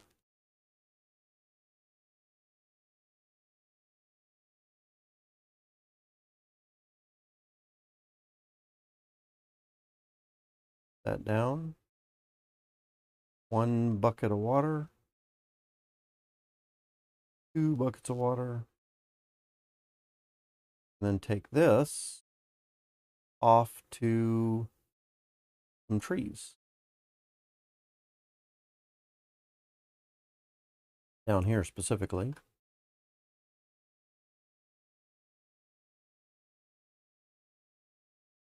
And then if I take a basket and dump it, and then a bucket, and I didn't quite get to dumping it.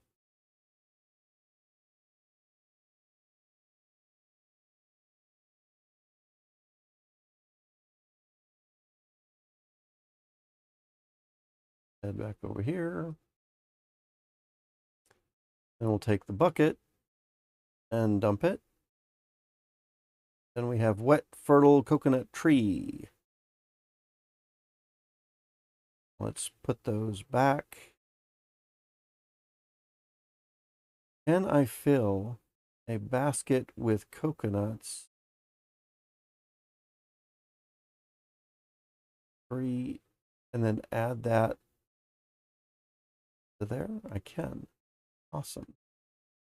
Then let's take this, roll down to the jungle.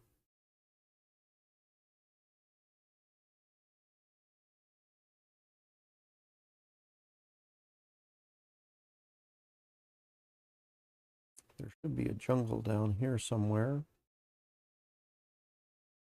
Maybe it's a little further over.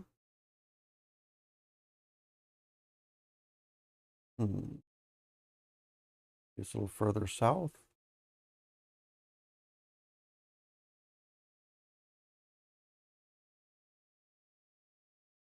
And here is the best, closest banana tree. Let's just come over here, pick a bunch of bananas.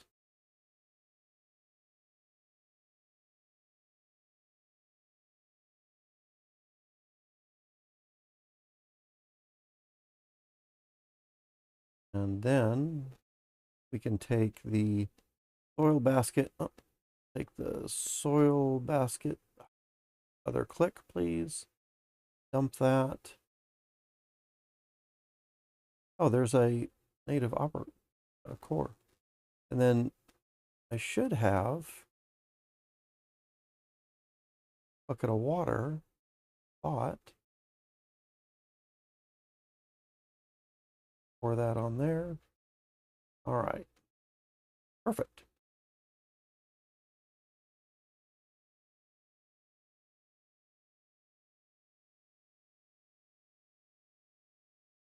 Oops, we want to go south.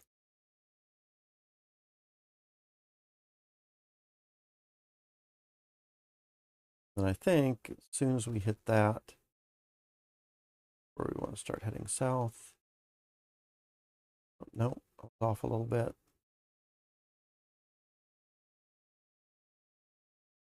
Okay, so then we have a wet, fertile banana tree, and then we can load up our bananas into the basket. 1, 2, and 3. And then we should be able to put in basket, the bucket, the basket, and the bucket, and cart that back.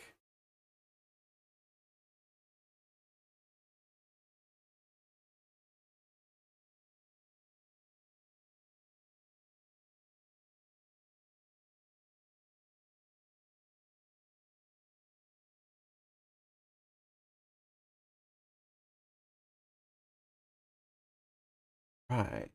And that means that we've got 2 empty buckets now, which I think is a good way to get rid of that water, because now we have yums here as well, right? Got a basket of bananas, got a basket of coconuts, and we've got our 2 empty buckets of water, which we can then pour back into. So there's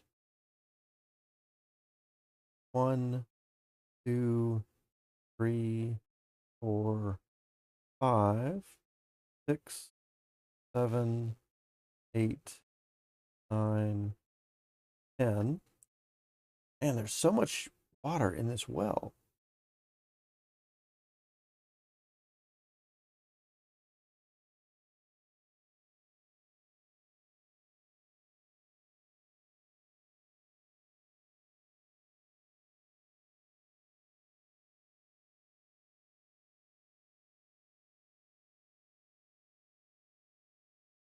Either I'm just slow at taking it out here, or we're just having really good luck. 5, 6, 7, 8, 9, 10. Oh my goodness.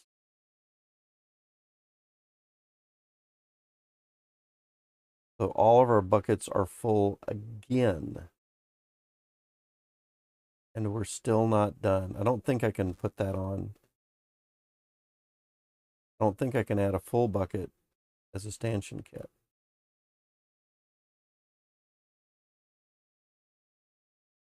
So I think what this means is we're going to need to get some more bananas and coconuts, which isn't necessarily a bad thing, but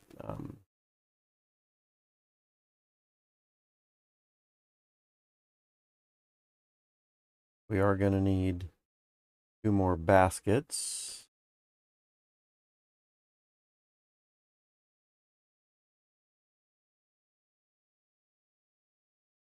What? I don't know if I have reeds up here.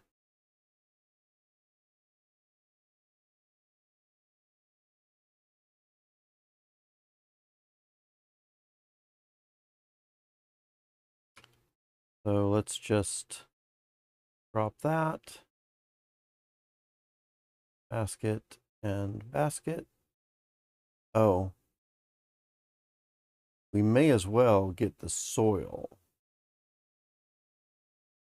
We can find some new soil over here somewhere.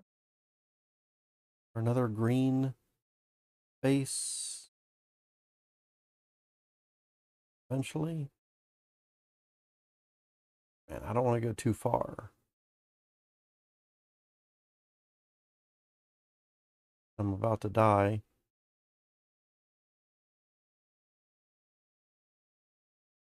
I feel a lot better about dying with this mod. It's easier to find lost equipment than it used to be the very first time I played without the mod. I got maybe traumatized from building a bunch of equipment and then losing it.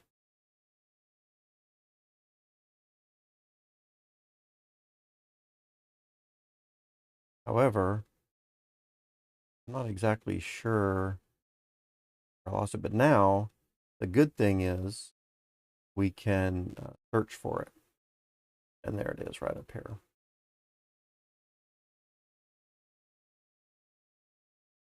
Sandstone. Okay, so let's back out again. So from here to the swamp or the marsh, we should have green land somewhere soon. There it is. And so is that soil? That is clay. But I'm sure we can find some soil over here somewhere.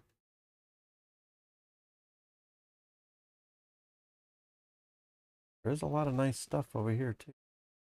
No soil deposits.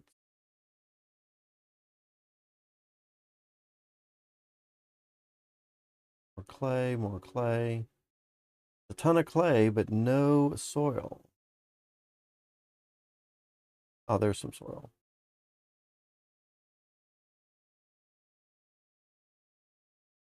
Okay. So we want basket of soil. It's not that. Basket of soil. Then we're just going to take this down. And right now, I guess I better keep track of where I'm at. I'm at negative 4,700.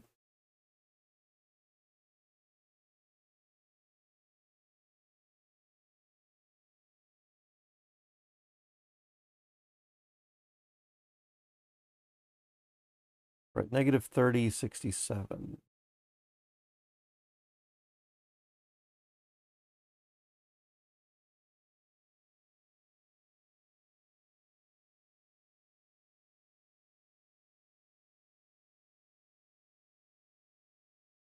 Right here is fine.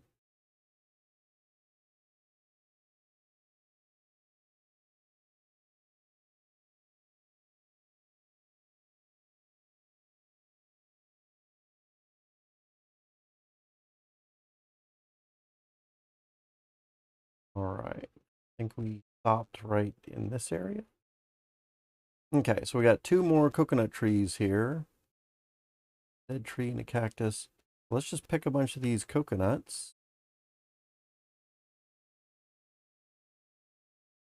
2, 3, 4, and 5. And drop it there.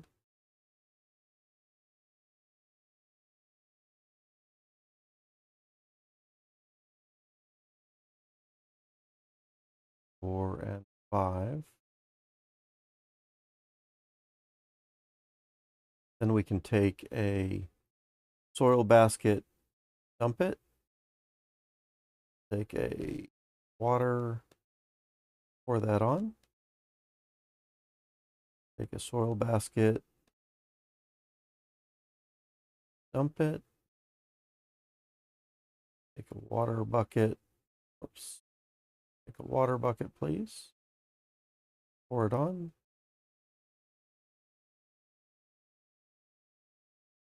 Then we can just load these up. 1, 2, 3. 2, 3. Put those back into there.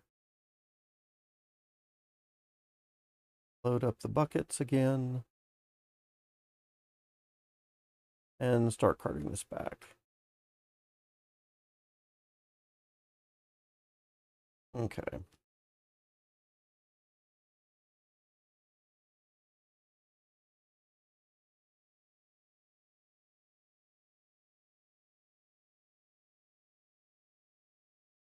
All right. There we are.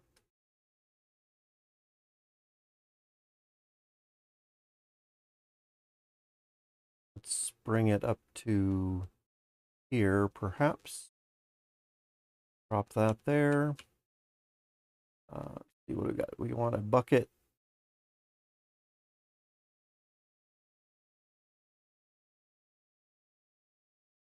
Here.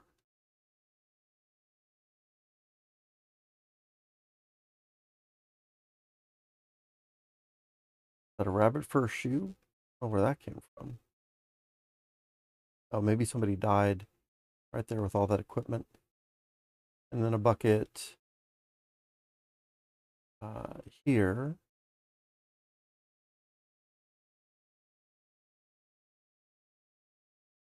That over there for now.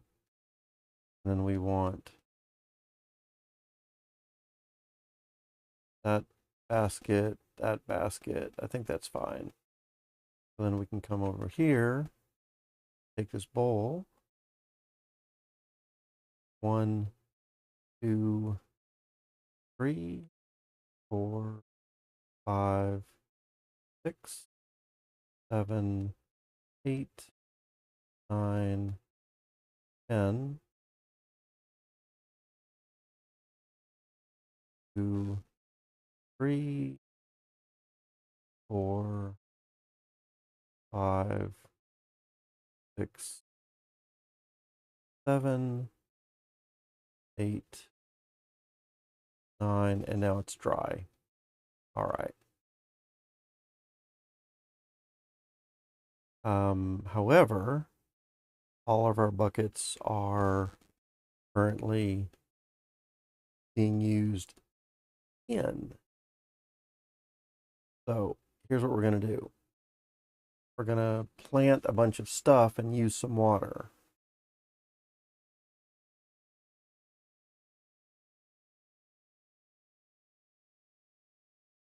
We probably need to be planting stuff anyway. It's too bad of a thing to do.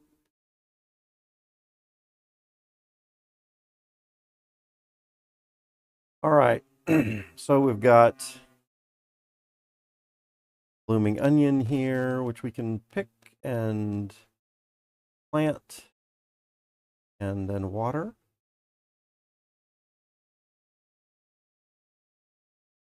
And then we've got garlic here, which we can put a deep tilled row. Whoops. Garlic into a deep tilled row. Oh, it's already planted. Oh no, I need to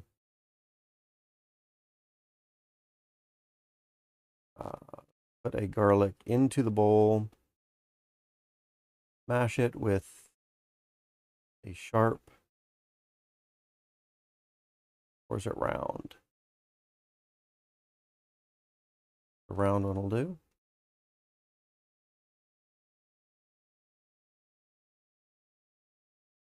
One, 2, 3, 4, 5. That is dry planted garlic as well. So we can get, we need to empty one of these buckets. Let's get this partial bucket. Just take water out of that.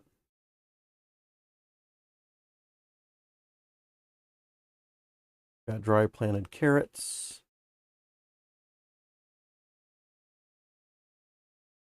Dry planted carrots.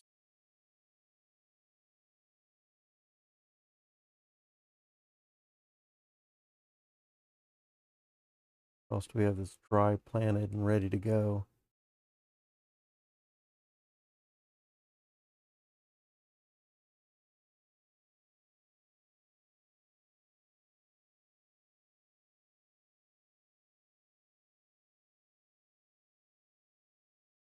Okay.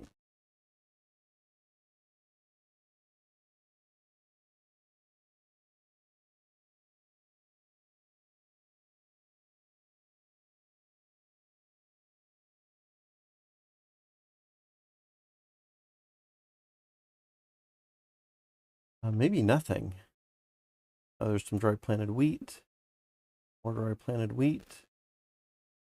Well, we need to use the water.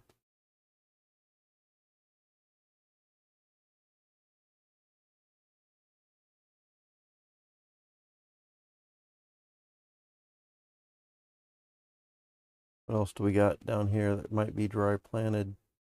Like nothing. Deep tilled row. Set up for carrots.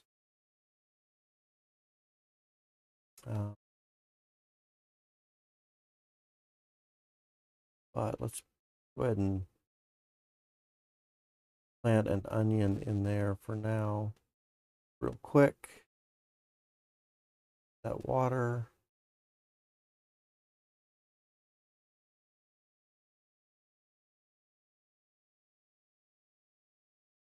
Let's take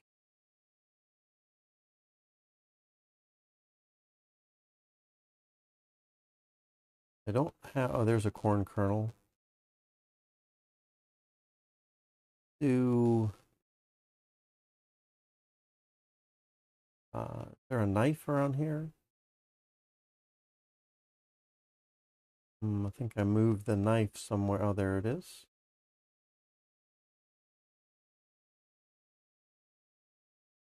Let's get a corn planted there. A cabbage, fried planted bean. Another deep tilled row. We can get another corn there. Real quick. Plant.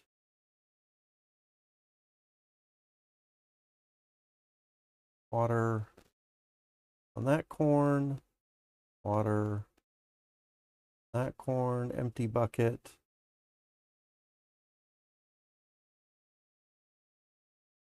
All right, so now we're good.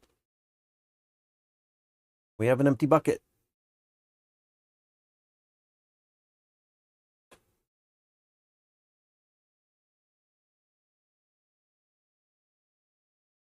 So now, and it's still a dry, shallow well. So we can put the empty bucket on the fence kit, stanchion kit onto the dry, and now we have a deep well. Whew. Okay.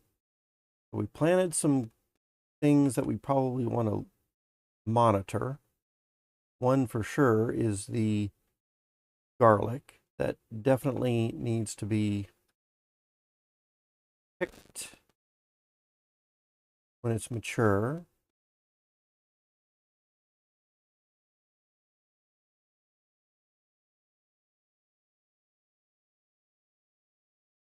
So it doesn't disintegrate over time.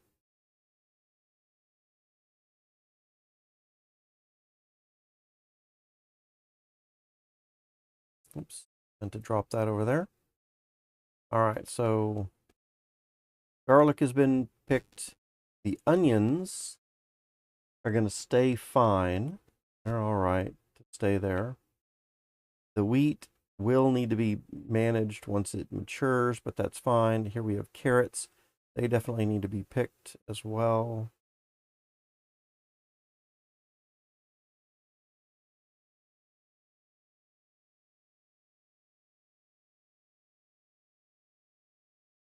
And then we want to have maybe 3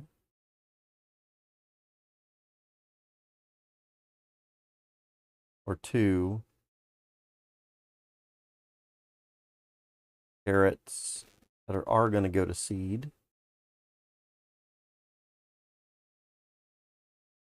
Then we planted corn in a couple of places, and it's fine for them just to go and do their thing.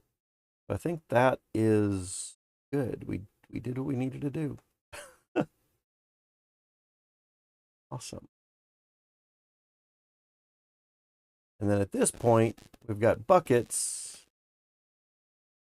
And actually, I don't want to put the buckets there. That's a bad place for them. All right. I feel like we've accomplished quite a bit. 10:30 my time in Texas. Let me take a pause for just a minute and think about what it is I'm going to be doing in this next life. We want to, what do we want to be doing here? I think what we want to do is make sure that the garden is put back kind of where it needs to be, since I had to do a bunch of fast rearranging to get that stanchion kit on the dry well before it filled back up again.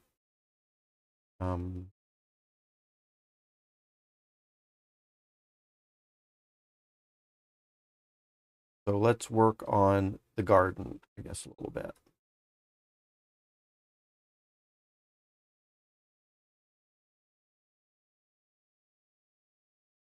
Top priority, as usual. Since we're right here in this area, let's go ahead and pull some of these branches down.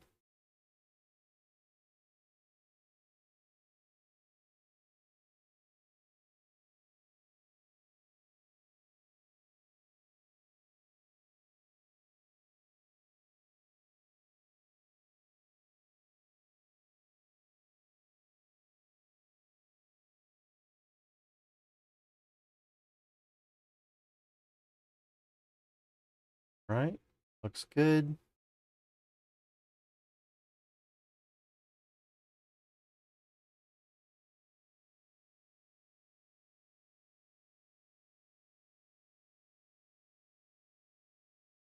All right, I feel good about that. Okay, so now we have some ripe domestic wheat that I think we need to knock down so the crows don't get to it. Tap, tap.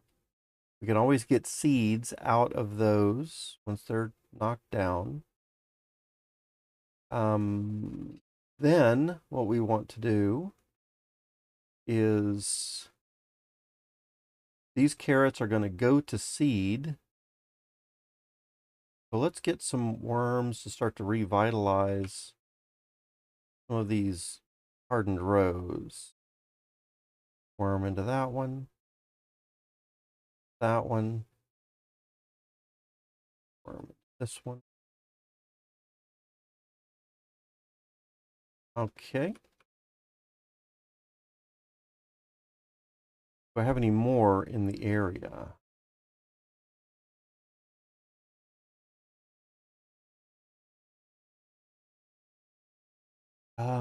I don't think so, but I do know that there is a whole bunch over that other place. Tell you what, let's get the cart and just stock up because baskets are only going to be able to hold 3 at a time. Cart can hold several baskets. That'll be a lot easier to move stuff around.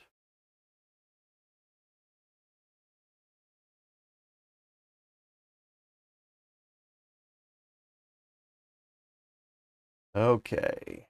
Yep, we are going to be on the move now. Let's grab this basket because I think we can hold 5 baskets.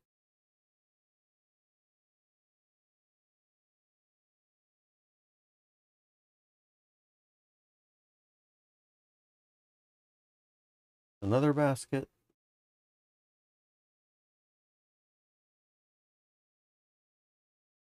Put over to here. 2. That's 3. There's 4. Can we fit even one more basket?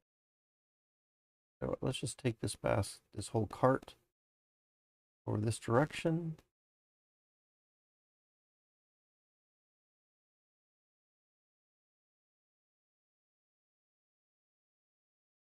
And I think while we're over here, there's probably some knockdown reeds, which doesn't look like there are.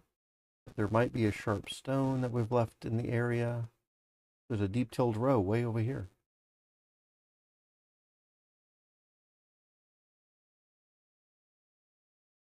Pretty sure. Over here, let's grab this rabbit.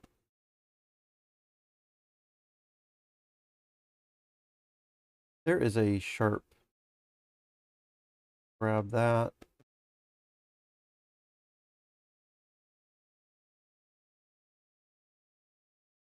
Take this here.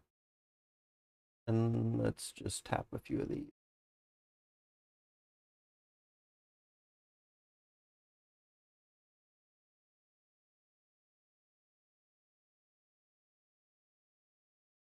Make sure we knock them all down. That way, again, when we come back later or somebody else comes through and they're looking to make a basket or something, then all of this stuff is already done. Right?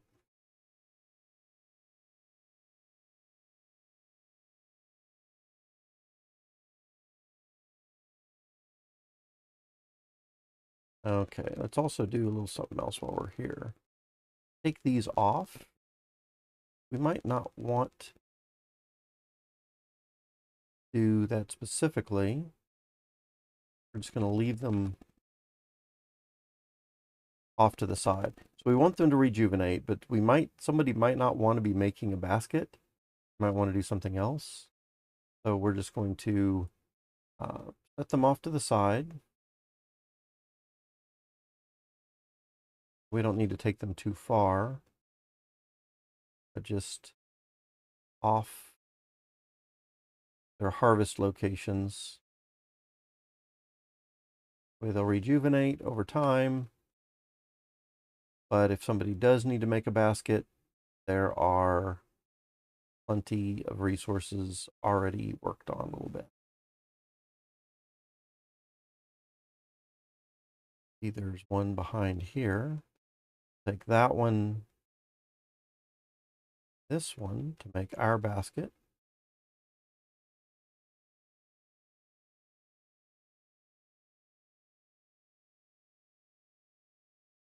Okay, and that's probably good enough.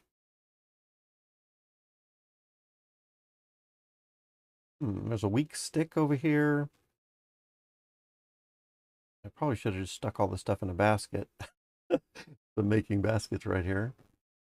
But we can put some of that stuff in the basket, because I don't think we need those things over here anymore. Make another basket. And we can put clay around stone in there. It just cleans things up a little bit. Grab our empty basket. Take it over to here. Oops. Set it down right there. Another one. And another one.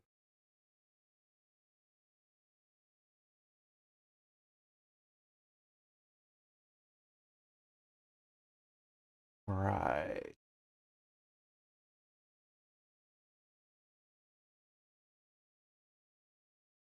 And another one, and our, okay. From here, we're going to just get tons of worms. 1, 2, 3 in this one. 1, 2, 3 in that one. And 1, 2, 3 in that one. And 3 in that one. TuneFed. Hey, good meridian. How are you doing today? Happy Sunday indeed. What are you up to today? Your goals and aspirations for such a fine Sunday. Load our worms into the cart. There's 4, 5. So we got 5 in there. Oops, since we're right here, let's take that out.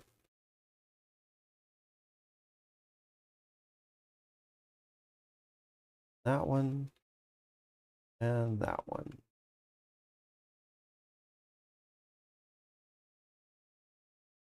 Then we can cart all of these worms right over to here. Set them out. Let's see, not much, getting a bit of snow here. Just chilling with the dogs. That's kind of cool. Where are you at to be getting snow? What state or city or country even? Not sure I remember where you live.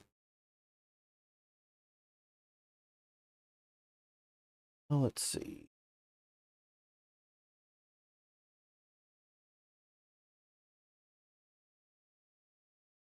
Little animals. Oh man, it looks like we're having some animals all right, but they are not producing. I mean, I'm not letting them live.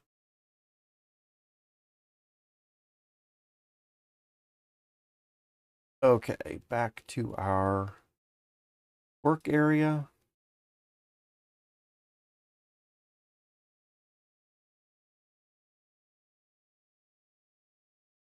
I don't think there was anything else we needed to be monitoring. It's just, oh, these carrots. We definitely need to be monitoring these carrots. So let's take seed and a seed.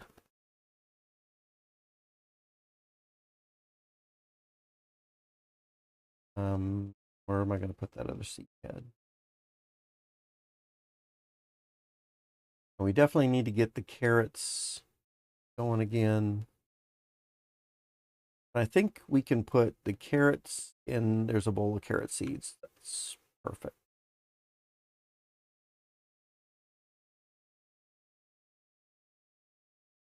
That in there.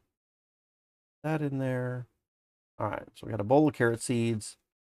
That's all good. Northern Arizona. Nice. They're all getting some snow up there, huh? That's cool.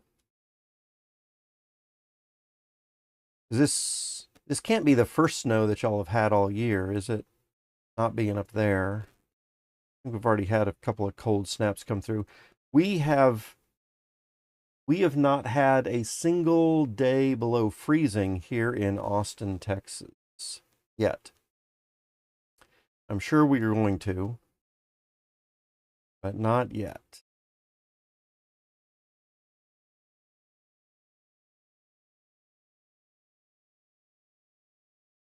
Let's see.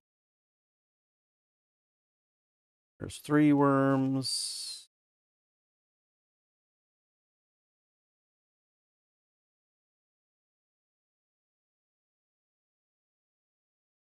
Four, 5, 6.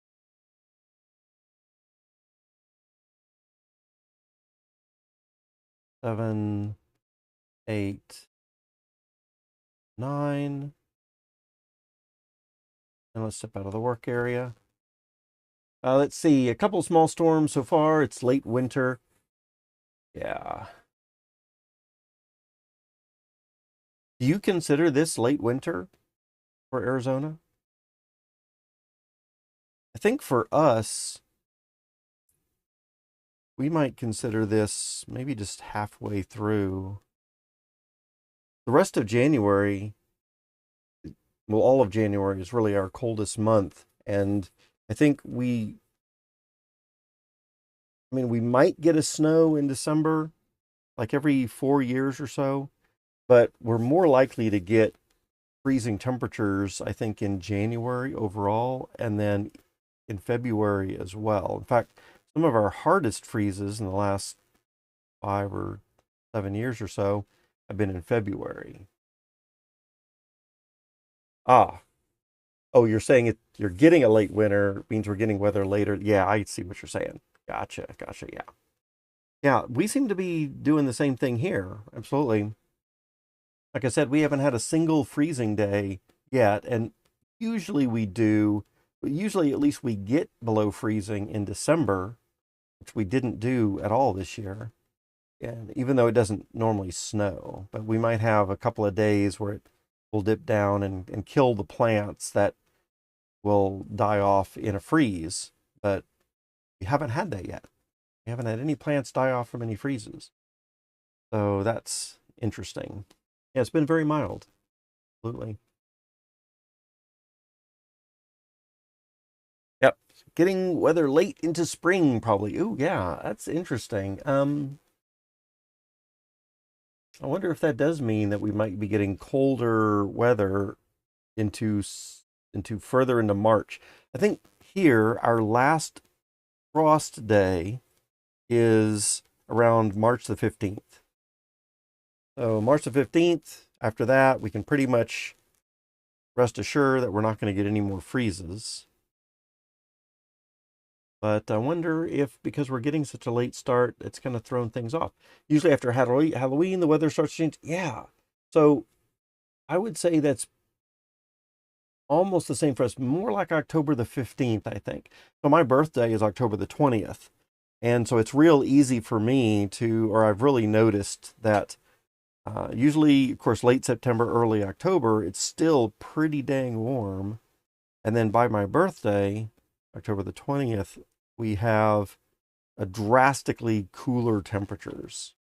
Sometime around October the 15th or something, give or take a week maybe, things really change. Yeah, compared to most years, absolutely.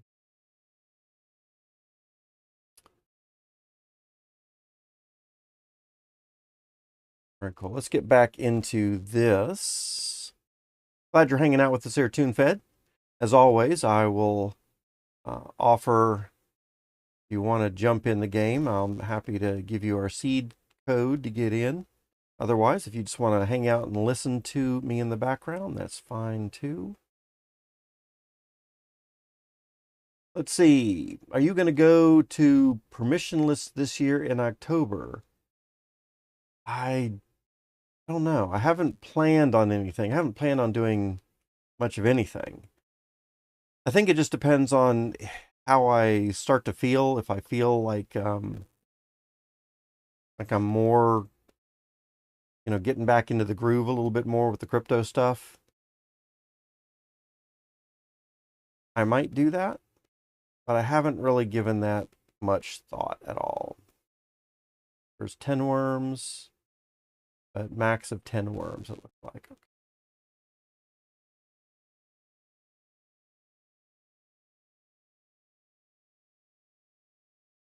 How about you? Are you going to do any traveling or go to any events this year? Are you planning on it?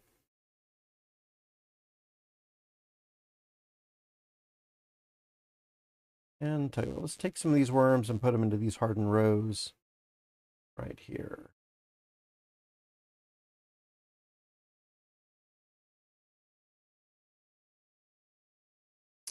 Let's see. It's in Utah. Utah in October. Utah in October. I'm going to say probably not. Probably not going to go.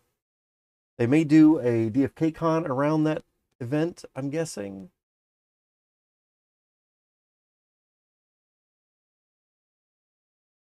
If I really get back into DeFi Kingdoms again, and they do one, it's possible. But I'm going to have to say I don't think so at the moment. Just because that is kind of probably close into my birthday, and if it's a little earlier, I think it might be a little warmer.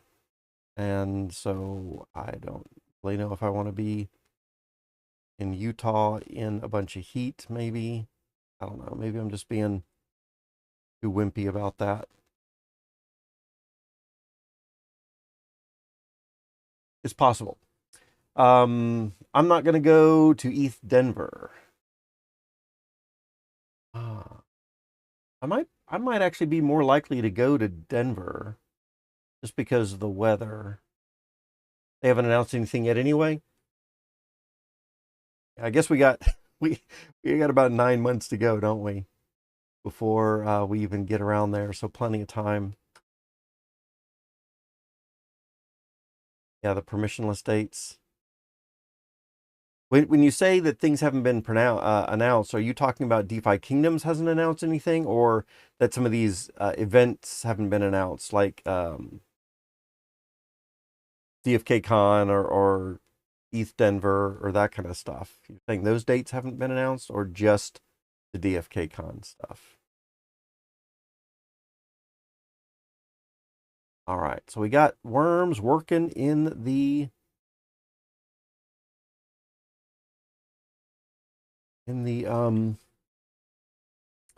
hardened rows.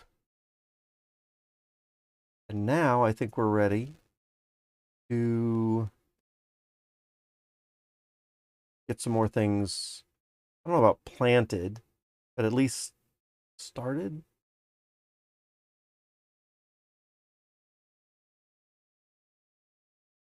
So deep tilled row, we definitely want to plant the carrots in that so no one else plants anything in those rows. So a bowl of carrot seeds. Let's take out one pack of seeds and throw it in there. We're not going to water that yet because we're not ready to pick those. Beets. We definitely want to do some more beets. So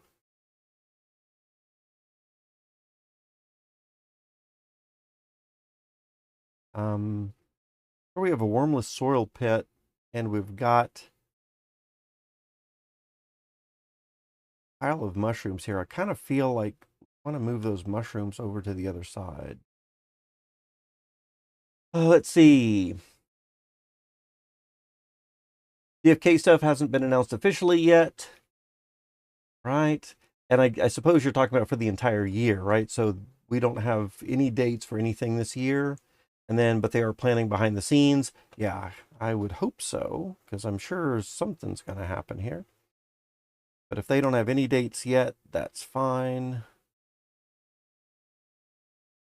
Gives me some time to relax a little bit. Maybe get into it a little bit later. All right, step out of the way.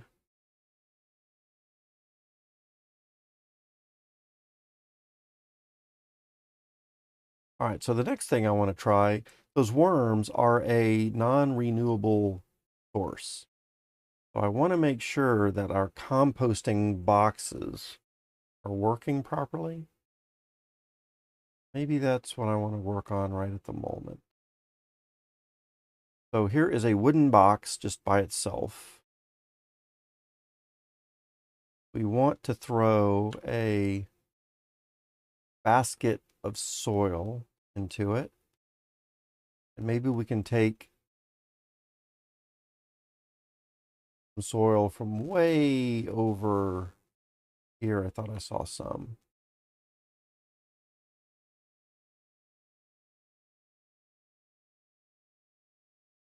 Let's just throw that into there. Now we have a soil box. And then I need to throw some dung in there.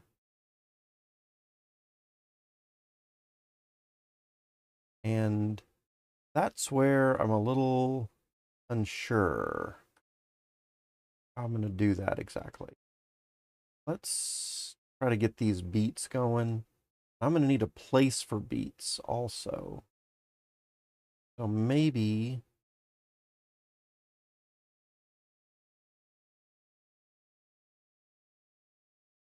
see if we can get rid of this wormless soil pit, or what can we do with a wormless soil pit? Wormless soil pit. Oh, well, those will give us mushrooms, so we might not want to get rid of that one, actually.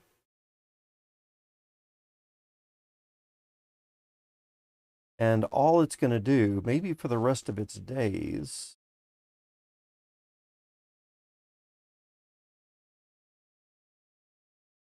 are just going to continue to give us mushrooms. And we can't.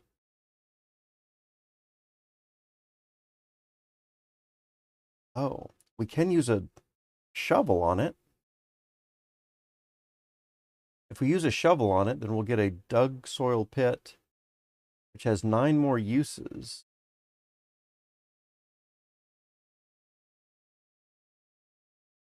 Interesting.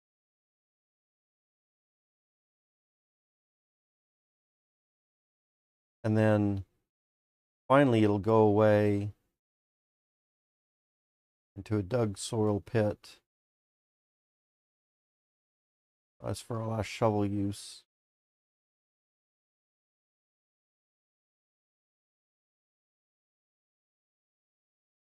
So then we can take it until we get the last one. Oh, and then it turns into an empty clay pit. Then what can we do with the empty clay pits?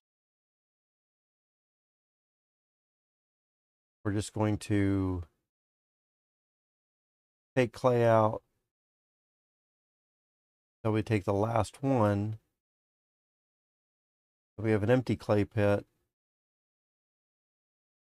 And the only other thing to do there is take a shovel, get the last piece of clay. We don't have anything left. Okay. So we basically have 2 rounds with that soil pit. You can use a shovel on it.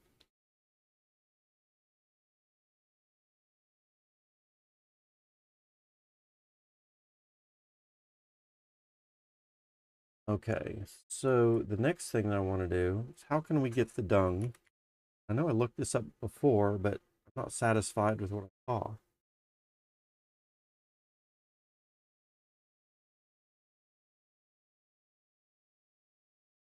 Looks like we might have to shear the sheep to get the dung.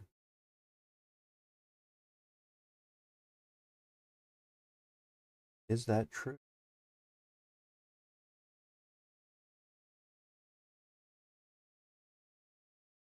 If we don't want to shear the sheep, we could get a fed domestic lamb that will also get it for us. How can we get a fed domestic lamb?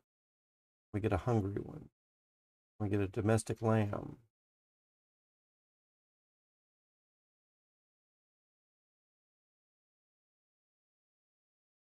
I guess the sheep aren't going to have babies.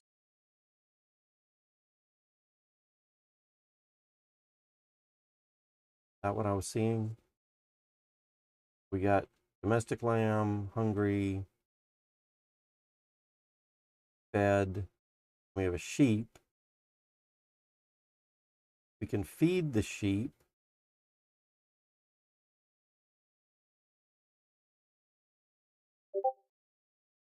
And then it's just going to be fed.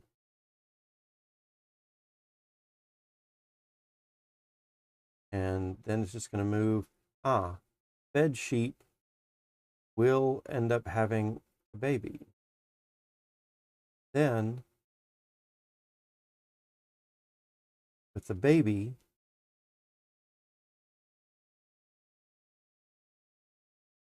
we can feed it again.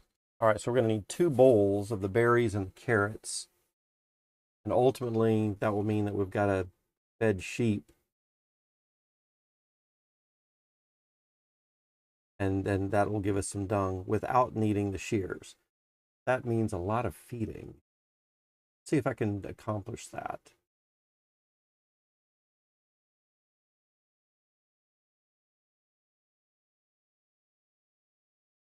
Two bowls, berries and carrots. So how many berries are on that tree? 6. Good. That'll be one of our bowls worth. Oh, and I remember we're using up all our bowls for water at the moment. Really want that. I think our deep well might be full.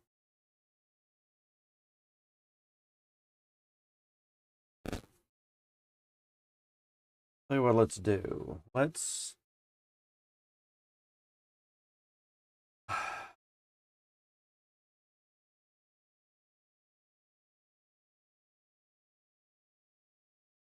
what do I want to do here? Let's plant a couple of things, I guess. And another thing of tomatoes. That means, oh, those tomatoes are going to be rough to make. Tomato in the bowl. We're going to need a thing of water.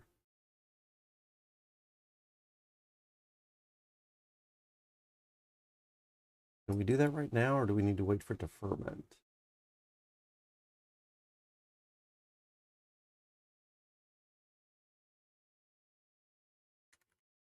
Tomato into a bowl over time, 2 minutes. It's going to take ferment. Then we will add water, drain the water, and we'll be good to go.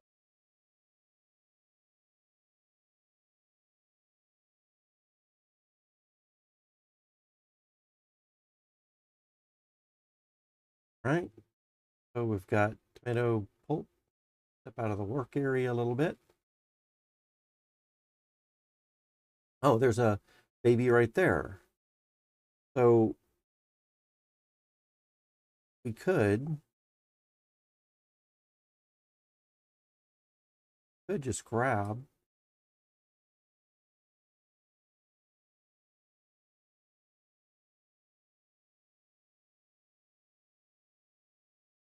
bowl of carrots and berries right now.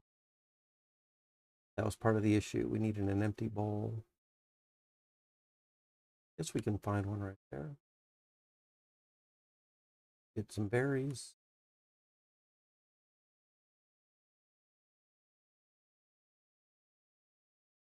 And we want some carrot or a carrot.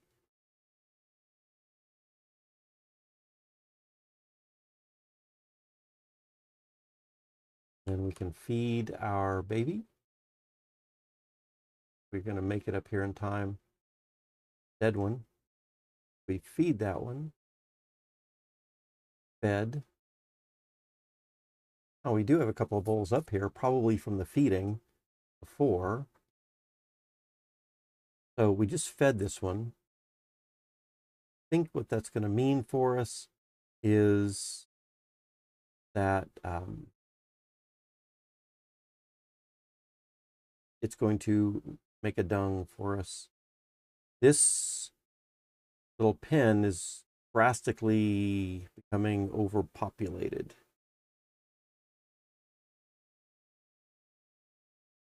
Get this bowl and bring them back over to here. Use. And then, now that that's fermented, take this bowl of water, dump it into there, and then drain it back out. Now I've got a bowl of tomato seeds. I guess I already had a bowl of tomato seeds. That, drop it into there. Can I put more than one? I don't think I can. And then we can water that. And eventually we're going to need to stake it. So we probably should have a basket with stakes over here. Let's see if I can find materials for another basket. Or even just grab this basket.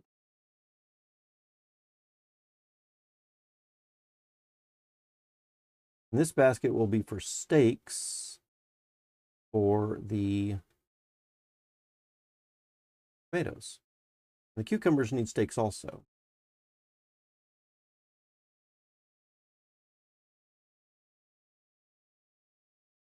And let's bring a sharp stone over to this area. And if we cut one down and two down, we'll have these stakes.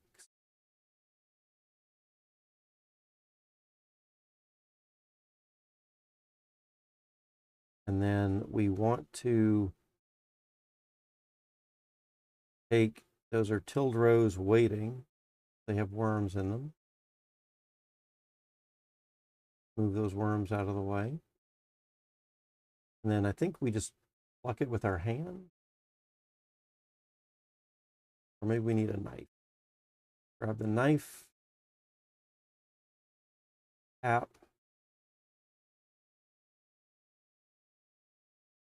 Got that.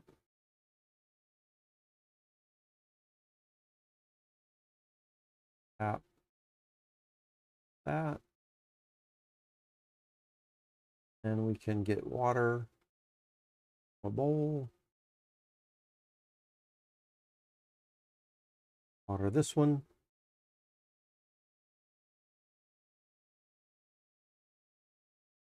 Another bowl, that one. Now we're getting our bowls, some of our bowls back.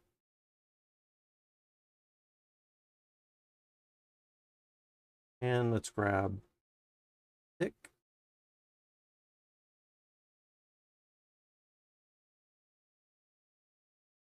Put it up into our basket. Oops, we can use it right on the tomato sprout right now. We'll grab the next one. Should have done that with a basket, but that's okay.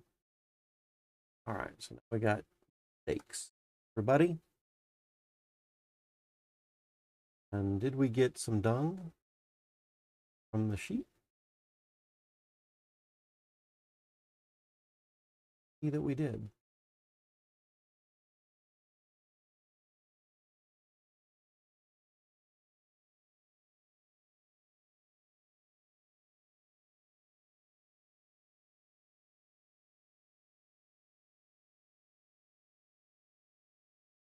Not really what I wanted. Did not really want second sheep in here without getting that dung.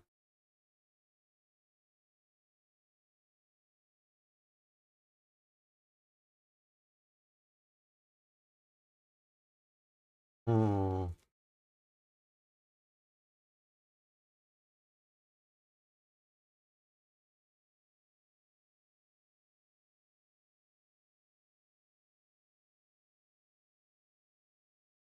I wonder if I can feed a sheep. I'm going to try to feed it, even though I don't see that I can do that on the tech tree. Try it anyway.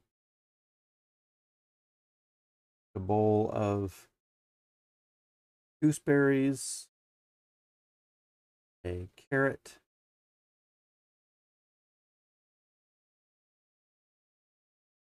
and let's take that up to the sheep.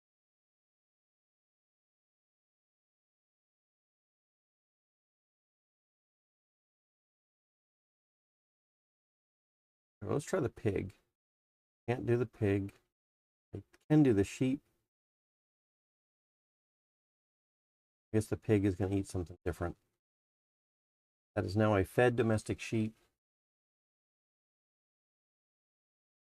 Really hoping for some dung.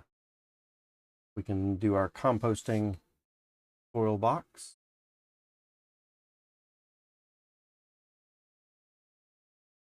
Fed one. I don't know if there's any way to tell, other than hovering over it, that that's the fed one or not. I don't see any difference in the sheep.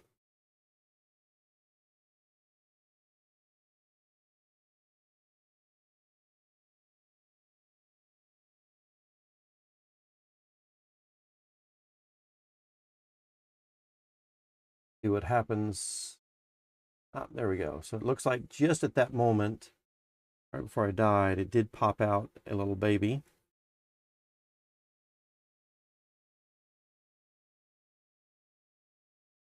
But we don't want the baby.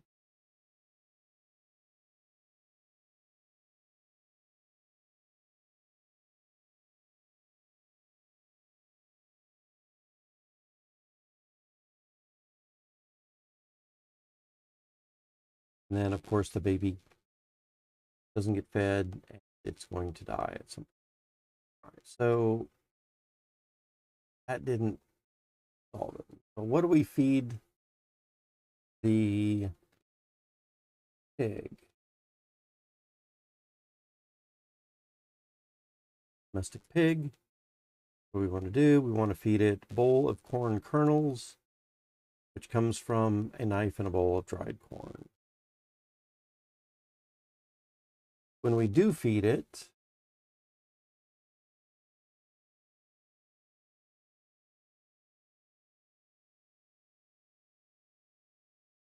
do something. Chicken, this, domestic goose. Ooh, we probably want a domestic goose. When we feed it to the pig and we have a fed pig, what do we get? We just get a baby pig. Or I can put a rope on it and I can take it somewhere.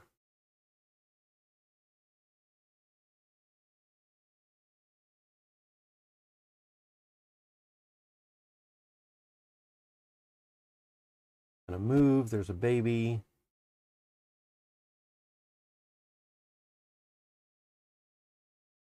Once we have a baby, if we feed the baby, we just get another pig. Oh my goodness. Where? What about the cow?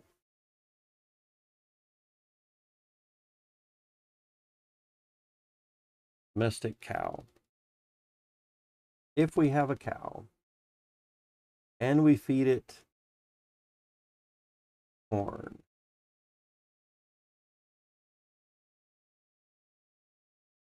we get another baby cow.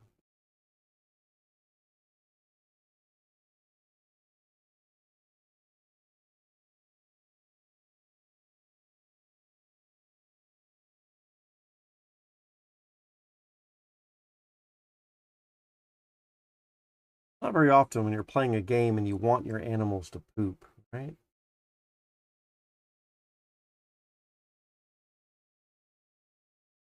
Not to try to get this dung though, because that's what's going to help our soil.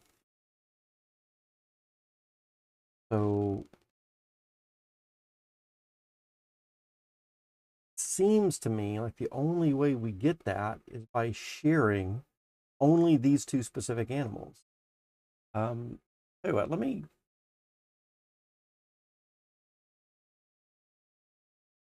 come over here to their Discord real quick.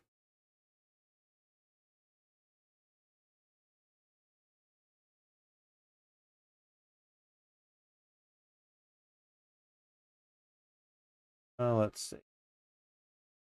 So 2 hours, 1 life, our official Discord, go into general, and then from here, just jump down to where we're at. Let's see. Am I right in seeing that the tech tree shows that the only way to get dung for the composting soil box is by shearing sheep and llama? Is there no other way to get the composting soil box to produce soil? All right, we'll see about that.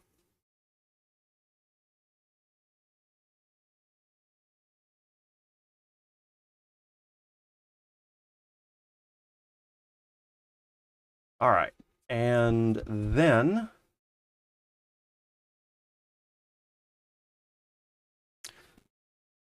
Rot says, I currently play solo in Maple City. I need help. I need one quality person to rebirth me in Maple Family. Currently 95, going 96.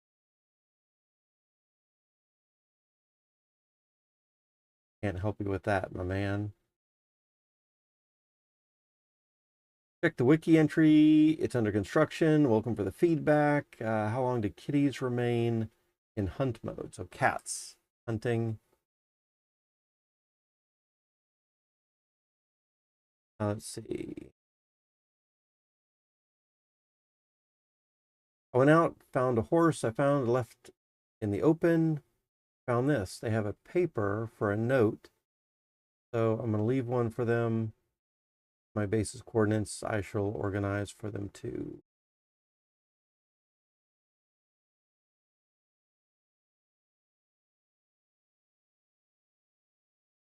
Yes, you can make compost on the floor with worms. My thinking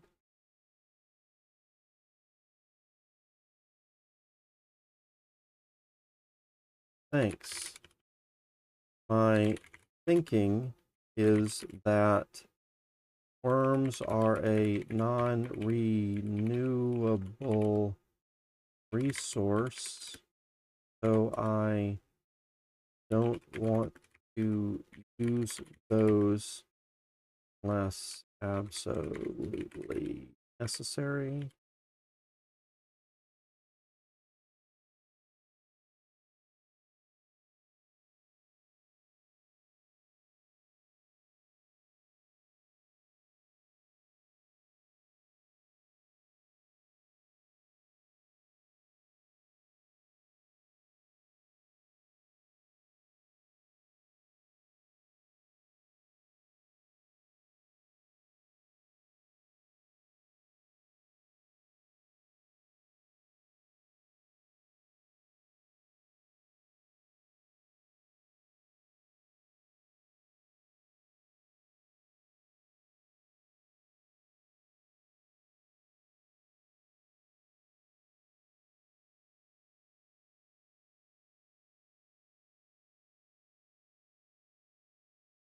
Let's see. They are renewable by compost boxes. Oh, wow.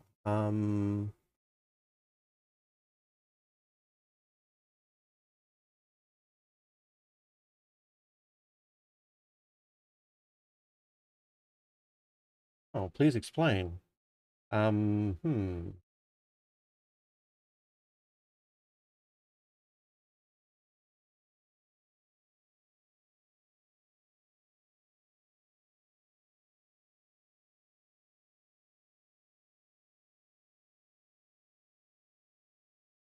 That shown in the tech tree somewhere.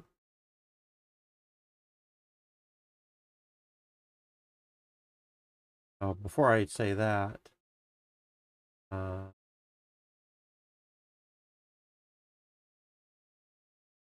I should actually look at the tech tree compost. Let's see. He says, Smoking Berry says, by compost boxes. Compost boxes till you have the last one.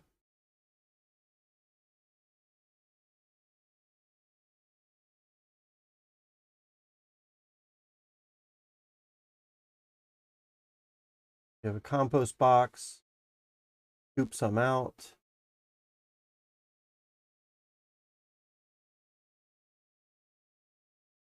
Keep scooping until you get the last for the compost box. I don't see it in there.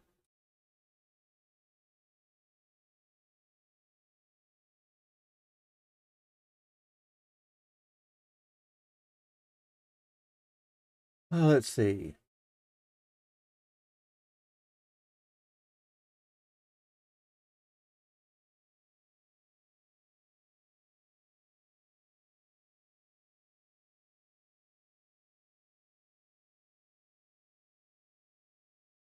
I wouldn't be able to do that.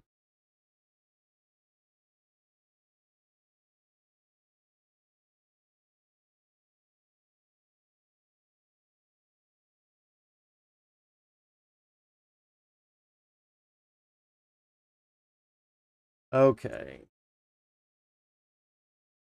I hope I can trust you.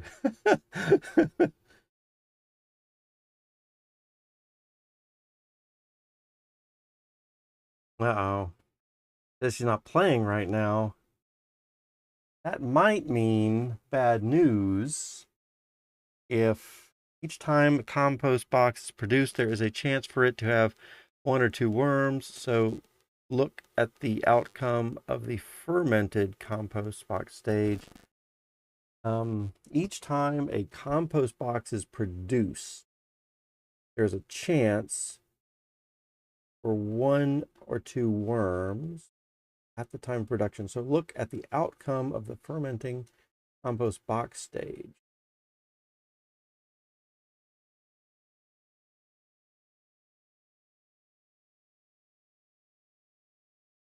Let's see. Composting box stage. Composting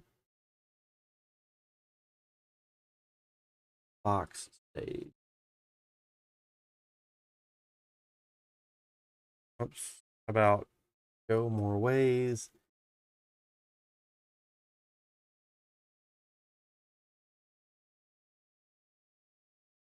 How to get it. So we have a soil box plus dung. We're just getting composting box, but I don't see any worms in there or a mention about worms.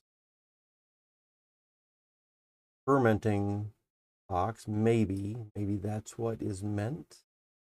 We'll check that too.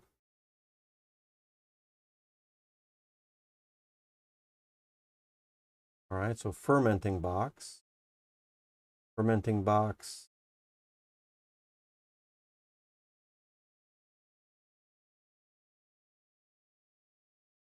So anything with worm.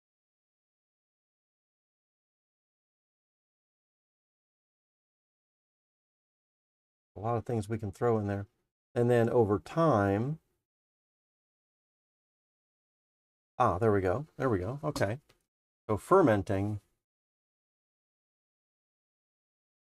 with worm and with worms. Okay, fermenting. I see now in the fermenting composting box.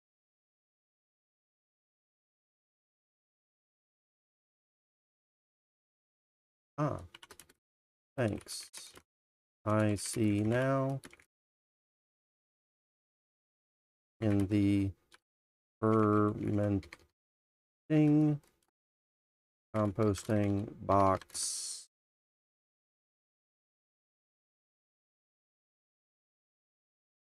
Changes over time.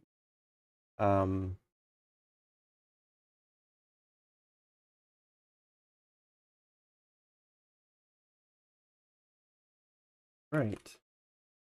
Thanks. However, since you answered by saying worms,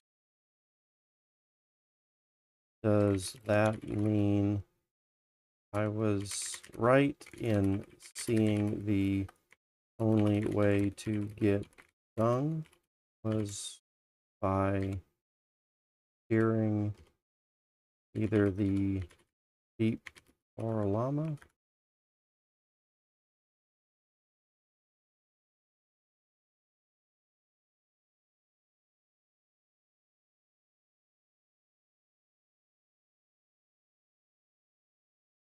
Seems to me, and the reason that I want to double check that a little bit more is because it seems to me that there's got to be another way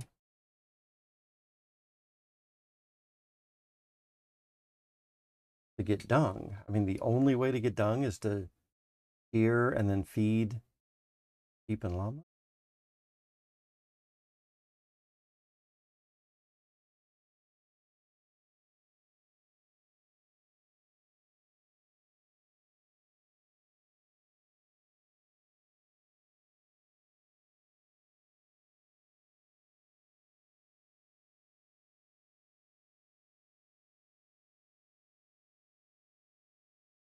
All right, let's just wait here a little bit and see what's going on. Smoking Berry says, yes, I think so too. That's why the first animal in the new town is usually a sheep. Good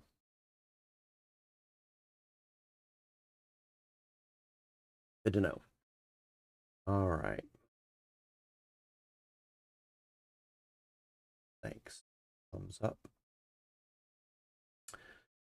Okay, Smoking Berry. Only way to get the dung is by shearing and then feeding the sheep. That's fine once we have the spinning wheel, because then we're going to want to shear the sheep.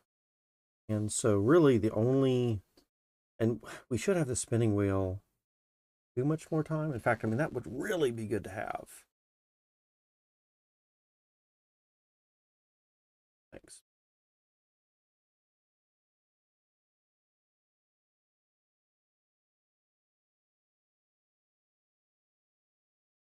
All right. I see that it's 11:28 my time. I've been streaming for a little over 5 hours. I think I'm going to stream for just another 30 minutes. That'll take us up to noon time. And then I'm going to take a lunch.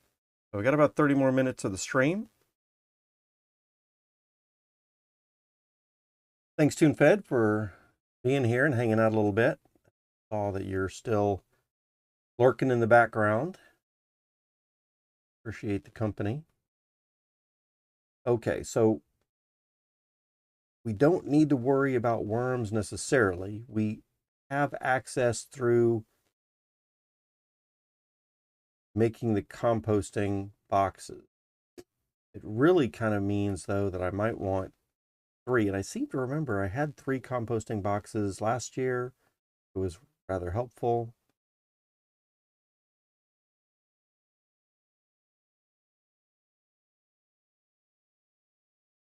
Let's see. They hired Christian Peter officially to the team, who would go to most of the conferences anyway. I'm sure You met him at Decentral Miami. Yeah, absolutely, I did. He's a great guy, and I saw that he was hired on. So that's really cool. I'm really um, happy, I guess, first word that comes to mind, that he got scooped up and is now doing something a little bit more official.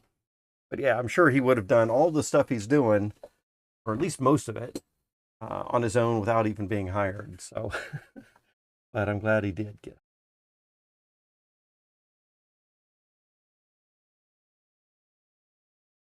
Okay,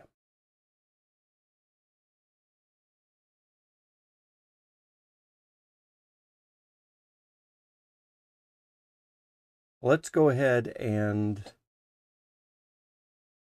jump back into this. So I've got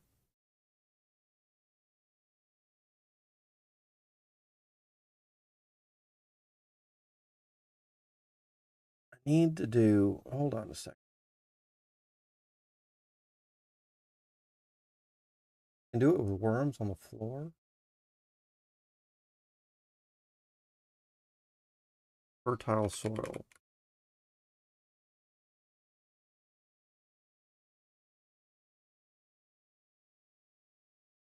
How to get that? There's a couple ways here. We can scoop it up here.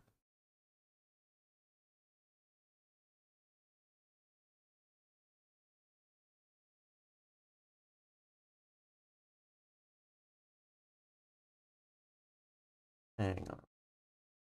Did that really answer my question? Trying to get dung to make the soil boxes.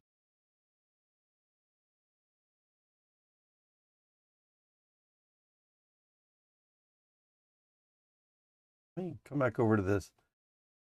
Let me come back over to the Discord window real quick, and I'm going to read up again. Let's see.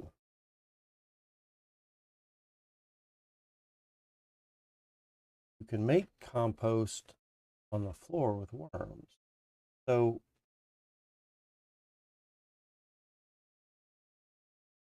you remember seeing that post.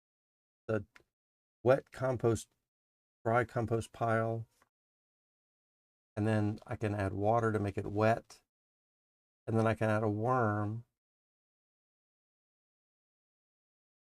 get it composting, and then I will have composted soil.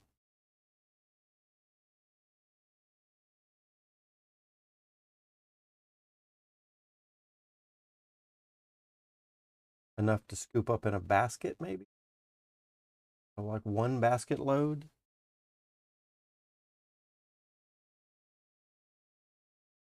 But that is also going to take a worm, right? Going to consume a worm to make a basket of, but that's still more efficient use of the worm. So if the worm in the compost pile is going to make a basket full of composted soil, and if that's 3 scoops full, I guess, be the way to say it, that's better than putting a worm into the hardened row, which really is the same as getting 2 scoops of fertile soil. So putting a worm into the composting pile would actually be better use of the worm, more efficient. So what do I need to get a dry compost? I just need mashed berries and carrot with a reed. Other ways could we do it? Pineapple chunks, a reed, or, or straw.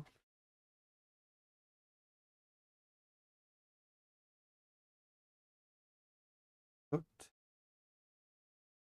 the beets, shredded cabbage, think the easiest way would just be to use mashed berries and carrots. I can either do that, draw, or read bundle. All right, so let's try to make one of those real quick.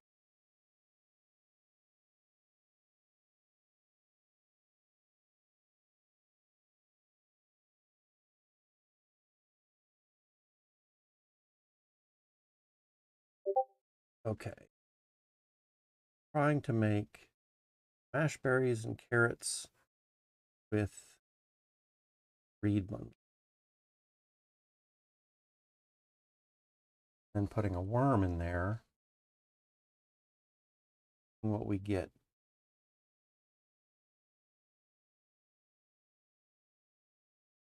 Right here, we have a sharp, a sharp stone. Tap this down.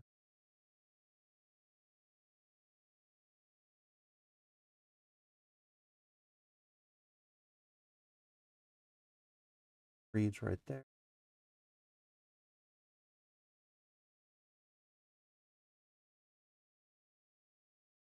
This, pop it. Mashed berries and carrots. So, get a bowl.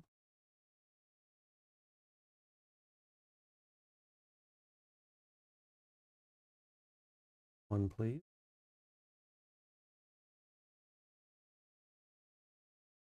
This is not, it only has one berry on it. Let's see if we can scoop it up. Might not be enough. Mix carrots. It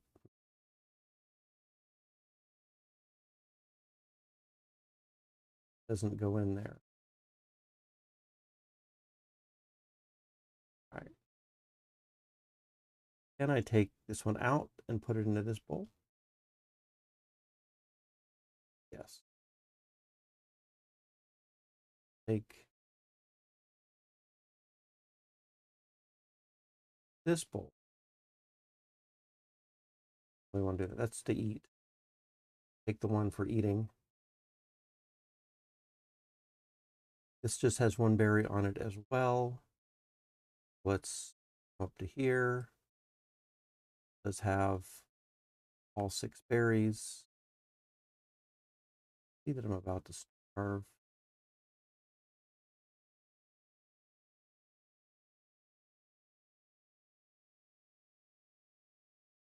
Okay.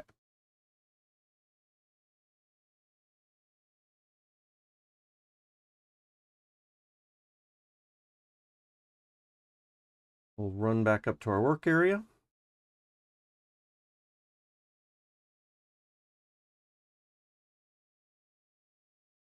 Have that bowl of berries.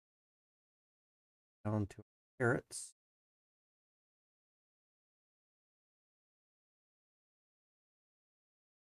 Carrot, put it in a bowl. Mash it with, I think we want a sharp.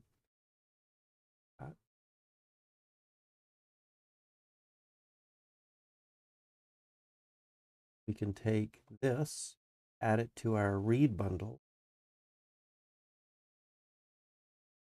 It does indeed give us a dry compost. Should be able to take a water bowl, get a wet compost.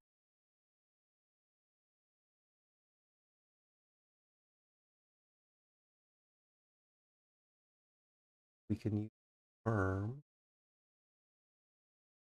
somewhere. Throw a worm in there. Now it's composting. Then we're going to wait a certain amount of time there.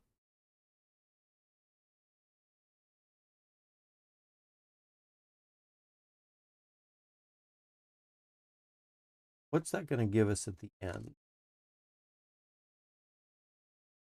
Dry compost pile will turn to a wet compost pile. We're going to add a worm to get composting. Over time, it'll change to composted. And then we will end up having composted soil. If we are looking at composting,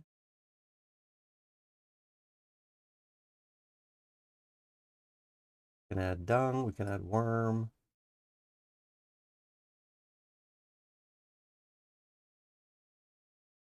Ultimately, we're going to get composting. It'll change to composted.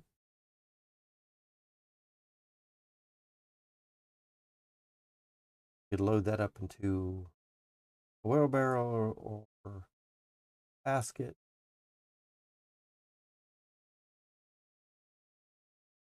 We have soil, we can scoop it up. There might be more than one basket made.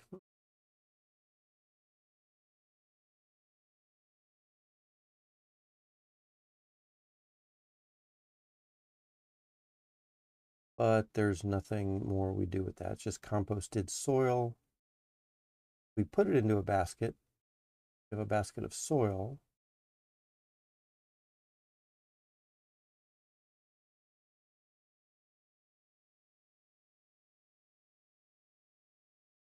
And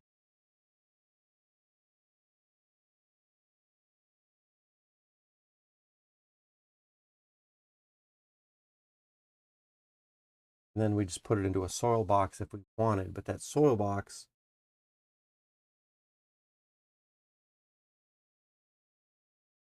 isn't going to generate more.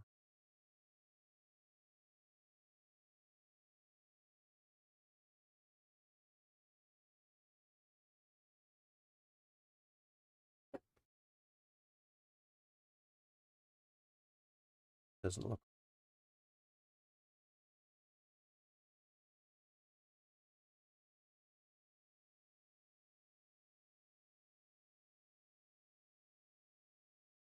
All right, so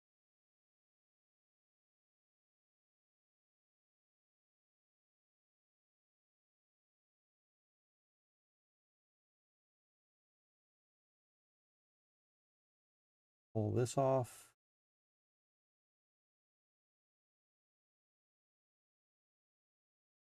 Let's pull this one.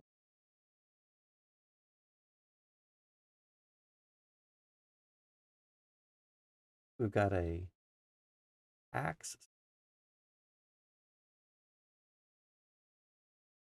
It's getting old. Could be up here. We're chopping some.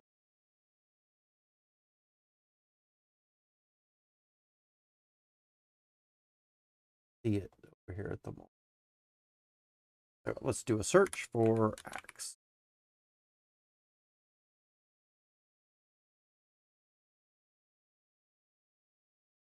Does look almost broken.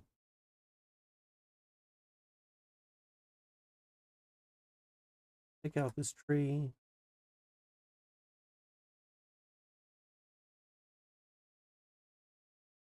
Another thing I really wanted to take out down here somewhere. There should be a gooseberry, I think, right in this area, half hidden by a tree. Burdock.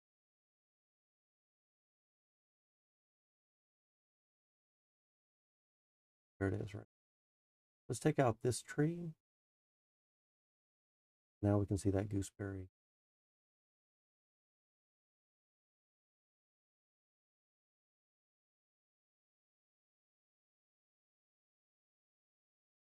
Okay. Get out of the work area. We're about to starve.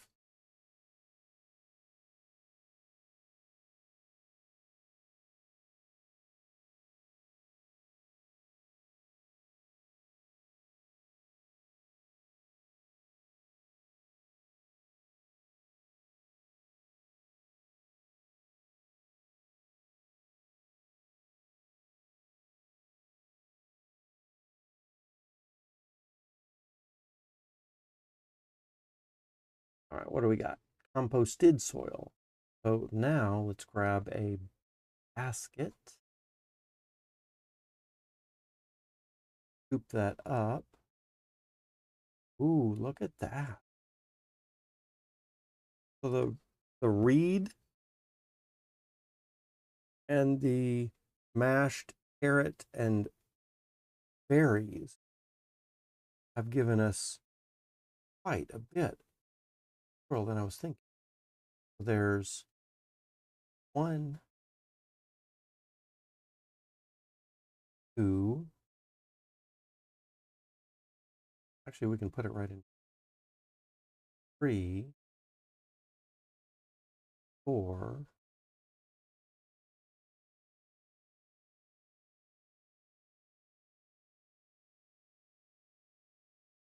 7.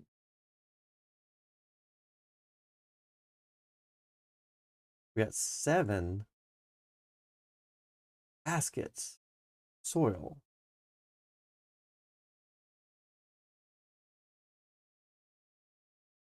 That is a massively better use of a worm than to put it on a hardened row.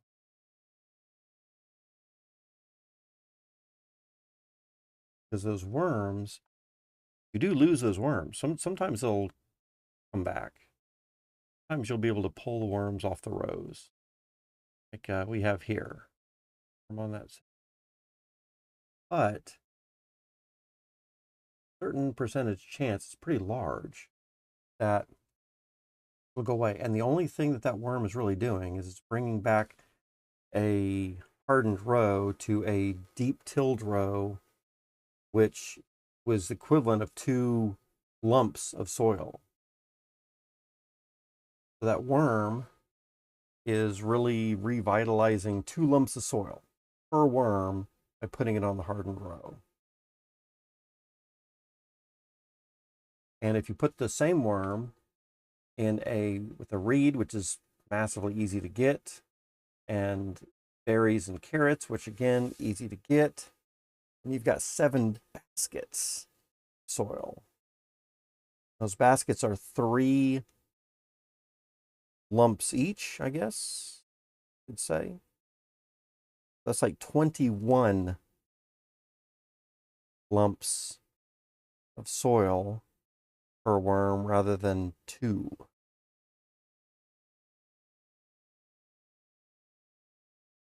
Well, that's really good to know.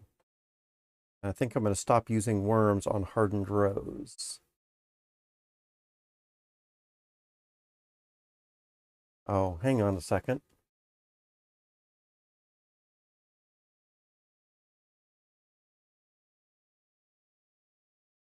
Take that back. Might not be very good.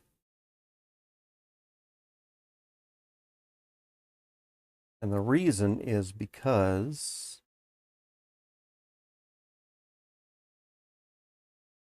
if we put just one bowl, let's see, shallow tilled row, what can we do with that? Issue is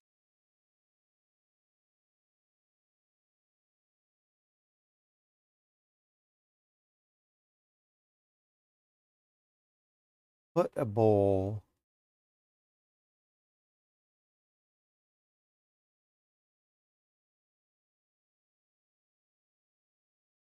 so you can't put any more dirt on a shallow tilled row.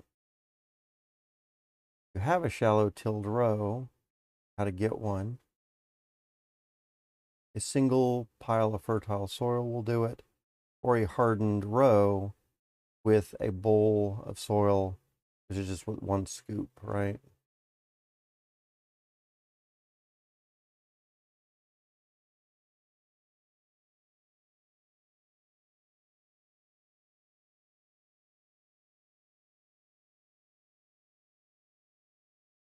And so that's a problem.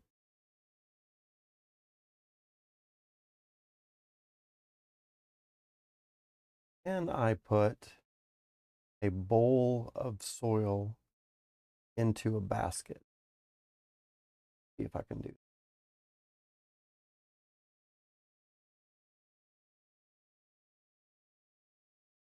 Up here, I can put a bowl of soil onto a hardened row. Stone arches. Hardened row again. Oh, that's with the dead sapling. Potato plants. They're going to take multiple layers of dirt to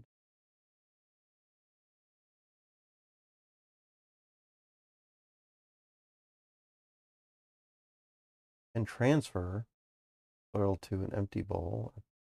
Hard to do, but okay.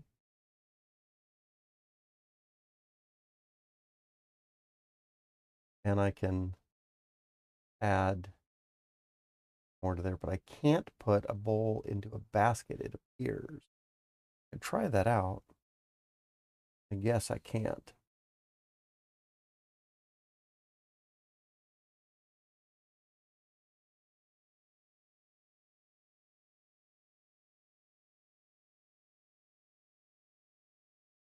If we grab a bowl,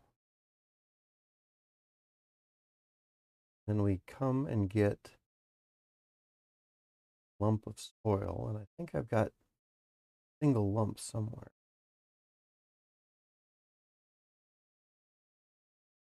In it. All right, we'll just take one from here. A lump of soil.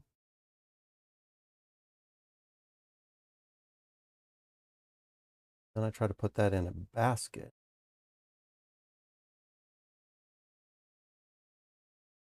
On the basket. If I take 2 lumps here, I take a basket, try to scoop up 2 lumps, doesn't scoop. Can't scoop up 1 lump either. Got to be the 3 lumps.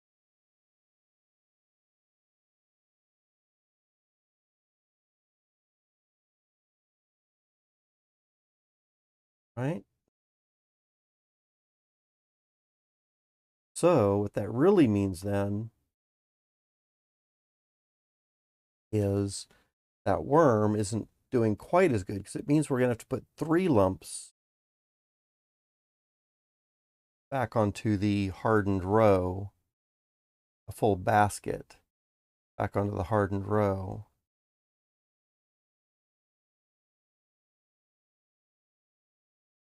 So rather than getting 10 rejuvenations, I'm only going to get 7. But that's fine. That's still probably better than 7 hardened rows, than putting a worm on 7 hardened rows. I doubt that we would be able to have a single worm revitalize 7 hardened rows. In fact, now that I think about it a little bit more, yeah, it's not going to happen.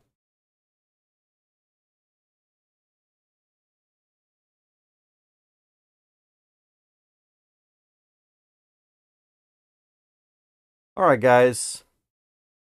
We're going to go ahead and wrap it up right here. It is it's just about 11:55 my time. I will be eating lunch and then coming back and doing another stream a little bit later today. So if y'all want to come back or just keep an eye out, that's fine. If you do want to play along with me, you can play in the same little village that I'm working on. And all you'll need to do is download the game, look in this video for the download links for not only the game, but then there's a nice handy mod add-on extension I've given a link for as well. Download both of those. Make sure the extension is in the same folder as the game once you've extracted that, and then you should be good to go. You will need to specify a specific place to spawn and then use a specific spawn code and give my spawn code, which I don't want to give everyone on the internet. Just shoot me a message either in Discord or in YouTube, and I will get back to you with the spawn code, and then you can just fill this in on your own game, and then you can play with me Or, of course, I don't even have to be in the game. It's a perpetual 24/7 world, and you can play anytime you want. Having said that, I'm going to go ahead and grab my lunch. I will be back a little bit. Until then, rock out.